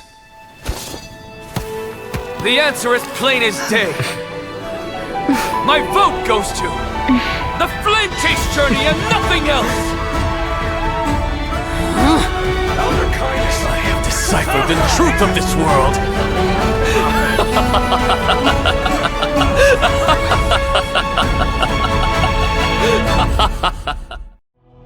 With the balance shattered, the result is clear.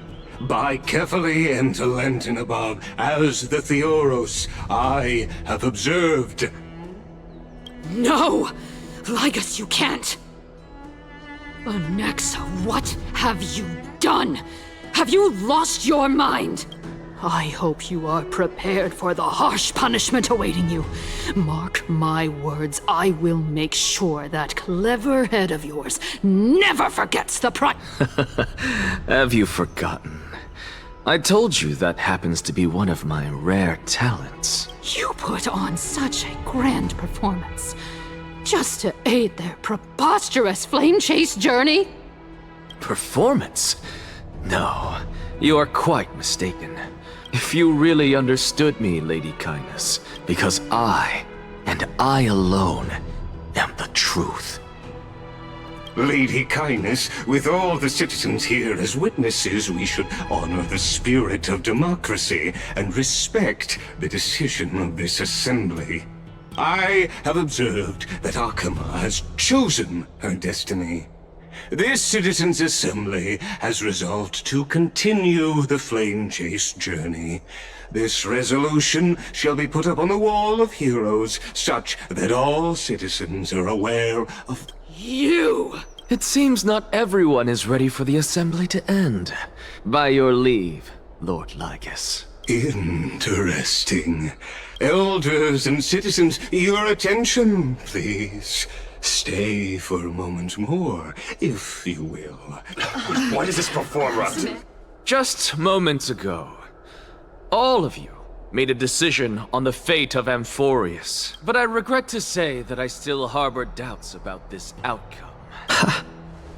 Tell me, who among you dare swear to Kephales's name that Era Nova will truly welcome the fairy tale ending that the Chrysos heirs have promised? Nonsense! No one? Must I pick somebody to answer? Very well. You, the one acting so wise and profound. No? Fine. Next. You, the one with ignorance written all over your face. What are you trying to do? Useless. Your turn, then. With that smug look of yours, you must be confident that the flame chase journey is the best course to take, right? Hey! Mind your tongue! So, no one? I see. In that case, Finen, answer me this. Professor, what are you doing? Let him continue with his performance.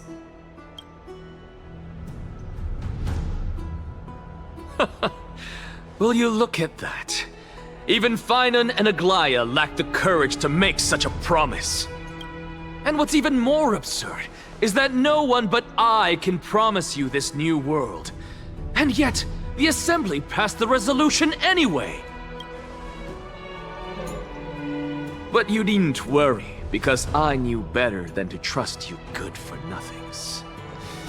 That is precisely why I am here today. To give you one final lecture. Now listen up and listen well. I, Anaxagoras of the Grove of Epiphany, hereby declare everything that the Flame Chase journey promises is true. Finen of Ides Elysiae, the prophesied demigod who shall succeed Kefali, will reforge each and every one of us in the new world. What? The core flame-bearing titans were the Chrysos heirs of yesterday, and the Chrysos heirs who carry the core flames today will become the titans of tomorrow. All of our souls shall endure for eternity in the miracle of the World-Bearer, and all under Kefali's protection shall step into that new world.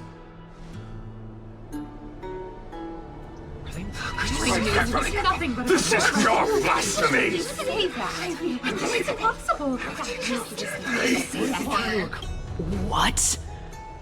Are you saying that we must bow down to you and worship you even in our next lives? Enough, you blasphemous imbecile! How dare you try to deceive us with all these lies and falsehoods? How can you— I told you, don't interrupt me. But since you've asked, I shall be kind and indulge you.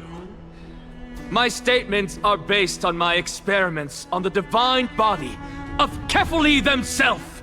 You heard me correctly, everyone. With the tacit approval of Kindness and the Council of Elders, I fused my soul with the god through alchemy and learned the truth behind Era Nova. What is he talking about? Isn't that pure blasphemy? I, the vile, wretched blasphemer, deserve nothing less than death for my sins. And the Council of Elders, which granted me consent and aided in committing this atrocity. By the gods, even Kindness has betrayed Akama. The catalyst. We're carefully involved.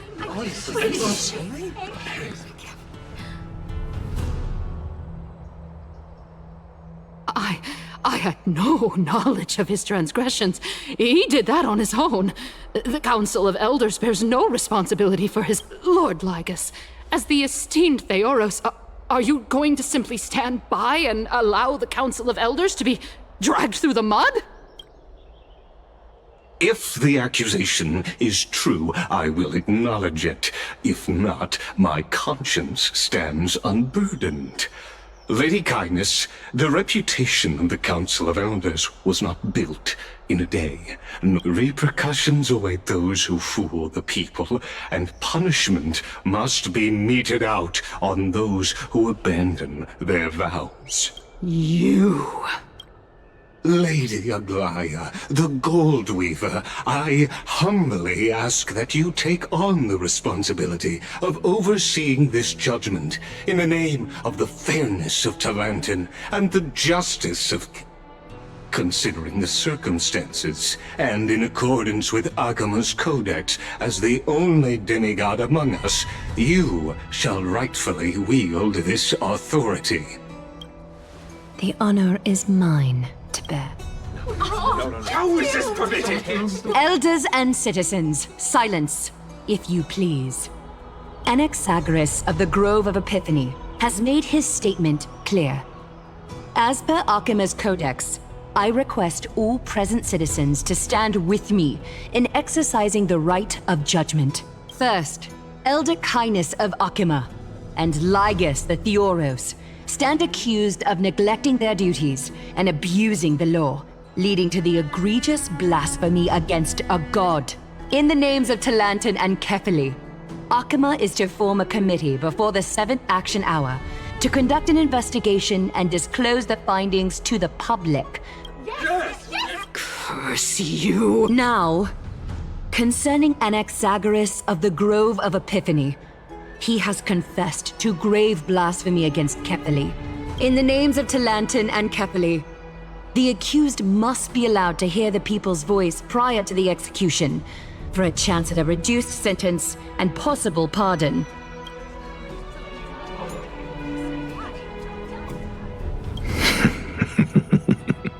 Professor. Let him die. Let him die! Let him die! Let him die! Let him die! Let him die! Let him die! What decision will you make, Lady Goldweaver? Enough with the hesitation, Aglaya. This is not like you. Let him die! Then, in light of the people's voice,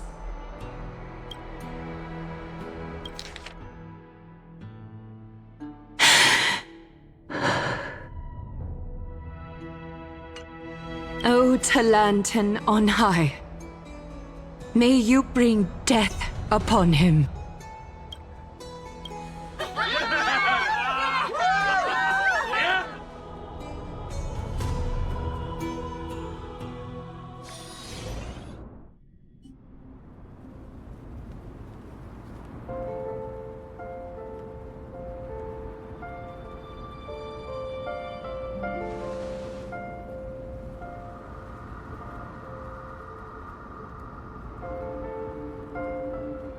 Allow me to reintroduce myself. I bore the name of Castris while walking among the mortals. And now, I stand as the demigod of death, the living side of Thanatos. Welcome to my realm, where the west wind ends.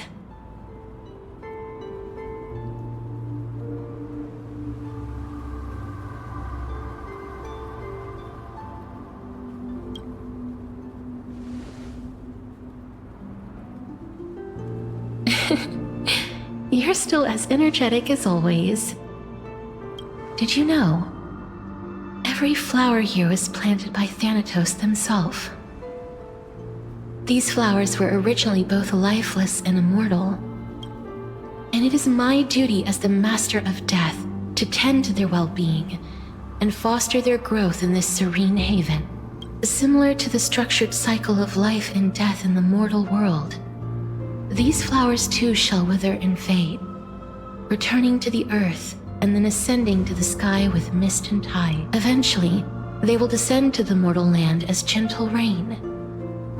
Every soul undergoes the perpetual cycle of reincarnation, albeit... Yet, sadly, there's no time left for Amphoreus to wait for when the flowers bloom again.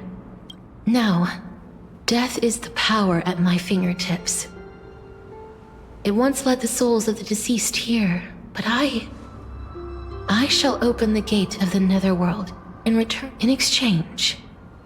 Please, take the core flame of death with you and complete the flame chase journey. Do not let our work thus far be in vain.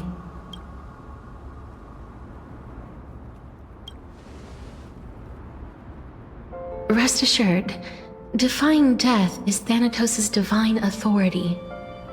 Fortunately, your soul hasn't dissipated. This is not a resurrection, but the extradition of a dying person back to the present world.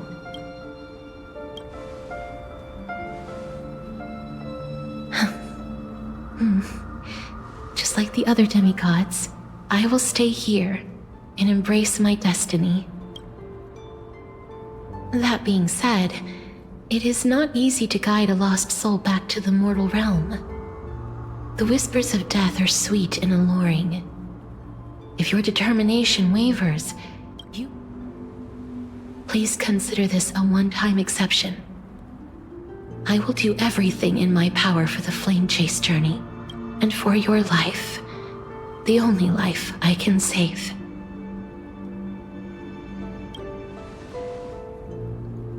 I am glad to hear that.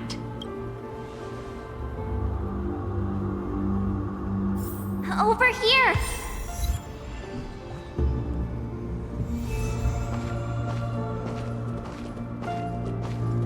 I believe in you.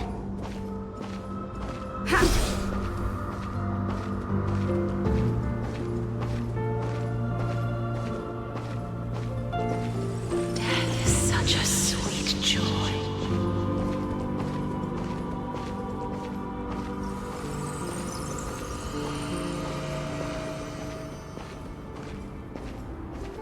Lift your chin up high and step forward with us toward tomorrow!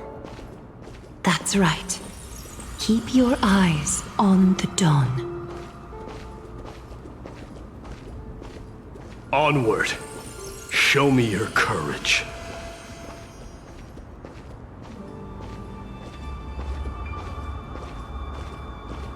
Partner, we shall become heroes together.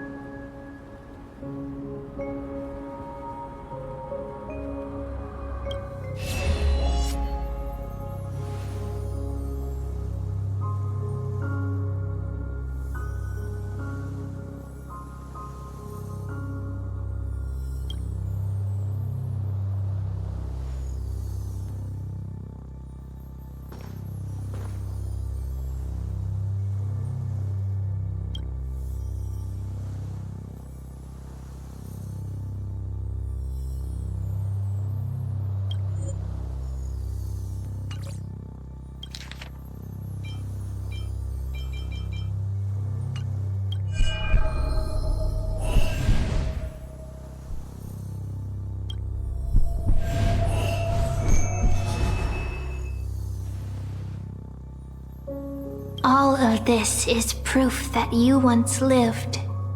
Your soul, your memories, the years you've journeyed through, and the path they revealed, leading you back home. So, continue onward. Do not stop moving forward, and do not let her sacrifice and the support of all who have stood by you. Over here, friend! Take my hand. Let's go home.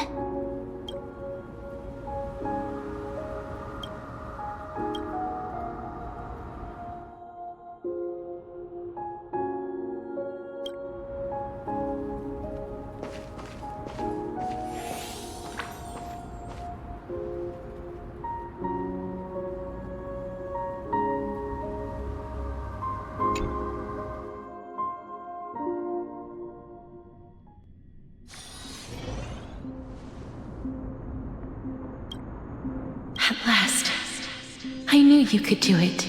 Your soul is still perfectly whole. As if some kind of force is trying its best to keep it together. Is it Ornyx's final blessing?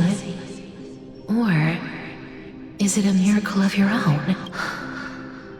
It's truly incredible. Perhaps it is fate, once again fulfilling its own design. It seems that this is the riddle which cannot be solved anytime soon. The sensation of becoming a demigod is truly wondrous.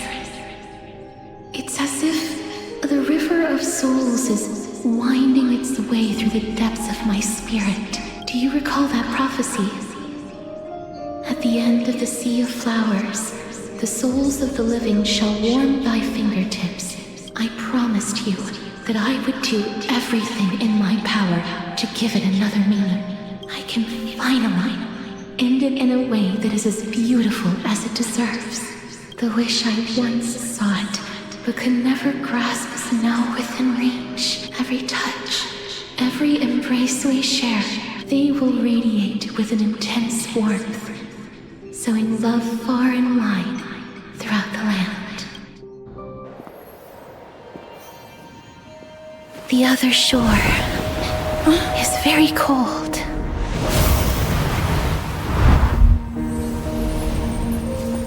May I borrow your warmth one last time? Thank you for fulfilling this wish of mine. The place I'll be going to is what humans call the Land of Sorrows.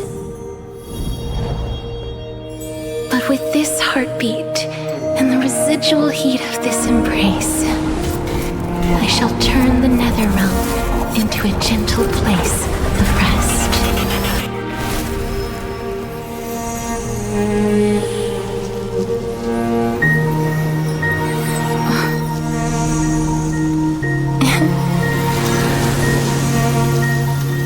This embrace may be brief, but it's the proof that I once lived. Farewell, then. May we reunite in the new world.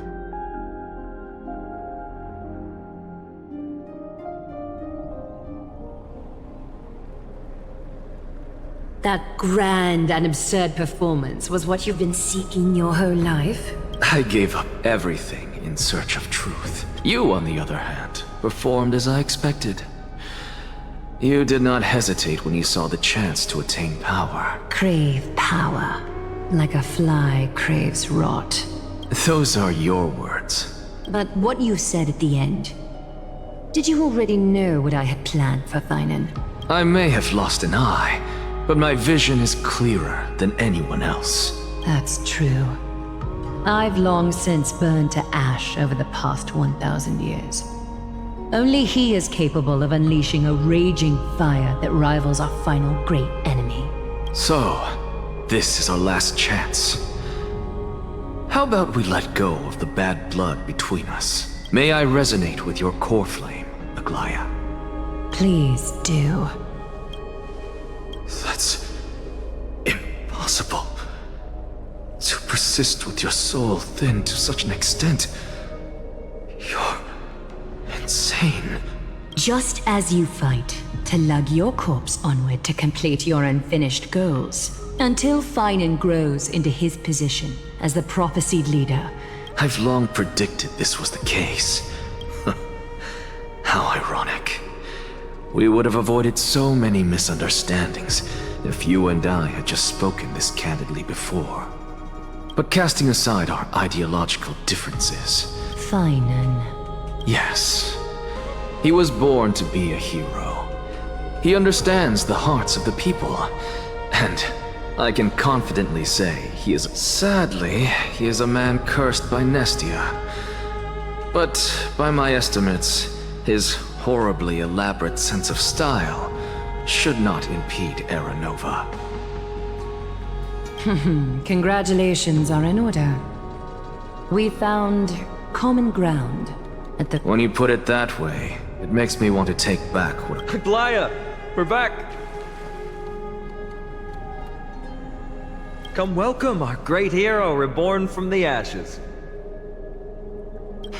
I hope he didn't hear your earlier assessment. It wouldn't be the first time I criticized him. A man...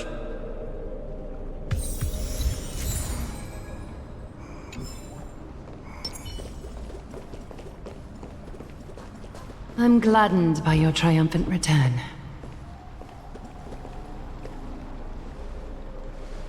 But I don't see Castrus among your number. It looks like she not only helped me prove my theory, but helped you fulfill your mission as well.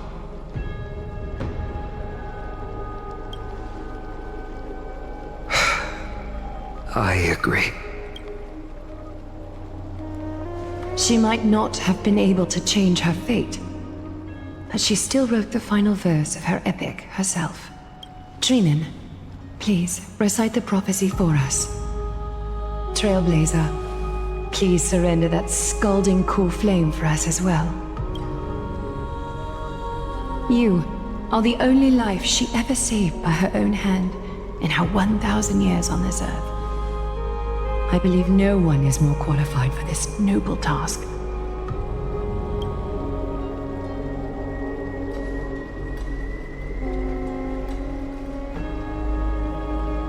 O gods who have returned, and gods who are still watching, today we bring you a soul laid bare. The hand of shadow, Thanatos, remembered their name from the past. From daylight they came, and to their fragrant dwelling they return. And there was one who joined hands with the Titan, a traveler risen from the dead, and reborn among mortal kind. She is the everlasting night, and shall now proclaim in her good name, O Majesty of the 12 Titans, pillars of the world, we seek your divinity to mend the rifts of the world. Fill our bodies with blood of gold, till we wither in willing service to the prophecy. Step forward, trailblazer from beyond the sky, and together with us, surrender the core flame and carve their star into the sky.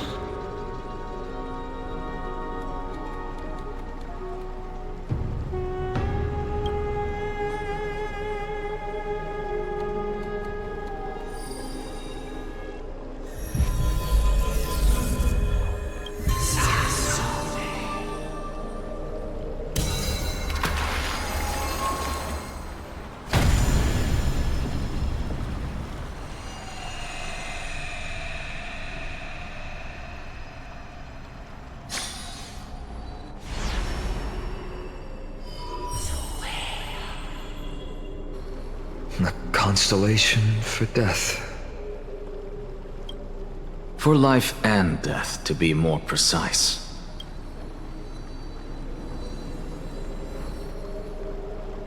Look! It's...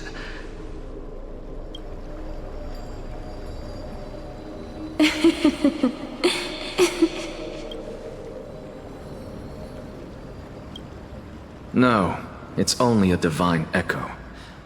I think she's here for the trial.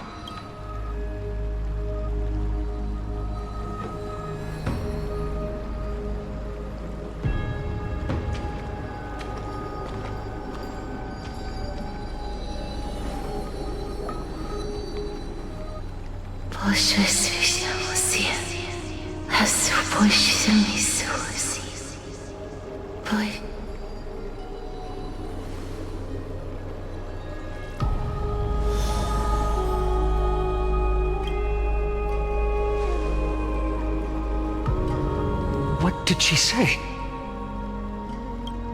That's the language of the Titans.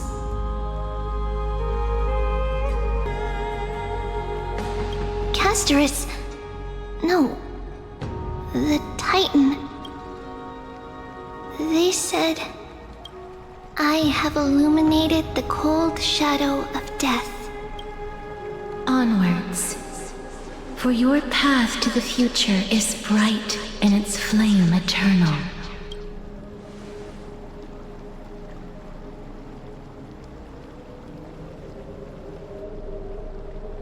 Do not forget.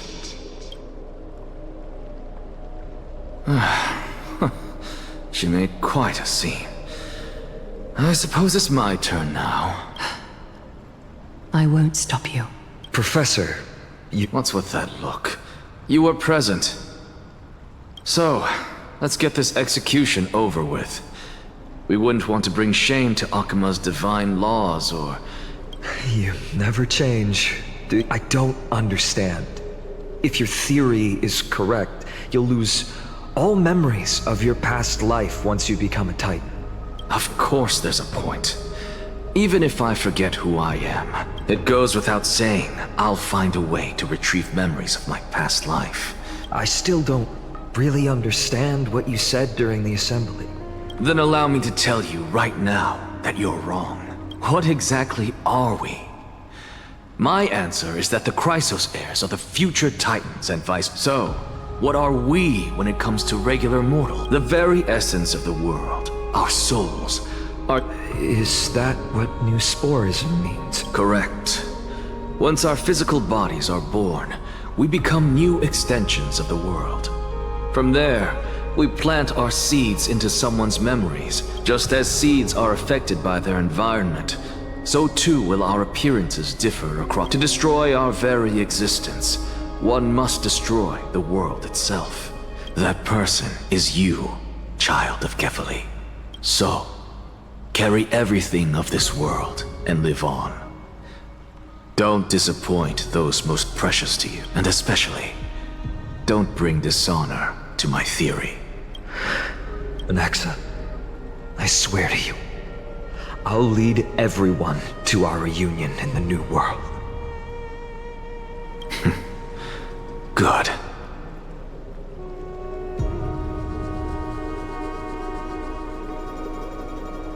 That is all I have to say. Farewell, everyone. May we meet again in the next life. Farewell, great performer. May Circes safeguard your thoughts. Are you satisfied, Honorable Titan? Very.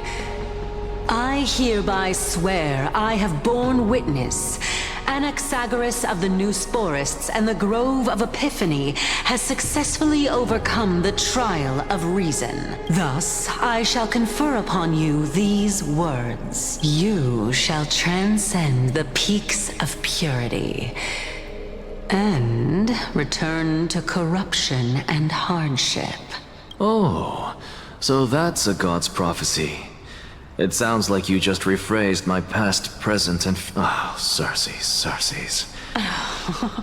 Well, you've already transcended the peaks of purity, and you were never the type to give me anything. That is true.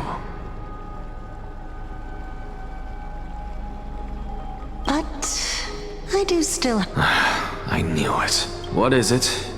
Maybe... As you've so boldly stated, we and the world itself live on through the memories of others. If that is the case, whose memories did the very first new spore sprout from? How should I know? But, since we are both equally curious, we should allow the children of humanity who come after us to investigate in our stead.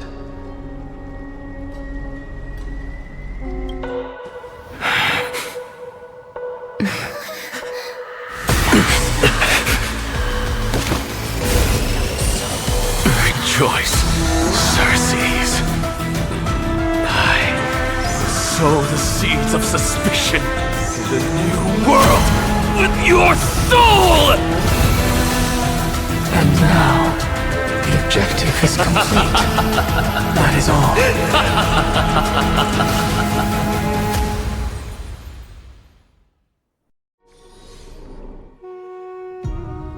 Thankfully, she's still alive.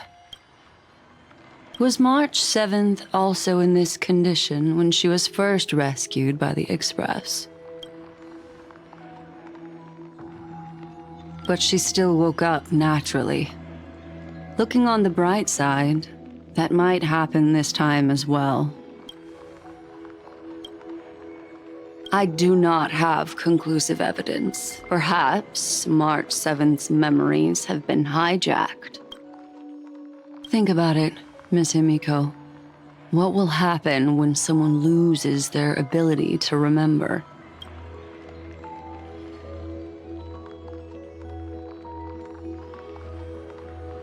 Unfortunately, short-term memory is an entirely different concept from the inability to remember. But an individual who has lost their ability to remember turns into nothingness.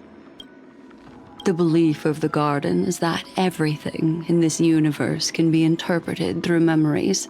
The past is made up of memoria, while the future is a possibility that will eventually be converted to memoria. Therefore, when a person is affected by the path and loses their ability to remember, their physical form will also be affected.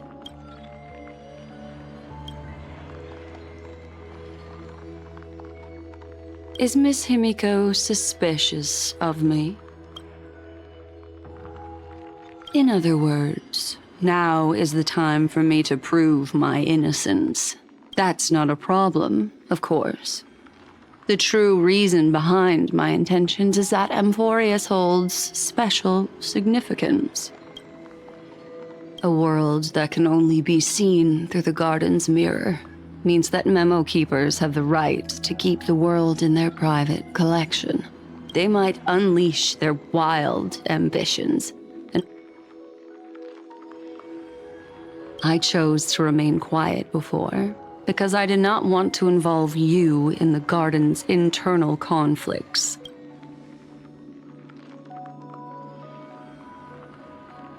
You can be even bolder with your guesses. The people that I'm talking about, they aren't just individuals. They are an organization that has already attached itself to the pinky finger of Fu Li. I cannot be certain, but at the very least, they are capable of doing so. I am deeply sorry about what has happened to March 7th, but the deal that I propose still remains a fair one.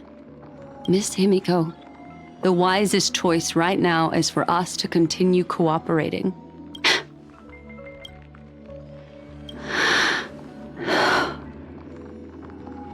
Let me take back a part of what I said just now, Miss Himiko. Although we indeed struck a deal, it seems like I have involved you in some unforeseen danger. Please accept my deepest apologies. It's Fu Li. Their gaze has just swept across Amphoreus.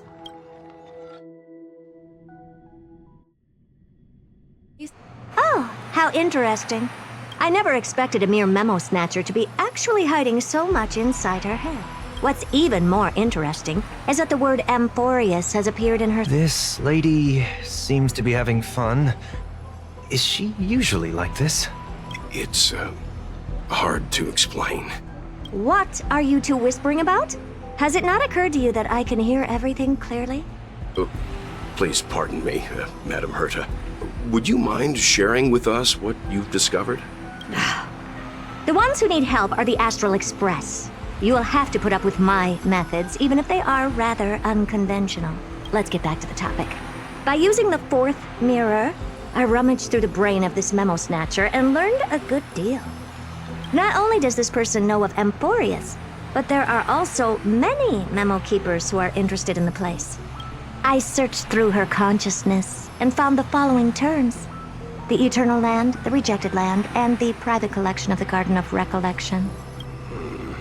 It seems like Miss Black Swan is indeed hiding some things. Since I'm not able to find any useful clues from the outside... You're planning to head to Amphoreus yourself? Yes, but not in the flesh like you all foolishly did. See these Herta mirrors? With them, I can project my data spirit entity to any corner of the cosmos through spatial warps. But of course, these corners of the cosmos must be within the coverage zone of inter-astral peace communications. After all, this is collaborative technology. I see. You do seem like the more indoor type. Although that star zone is not within the network of the IPC, the Express itself can serve as a signal station. Then, sit back and enjoy the show.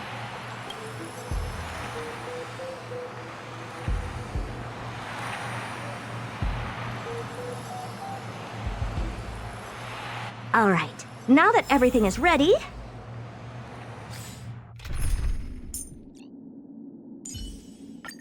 play. Mirrors, get to work. Thank you, Madam Herta.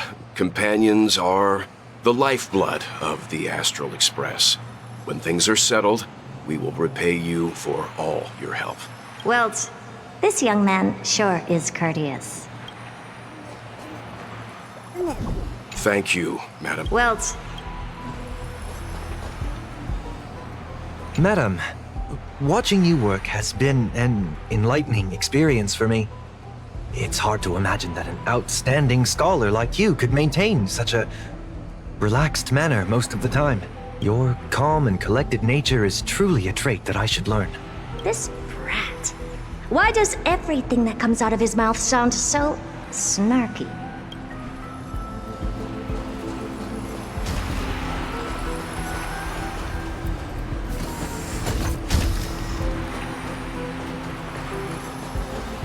First mirror, input the coordinates. You'll be in charge of the spatial warp. As you command, Madam Herta. The preparations are complete. I wish you a pleasant journey ahead. Second mirror, prepare for the thought refraction. There's still some distance from the Astral Express to the Amphoreus celestial body. This time, raise the power to the maximum. Don't be stingy. Oh, okay. I won't fail the mission, Madam Herta. Third mirror, you're in charge of generating the data spirit entity. I'm happy to help, Madam Herta. What kind of appearance are you planning to use this time? Good question. Let me think. Forget it. Just use my own appearance. There's no one there that'll recognize me anyway. As you wish.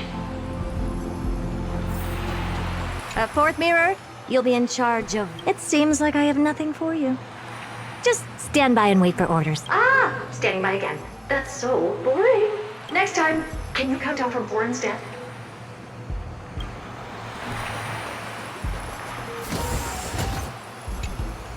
Preparation of the data spirit entity complete. Thought refraction at max power. Excellent. The first mirror. Let's get going. Have a safe trip, Madam Herta. May your journey yield good results. Coordinates input complete. Preparing to activate spatial warp. Destination, unknown celestial body. Amphoreus. Spatial warp countdown. 5, 4, 3, 2, 1. Warp activated. Oh! So that's Amphoreus? Its appearance is, well, sure is unique. Second mirror, prepare for thought refraction. It's time to send me in. Alright, please read the safety protocols carefully. Can't you hurry up? Yes, ma'am. I didn't expect it to be so turbulent. I should have asked the second mirror to use slightly less power. What a magnificent sight! Is this the entrance to Amphoreus? Let's see. Perhaps I'll be able to find a way in. What's this? A statue? It's ugly. I don't like it. Oh, I finally found your traces. How esteemed must you be for the great Herda to come out personally? When we return, get ready to become free labor for the simulated universe for the rest of your lives. What's this? How creepy. Oh, it moves? Who are you trying to scare? It's either a projection or a fake. There doesn't seem to be much to take note of. My deepest apologies, esteemed lady. I'm afraid that you cannot proceed further. Who's there? Your visit, although not part of my calculations, is a pleasant surprise. Are you not going to answer my question? Who are you? I have many identities, and I'm going to have even more in the future. Lycurgus. Lygus. All right, Lygus. But you can't possibly think that I'm just asking for a name. Regrettably, I do not have the authority to share more. However, standards are always flexible. While not violating the ultimate agreement, I'm able to disclose this piece of information. Now, please, kindly turn back. Amphoreus is not a world that you should be involved with, regardless of what kind of magnificent achievements you have accomplished. You seem to understand me very well. Then you should know that I have no reason to listen to you. Your reaction is completely within my calculations. Despite my long years as a watcher, it seems like my assessment of human nature still remains accurate. But my answer remains unchanged.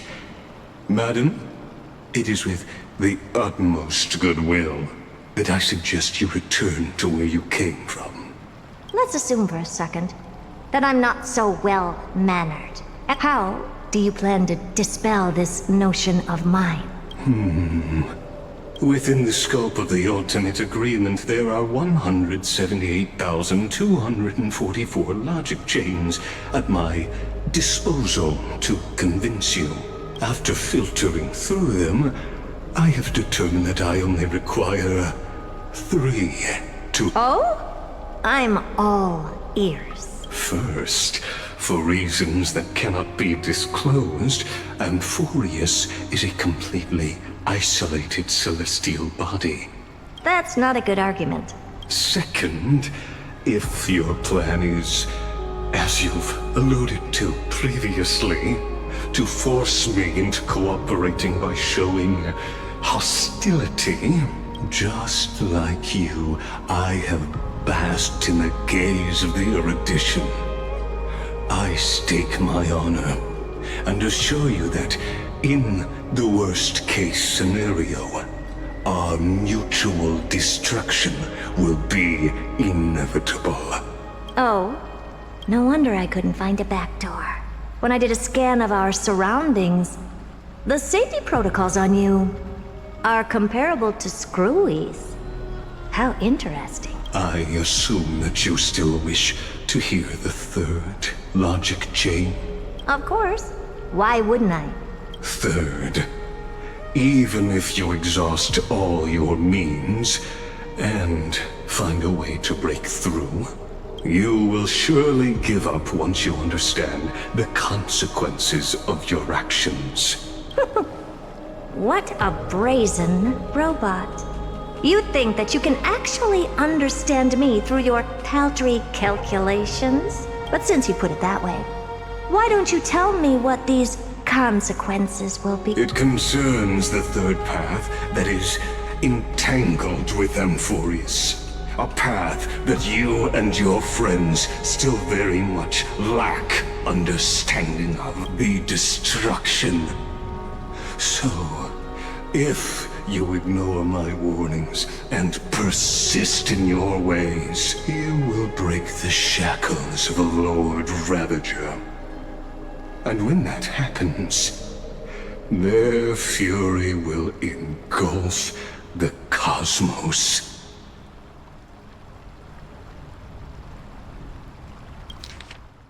You will will break the shackles of a Lord Ravager. And when that happens, their fury will engulf the cosmos.